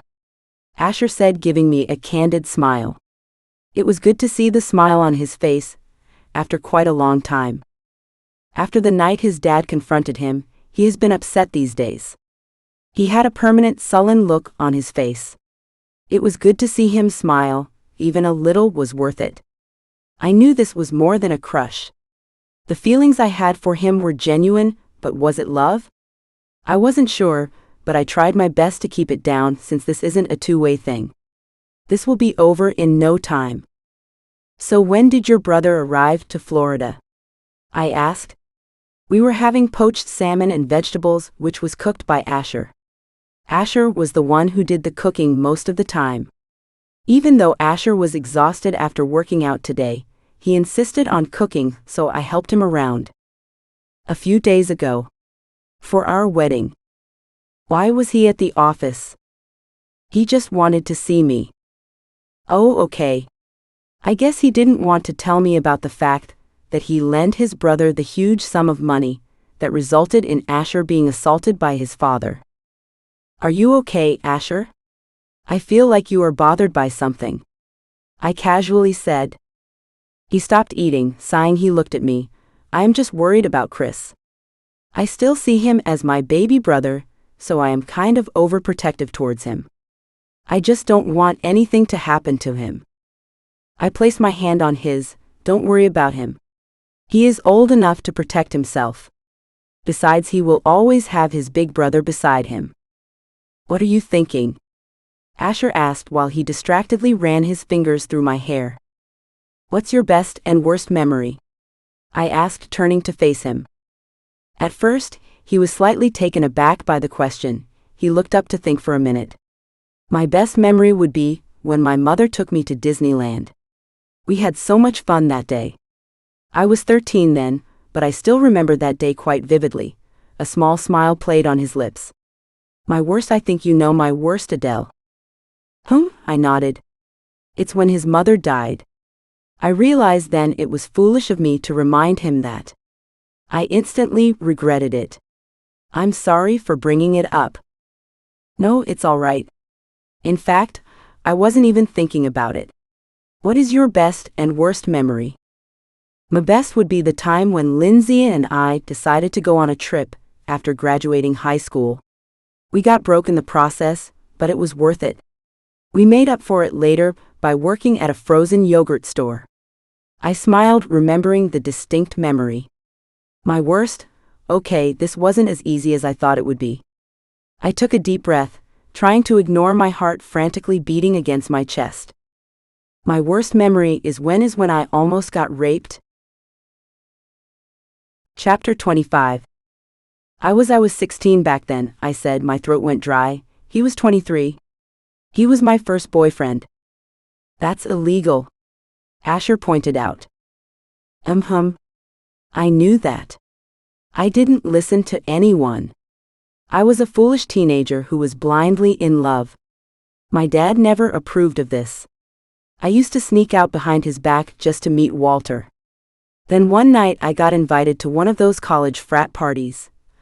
I didn't realize I was breathing hard until Asher kept his hand on my back, sort of calming me down. He forced himself on me. I wasn't ready for it. I told him to stop, but he didn't, so I pushed him away just in time to escape from him. That son of a bitch. I want to kill him now. Did you report it to the police? I called the cops on him. Apparently, he had more charges on him. He is still in jail. Remember that night when we were at the club? The guy who was harassing me? Yes, I do. What about him? Was that Walter? He looked in pure rage now. No. But that was his friend. He knew all about this. He tried to help him. I croaked out with teary eyes. Why didn't you tell me it was him? I would have killed him right there. He can't be out there free. He was a part in this. He needs to be punished. Asher gritted his teeth. No, you didn't need to do that. Few days later, I got to know he actually got arrested since he had charges on him too. I didn't realize I was crying until Asher wiped a lone tear off my cheeks. I am sorry. I am so sorry, Adele. I shouldn't have seduced you, especially after what happened to you. No, you were different. I wanted you more than anything. Asher kissed me on my forehead. That kiss seemed more intimate than any kiss we shared. Thank you. He breathed out as he planted kisses down my neck. For what? For opening up to me. I know it was hard. And for listening to me, always. At that moment, I realized I was already in love with Asher. He didn't chide me like a lot of people did for being stupid enough to be in an illicit relationship with an older guy. He was a nice person, and he had a pure heart. I wouldn't say he was perfect. No one is. But what matters is he likes me, he cares about me, and he is willing to protect me. It was the kind of love which was unadulterated and irrevocable. I was nervous. Although I didn't have anything but a granola bar for breakfast, I felt like I was going to puke. Eat something or you will feel dizzy, Lindsay chided as she out the finishing touches to my hair. I have to say Lindsay did a great job of grooming me up. I was standing in front of the mirror, wearing my wedding dress. My hair was tied up in a messy bun. Lindsay applied just enough makeup to complement the dress. We were at the Fortier residence in Florida. Emma suggested we get ready from her place, since it was closer to the wedding venue. I wasn't willing to, but since Emma was willing to bury the hatchet by being nice to me these days, I just decided why not do the same by agreeing. We would be having an Exdale party at her place where she is going to introduce me to her friends. I wasn't so big on socializing, but it was all right with me until Emma continues to be nice to me. We don't have time. And if I have anything, I might just puke, I exclaimed with shaky hands. Okay, whatever you say. She wiped a lone tear off her cheek. What happened, Lindsay? Why are you crying? I can't believe my best friend is getting married. You look gorgeous like a princess. Ah, you too. I hugged her. Lindsay looked stunning in her bridesmaid dress. She was wearing a halter neck peach gown. You do realize it's fake, I whispered, referring to the wedding, making sure Emma isn't around to hear this. I don't care. All I know, the most beautiful girl, aka my best friend, is getting married. We broke apart. It's time for us to go, Mel. The limo is waiting, Emma said, coming to my room. She was wearing a strapless green gown. Her breasts were almost spilling out, but nevertheless, she actually looked beautiful. After a 15-minute ride in the limo, we were finally at the venue. It was perfect.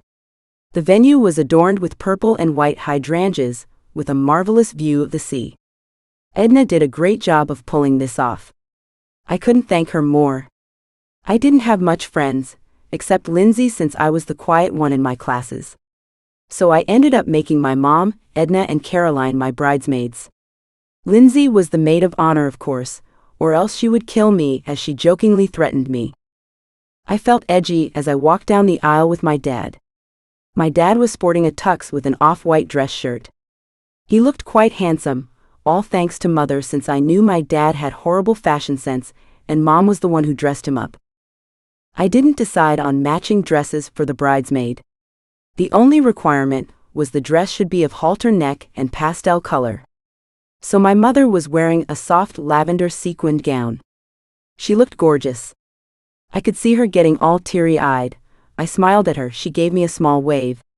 Liam was too busy taking pictures. He showed me a thumbs up, and later going back to taking pictures of me walking down the aisle. He looked handsome in his tux, which Lindsay and I both chose for him. Finally, I looked at Asher, who looked classy and unique in his black tux and vest. His eyes were only on me. Our eyes met, and I felt like we were the only two people in this room. The vows went by smoothly. I got all teary-eyed as it felt so real. I can imagine Asher promising me that, for an actual lifetime. "I now pronounce you husband and wife," the priest said. "You may kiss the bride." And Asher didn't waste any time. He grabbed me by the waist, pulling me closer to me, and kissed me, almost making me dizzy. The crowd behind us cheered as we kissed. Mr. and Mrs. Hamilton flew all the way from Barbados just to attend our wedding. They congratulated us. I talked to Mrs. Hamilton while Mr. Hamilton was with Asher. "Where is Mr. Fortier?" Sadly, Asher's father didn't attend the wedding. But Asher seemed okay with it. Although I knew inside he was hurt. He was too sick to fly all the way from New York to Florida. Asher strictly advised him to rest. I explained. It was partially true. After the whole missing money ordeal, Asher's dad got ill because of high blood pressure. I knew for a fact Asher flew to New York for a day to see his father, but I am pretty sure he didn't want to see his son. That's too bad. But congratulations on getting married. I hope this marriage turns into a real one soon," Mrs. Hamilton said. I swear my heart skipped a beat. What did she just say? Excuse me? I faltered. "Don't worry, my child. I knew about this all along. You told me a different story on how you guys met. You guys told my husband a different version." I was too shocked to say anything. "Don't worry," she laughed. "I didn't tell anything to my husband about it. Married or not, I think Asher is the most eligible person to run this industry. So I would never tell this to him." "I am sorry, Mrs. Hamilton. I knew this was wrong, but we didn't." "I totally get that, but I don't think you are doing this for pretense. I can see it in your eyes, his eyes. You guys are crazy about each other. It's about time you realize it. I love him, but I don't think he loves me back. After all, this is fake," I said and glanced down. I wasn't sad about him loving me back. Asher is an amazing person. He deserves the best, someone better than me. It would hurt to leave him after this, but the memories we made are enough for me to cherish them forever. "Don't worry, I believe he does. Just you wait, my dear." Mrs. Hamilton patted me on my back reassuringly. But I knew it couldn't be true. I laughed as he placed me on his bed. "You didn't have to carry me all the way from the wedding venue to here." Asher was getting impatient at the wedding ceremony. When he couldn't take it anymore, he decided to lift me up, bridal style, and carry me inside his limo. He didn't let me go until we reached home. "Well, you are officially mine now, so no one can stop me from stealing you away from the crowd." Of course, the crowd didn't stop him. They cheered and whistled at him. I bet the paparazzis got a good shot of this. This is definitely going on the cover page. "You looked beautiful." Asher sighed, his eyes trailed down my body, undressing me. Hell, that is an understatement. Words can't describe how beautiful you are, Adele Hartley. He kissed me slowly on my lips. This dress was made for you. You look ravishing. I can't wait to see you without it though. A smile played on his lips. I was breathing hard, anticipating what was going to happen. You are the most amazing girl, and perhaps I would never find a girl like you. You are perfect for me. I can never get enough of you. Asher paused, closing his eyes. He looked up. I haven't said this to any girl in my life ever. He paused again, but this time to carefully unzip my dress. I helped him take it off, leaving me only in a lacy bra. He started to remove my hairpins, taking his sweet time. Why did he stop?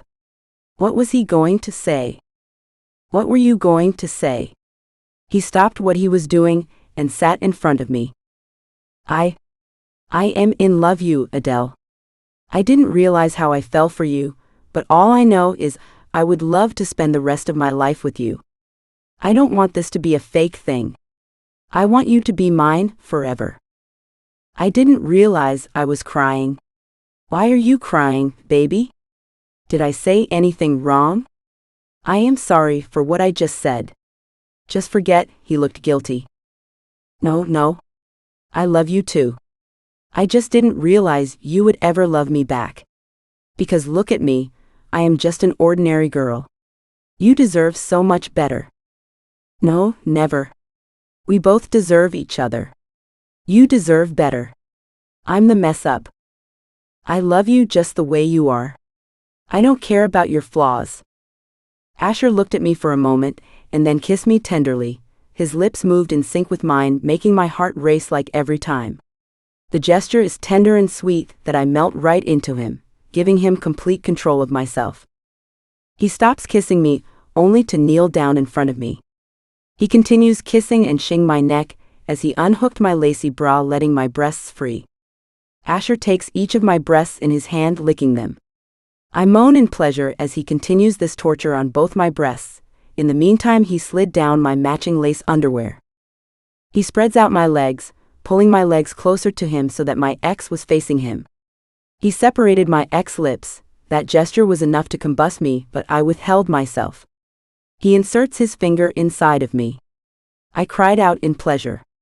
Soon his fingers were replaced by his lips, licking my slit mercilessly as his finger massaged my ex. It was too much for me to handle. I bucked under him, but he held me down with his hands as he licked and X'd my cunt. I pulled on the bed sheets, feeling an intense X build inside of me. And I came all over his mouth. He X'd and lapped up all my juices. You taste like heaven, babe, Asher said, wiping his mouth. Let me taste you, I said in a husky voice. He didn't say anything. Instead, he kissed me on the lips, letting me taste myself on him. He stops kissing me only to unbuckle his belt, opening his pants to reveal his huge erection. I kneeled in front of him, taking his X in my hands, messaging the tip, eliciting a growl out of him. I took the whole thing in my mouth, shing on the tip while I stroked its length with my hands. He took over by taking my hair and beckoning me to take him further into my mouth. I took all of him till I felt him at the back of my throat. Then he started moving inside my mouth like he was effing. He moaned loudly, indicating his release was closer. I squeezed his balls, and that was enough to combust him. He pumped his white-hot liquid inside my mouth. I swallowed everything. He pulled me up. Turn around, he commanded, and I complied. Bend over. I do as I am told, my ex almost making contact with his ex. I purposely rubbed my ex to his front. Are you teasing me, kitten? He asked, moaning from the friction between us. I nod. I was getting impatient to have him inside of me. Without any warning, he spread my ex when he slid right into me. Oh F. I cry out. That was unexpected, but I liked how he felt inside of me. Grabbing my ex cheeks, he starts moving inside me in long and slow thrusts. Faster. I cry out. He begins pumping harder into me, as we got lost in our pleasures. I started to scream loudly. Every thrust builds a new sensation inside of me. He slams my ex, his balls slapping my ex bouncing with every thrust. I was trying my best to not come, but the pleasure was too much for me. I was close. Come now, baby. Asher commanded me and I did, then I felt his warm X fill me. I shake from head to toe as the X takes over me. Want to win a free book bundle with 3 fantastic reads in one? Drop the word bossy in the comments below to get a shot at winning this jackpot. No limit on entries, so fire away with bossy as many times as you like. From this very video, I'll be picking 3 winners to snag this trio of books. Don't miss out on this chance to stack up your reading list. Type bossy and cross your fingers. Chapter 26. I woke up to the sound of Asher's alarm ringing. I immediately got up and turned it off. I was naked underneath my sheets. Last night was perhaps one of the best nights of my life. Asher said he loves me, I smiled to myself. It was too good to be true. We don't have to pretend to be married anymore. He was my husband now and I love him. I got up and wore the nearest thing I could find, which was Asher's oversized t-shirt. I kissed him, careful not to wake him up. The room was a mess from our last night's activities. Our clothes were scattered all over the floor. I decided to clean the room after washing my face and brushing my teeth. While brushing my teeth, I realized I wasn't wearing my silver locket. It was a locket my mom gifted me on my 15th birthday, and I have been wearing it since then. I started searching the house frantically, but it was nowhere to be found. Shut. What have I done? I was getting worried now. Later, I decided to call up Lindsay if she knew where it was. You took it off when I was applying makeup on you for the wedding. It must be at the Fortier residence, she said, yawning. It was way too early in the morning, so instead of waking Asher, I decided to get dressed and take an Uber to the Fortier residence. The guards let me in since they knew me without bothering to inform Emma, and I strictly told them not to do so, as Emma might still be sleeping. They complied, and I easily got in. As I recalled that I got ready in one of the many rooms on the 2nd floor, I climbed up the stairs passing countless rooms, finally finding the one I got ready in since that was the only door which was different than the others. Fortunately, the door was open, so I let myself in and started searching for the locket. Turns out it dropped on the floor, and I forgot all about it. I vowed to myself not to make the same mistake again. Who am I kidding? I have always been a mess. I got out of the room. Wait, which side did I come from? I couldn't remember, so I picked one and started heading towards it. Okay, I think I came from the opposite side, since this side wasn't anything like I remember. I was about to turn around when I heard some familiar voices. Did you do what you were supposed to do? Emma asked. Yeah, I did. It wasn't hard though. He wrote me a check without even questioning me, the other person replied. It was a male voice, and it was oddly familiar. Yeah, your dad trusts you blindly, unlike Asher. He can't even bear to be in the same room as him. Wait, was that? The curiosity was killing me. I walked to the room, hiding behind the door, but I could see everything from here. It was Chris. But he wasn't supposed to be here. He couldn't even attend our wedding, as he had to fly to New York to take care of work because Mr. Fortier is sick. As far as I know, he hasn't recovered yet, so what is Chris doing here now? Asher deserves it. He effing killed my mother. I hate him, he said through his gritted his teeth, fuming in anger. I was shocked to hear this. That was a side of him I have never seen in front of Asher. He pretended to love his brother, but Asher loved his brother blindly. No. Don't. Emma inched closer to him, wrapping his arms around his waist. That gesture seemed oddly intimate. I am selling this house within a few days. Then with all the money we have collected, we will be escaping from this toxic family of yours forever. We don't need to be here anymore. Do you think what we are doing is right? Chris asked, his eyes watery.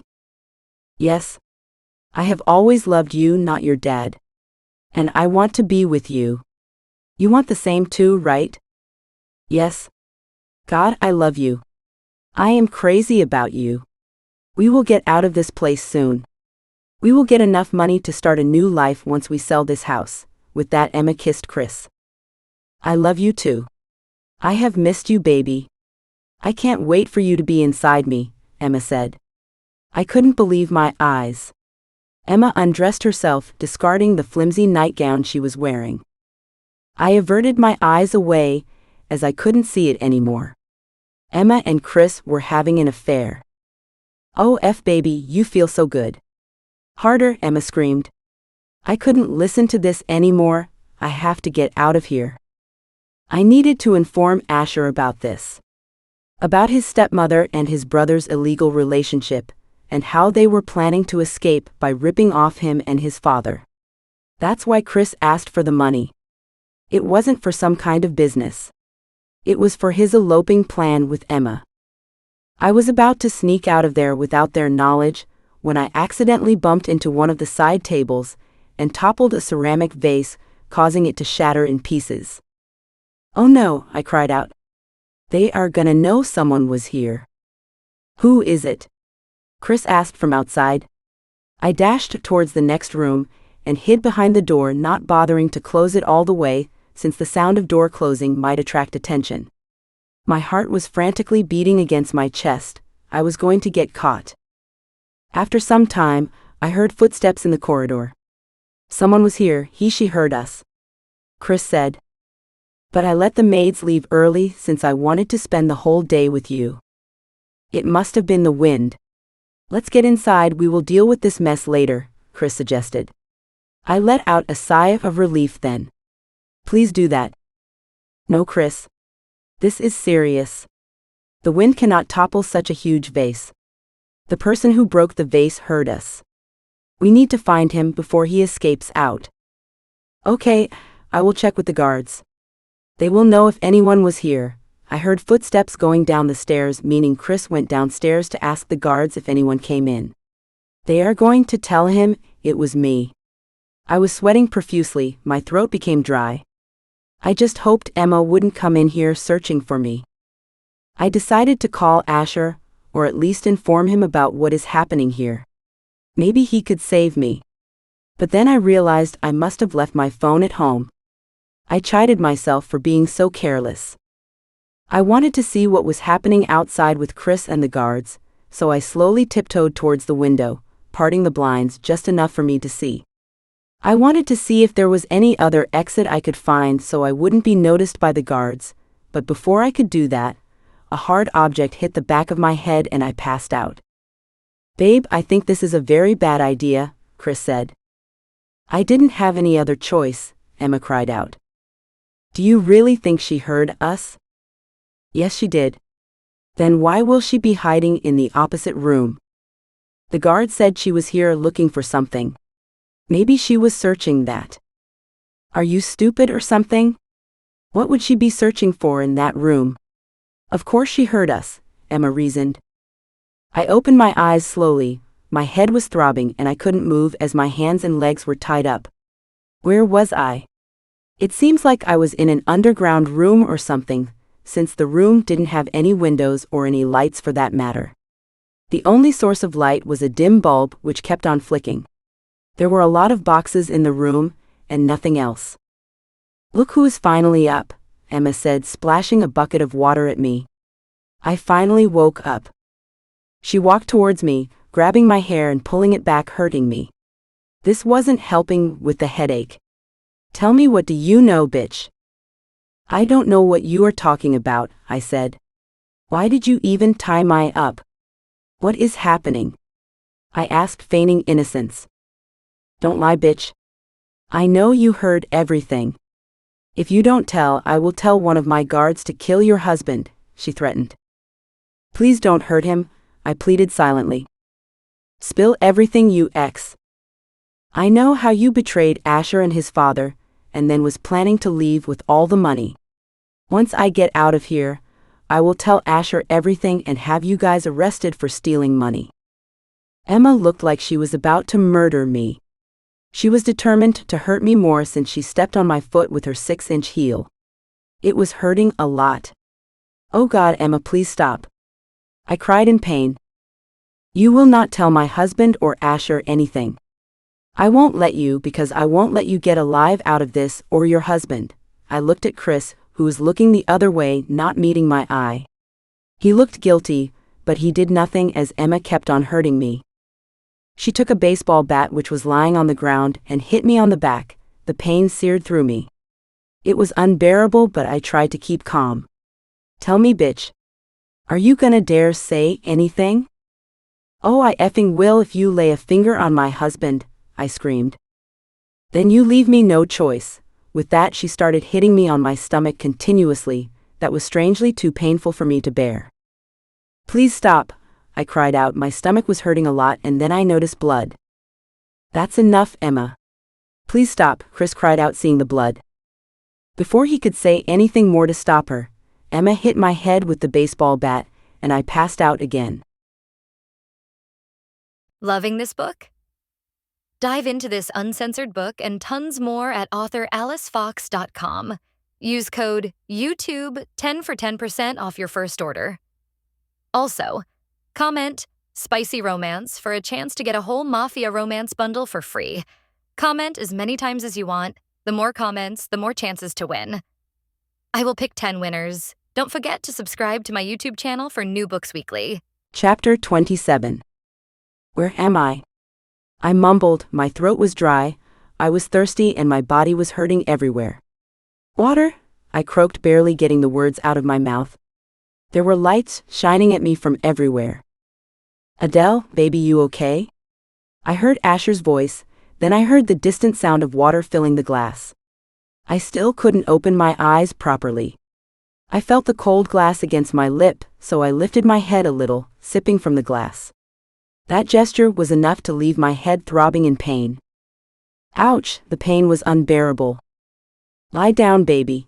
Asher helped me to lie down on the pillows. He wiped the drops of water off my mouth with a tissue. Let me call the doctor. The rest was a vague memory. All I remember is the distant murmur of the doctors, and later the doctor injected me with something and I passed out again. This kept on happening for some time as the days passed by. I would woke up to see Asher always beside me. I didn't know how long I was staying at the hospital. Hours? Days? I had no clue. I woke up quite a few times to see Lindsay and Liam visiting, even my parents, but I never had the energy to talk to them. They were worried, really worried. I wanted to assure them that I was fine. One day I didn't feel sleepy anymore. In fact, I was a lot better than I was before. My body wasn't hurting like it was when I woke up the last time. I felt much better now. Asher, water? I asked, feeling thirsty. He got me up carefully and made me drink some water. The water tasted like heaven. You feeling better, baby? Asher asked, relieved to see me awake. Asher looked tired. He had bags under his eyes and a 5 o'clock shadow. He didn't look so well. How long have I been here? It has been weeks since you have been here. I tried to get up, but he stopped me. Be careful there. You had quite a few fractures. Wait till I call the doctor. He pressed on a button. A few moments later, the doctor arrived. He asked me if I felt better and did a thorough checkup of me. You seem a bit better, but you need to rest. You have suffered quite some fractures.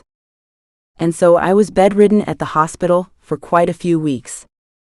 Asher was there beside me all the time, not leaving my side even for a minute. If he absolutely needed to go somewhere, he would call the nurse and have her sit beside me. I told him to go back home to freshen up and take some rest there since the hospital bed was too small for him, but he wasn't willing to leave me alone. Both Lindsay and Liam and my parents volunteered to look after me, but Asher didn't want them to. He was determined to be by my side all the time. That incident left me traumatized. I still remembered the way Emma hurt me. The way she mercilessly kept on hitting me with the bat. For a long time, neither Asher nor I brought up the incident. I guess he wanted to talk when I was ready. One day, while Asher was feeding me dinner, I brought up the topic. How did you get to know I was at, I paused, it was even hard for me to say her name, Emma's place. I finished my sentence. Apparently, after you passed out from what Emma did to you, Chris tried to wake you up. But you didn't respond to him. So he freaked out. Feeling guilty, he called me up and told me everything. I immediately rushed to Emma's house to find you there all covered in blood, and he paused. I felt his grip on my hand getting tighter. The police already reached there, arresting Chris and Emma. Chris called the police to confess his stepmother's and his crime of stealing money from the company and for abusing you. Does your father know about all this? I didn't have to tell him. It's all over the news. So everyone knows about what happened to me? No, they only know about the stealing, but not the affair nor this. The media didn't get to know about the affair, nor your injuries. Is your dad okay after hearing this? No, he isn't. In fact, he was so devastated after hearing this that he had to be taken to the hospital. Oh no. Is he okay now? Yes. Apparently, Emma was making him take the wrong medicines the whole time. He is much better after the doctor figured that out. But he is upset after hearing about how his own son and his wife betrayed him. You should visit him, Asher. He needs you now.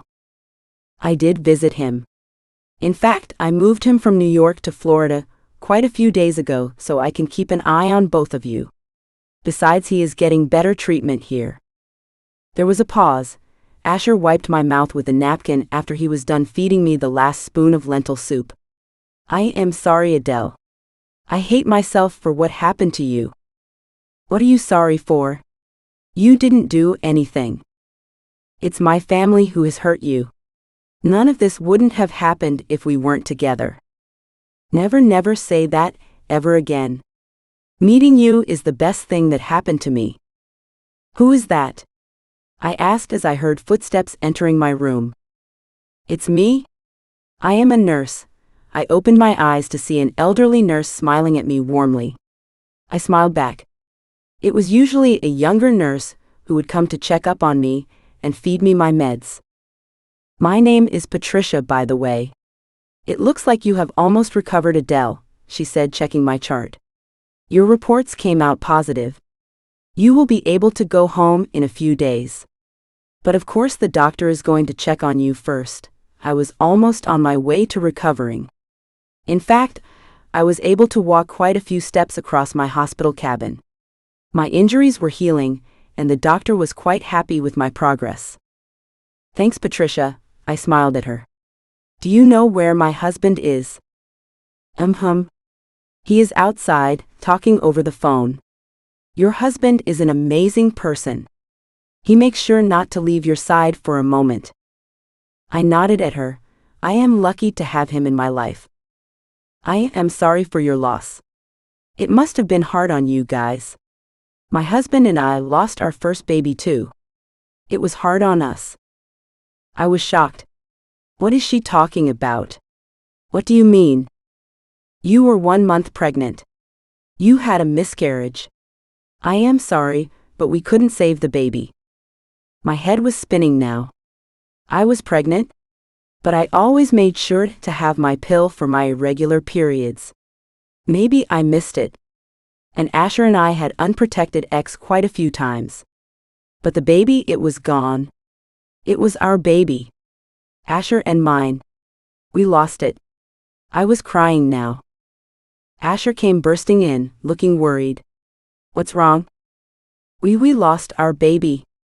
He approached me, holding me tightly.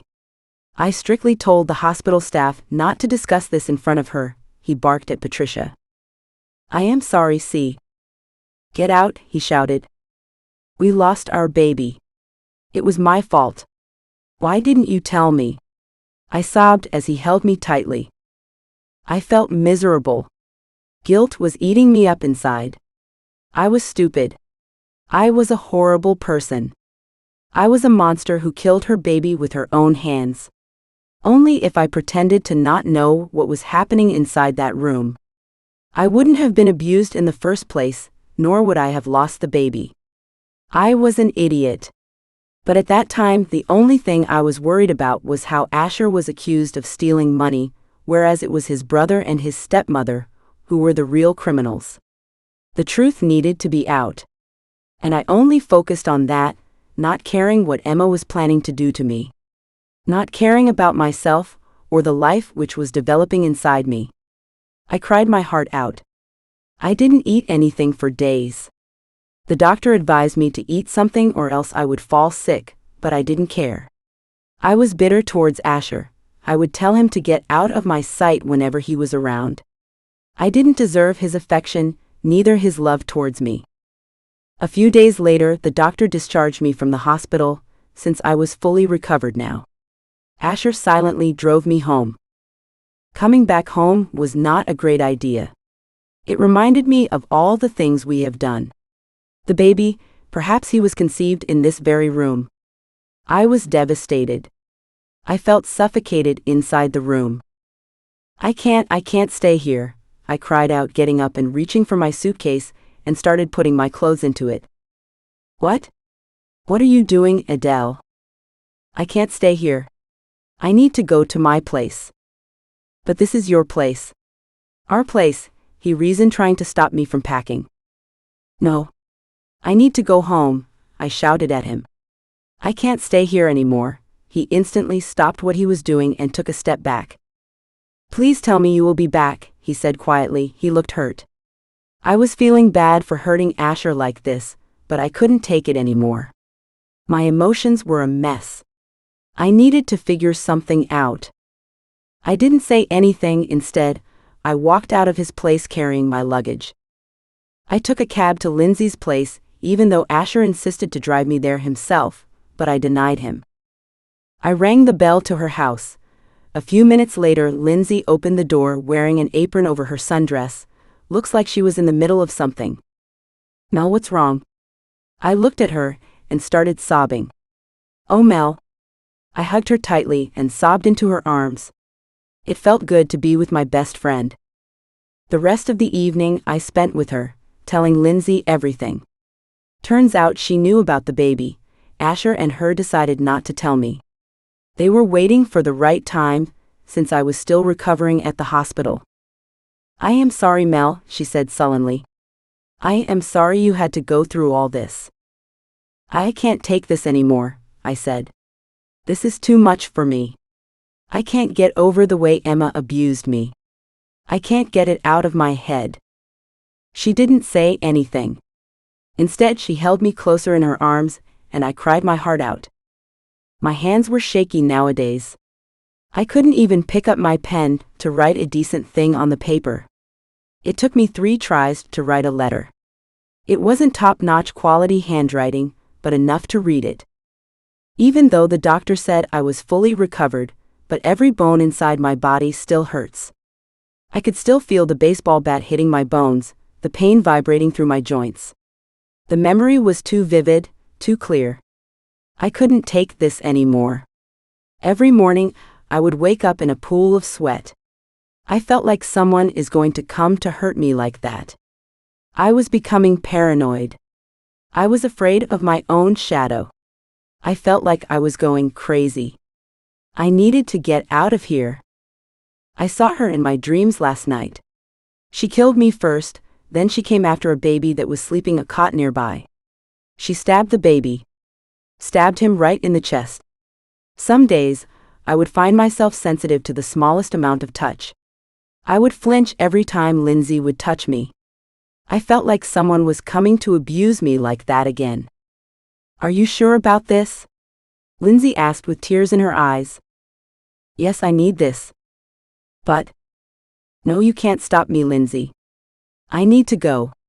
I need to leave. I need this. Asher needs this. Believe me, it would be the best for all of us. No, please. It isn't. Asher loves you. You can't do that to him. I can't let you go. You promised me you would help me. I called a cab, and it parked in front of me. I guess this is it. I needed to go right now, as my flight to Madrid was in an hour. Yeah, she sobbed. I didn't realize I was crying too. I hugged her. Remember what I said? You will be back, right? We broke apart. I got into the taxi with my luggage. After staying at Lindsay's place for a few days, I decided to leave this place forever. I was still having nightmares, and nothing I did helped. I got even more depressed. Asher tried contacting me several times, but I didn't call back. I wasn't ready to talk him yet. I just wasn't ready. I don't know, I said with a heavy heart. I felt like my heart was being shattered into pieces. I was going away to Spain to complete my undergrad from there. The university there offered me a full scholarship, and they were even paying for my stay. Even though it was just for a semester, but I decided to transfer my credits there completely and complete all my semesters there. I made Lindsay promise not to tell Asher about where I was going, or else he would come looking for me, and I didn't want that. I left him a letter. Asher, I am sorry. In fact, apologizing wouldn't do justice to what I have done. I needed to get out of here. Guilt, regret, and despair was eating me alive. I couldn't get over what happened to me nor our loss. It was our baby. I lost it just because of my utter foolishness. And this place would remind me of that every single day.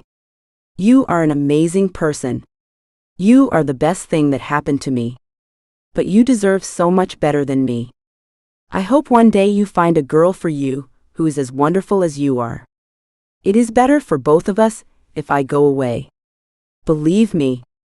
I know it was selfish of me, but please try to understand. I would never forget you. Ever. But I think we need to be away from each other. Don't try to look for me. Instead, try to move on. I know it will be hard, but at least try. I am sorry. This is my final goodbye. Adele. Chapter 28. 3 months later. That would be 10.70 euros, ma'am, the cashier said. I thanked him, getting out of the store carrying the groceries. Anthony liked omelette for breakfast, so I got some eggs for that. Work was hectic today. The cafe was jam-packed with customers, not to mention I was still having a hard time communicating with them. I was starting to understand Spanish, but it was still difficult for me to speak in Spanish. I knew the basics such as thank you, welcome, the greetings, etc. But I had difficulties saying proper sentences in Spanish. But my boss was really nice about it. She told me to take my time to adjust. Everything has changed in these 2 years. I was almost done with my studies. In fact, I would be doing my internship next summer at a publishing house. I always wanted to work at a publishing house, and I was hoping I could get a permanent job there. I walked to the nearest mailbox to drop off my RSVP to the invitation to Lindsay's baby shower. It was an unexpected pregnancy, but Liam and Lindsay were thrilled when the pregnancy test came out positive. Now, 6 months later, they are having a baby shower. They sent out invitations to everyone. Finally, Liam was getting to showcase his graphics designing skills at something. I RSVP'd no, since I wasn't going to attend it. When I first came here, I still used to have nightmares of the day I was abused. Everything was vivid in those dreams. But I didn't have them anymore. I was finally recovering. So I wasn't ready to go back there just yet. I knew what I did 2 years ago was wrong. Lindsay tried to stop me, Asher tried to stop me. Instead of being there for Asher, I left him behind.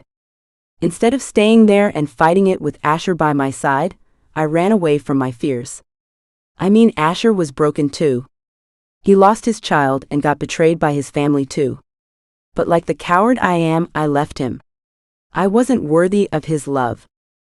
I was about to drop it in the mailbox when I stopped and looked at it once again. I really wanted to go, but it wasn't possible. I was missing my goddaughter's baby shower. But I didn't have any choice, so I dropped the mail in the box, walking away, not looking back. I lived in an apartment close to my university and cafe. Anthony must be sleeping, so I unlocked the door, careful not to wake him up, closing it behind me. "Hi, babe," Anthony greeted me, kissing me on the cheek. Anthony was my roommate and my only friend here. He goes to an art school, and he is also a part-time model since he had the good looks and well-built body, but he wasn't interested in it. The only reason he was working as a model was so that he could pay for his college, as he wanted to be a famous artist one day. "Did you get the eggs?" "I am in mood for some chocolate crepes," he asked. I handed him my bag of groceries. "Thanks, Mel. I don't know what I would have done without you," he said as he prepared batter for crepes, parading in our kitchen only in his boxers. "Put something on," I said playfully, throwing him his shirt. "Oh, come on. Just admit it, you can't resist this," he said, pointing to his abs. "Yeah.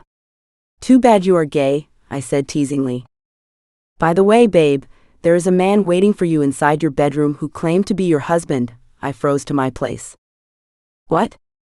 I asked, not believing what I was hearing. "Yeah, he has been waiting for quite a long time. In fact, for quite a few hours."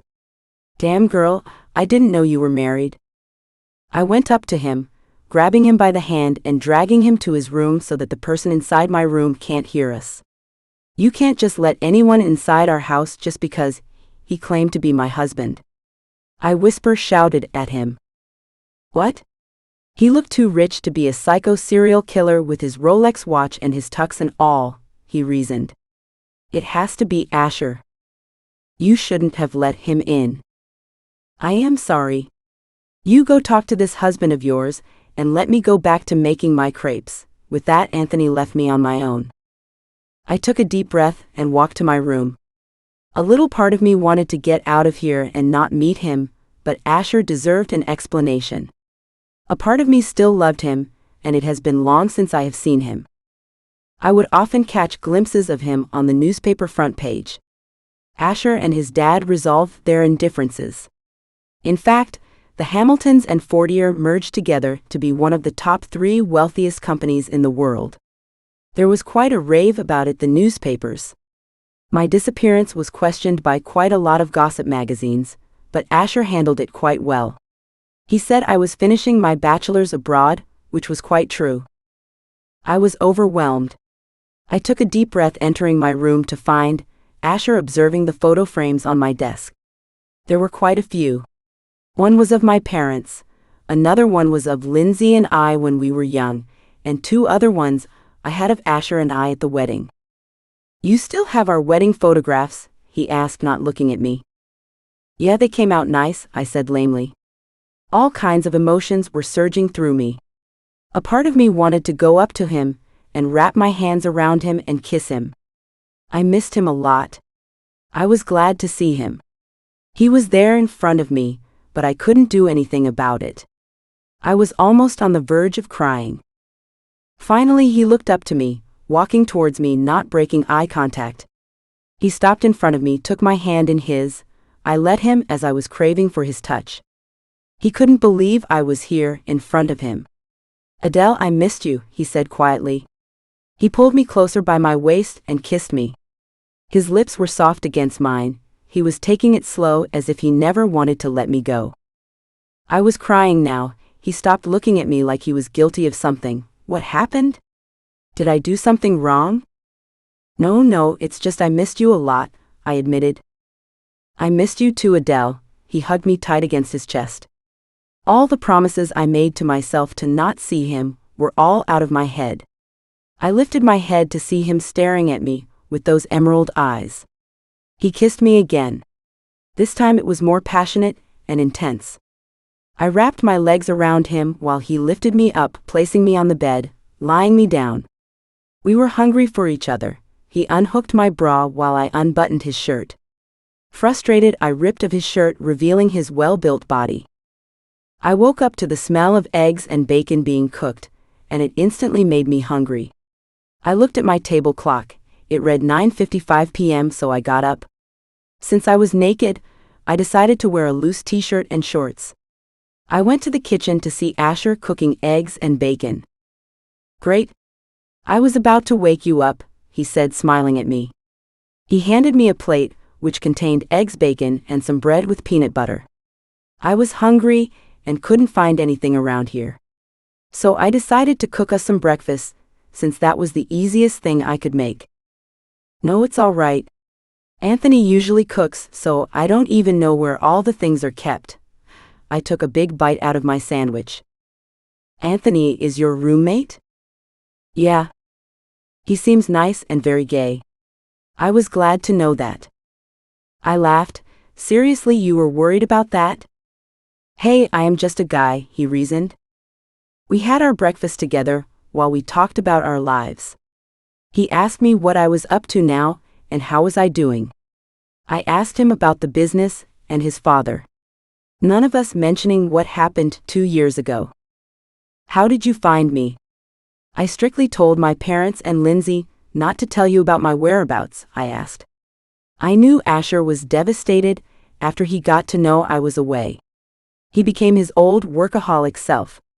He would visit Lindsay every day to know where I was. Lindsay would let him down every time, and I was responsible for that.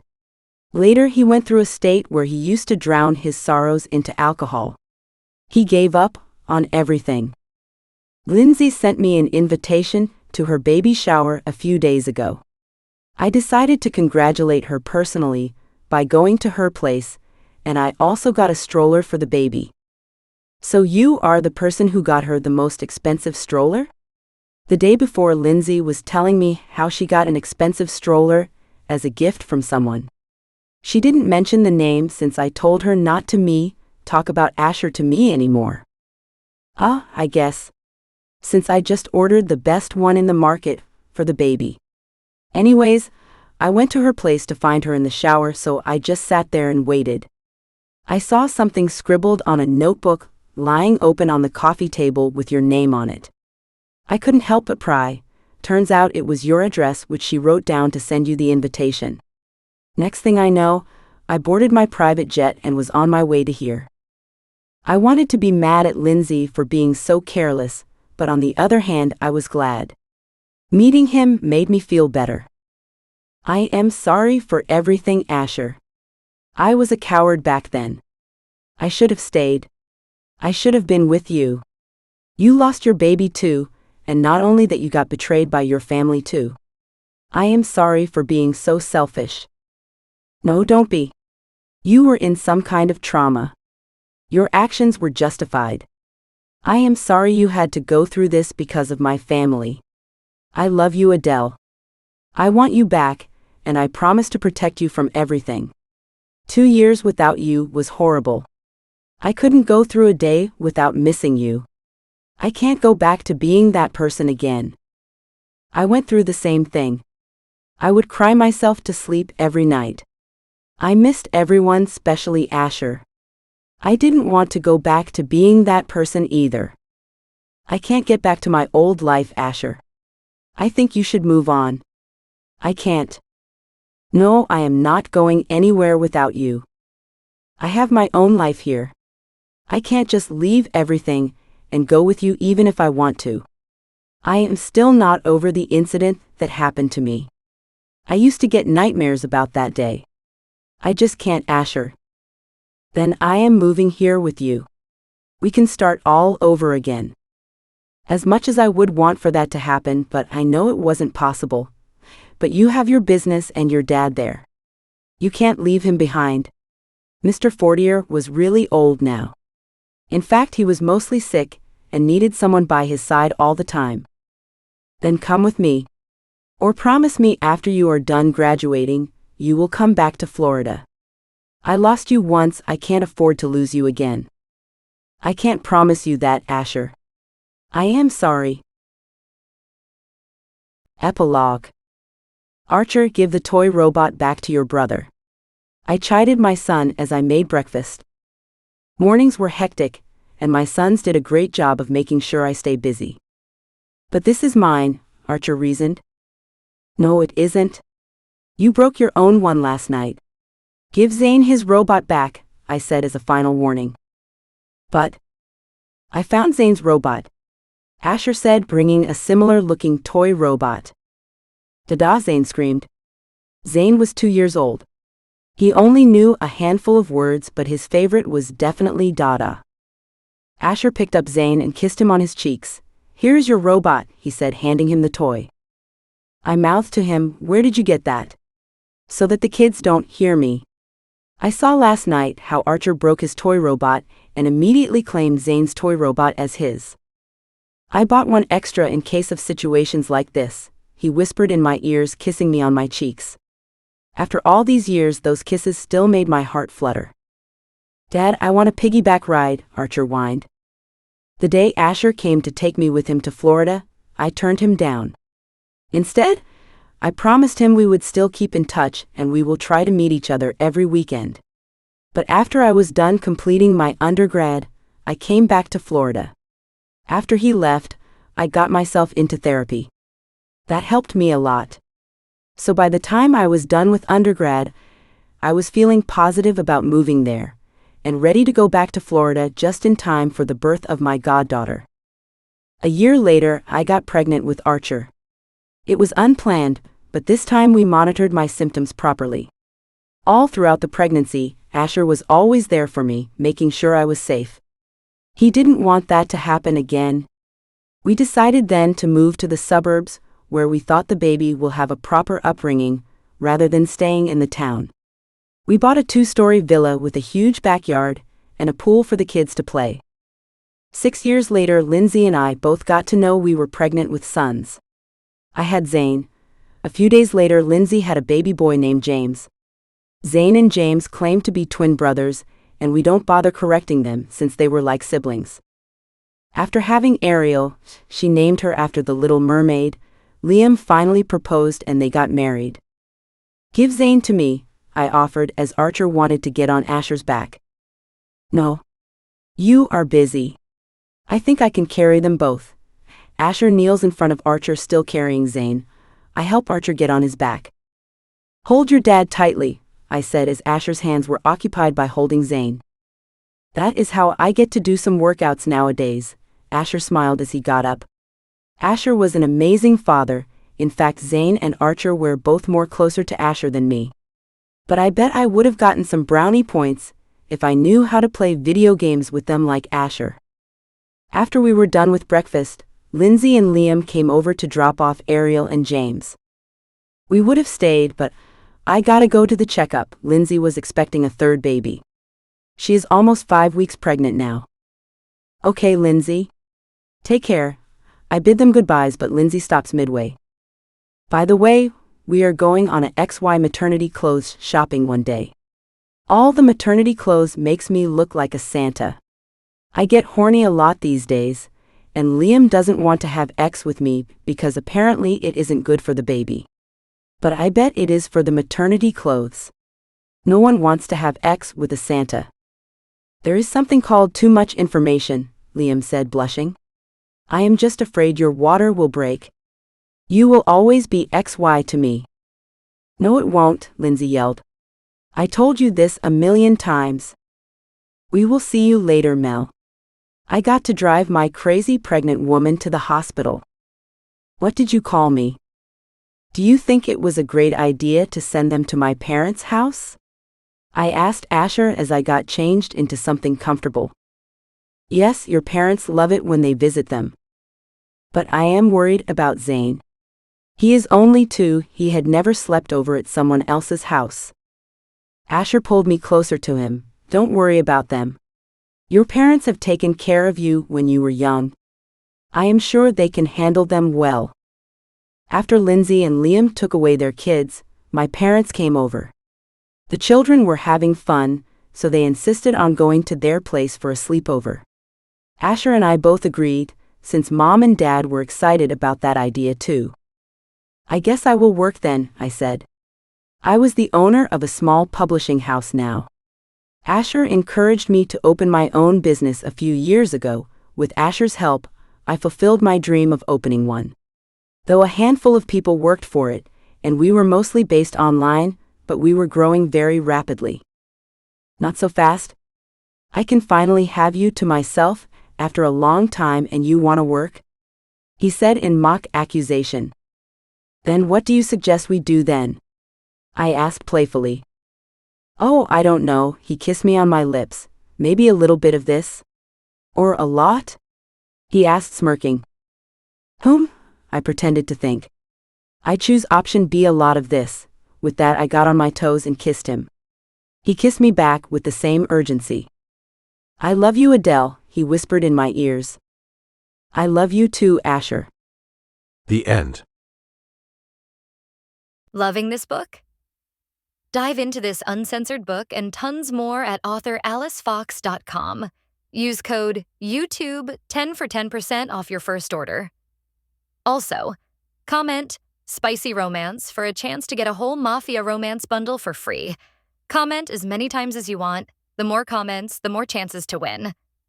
I will pick 10 winners. Don't forget to subscribe to my YouTube channel for new books weekly. Did you enjoy this book? Then you will love Taming the Boss Hole. Ashley is a sassy, hard-headed waitress who butts heads with her intimidating boss Levi. He may seem like a total boss hole, but there's a lot more to this billionaire than meets the eye. When their fiery dynamic turns steamy, Ashley finds herself falling for Levi's charming, passionate side, even if she won't admit it. Levi is the total package, tall, dark, and devastatingly handsome, with piercing blue eyes that seem to see right through you.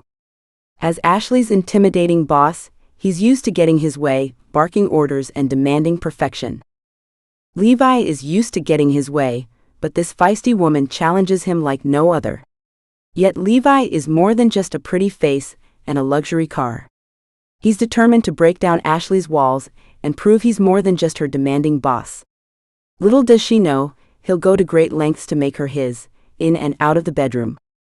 These two are like gasoline and fire, sparking undeniable heat whenever they're together. But can their growing connection survive the forces threatening to tear them apart? Get ready for a wild, passionate ride with this irresistible boss hole in this standalone, steamy story. Get ready for a wild, passionate ride with this irresistible boss hole in this standalone, steamy story. Want to win a free book bundle with 3 fantastic reads in one? Drop the word bossy in the comments below to get a shot at winning this jackpot. No limit on entries, so fire away with bossy as many times as you like. From this very video, I'll be picking 3 winners to snag this trio of books. Don't miss out on this chance to stack up your reading list. Type bossy and cross your fingers. Thanks for listening. Enjoying this book? Don't forget you can find the uncensored version, the full series, and many others at discounted prices. Only on rosenightbooks.com. Use the code YouTube10 for an extra 10% off.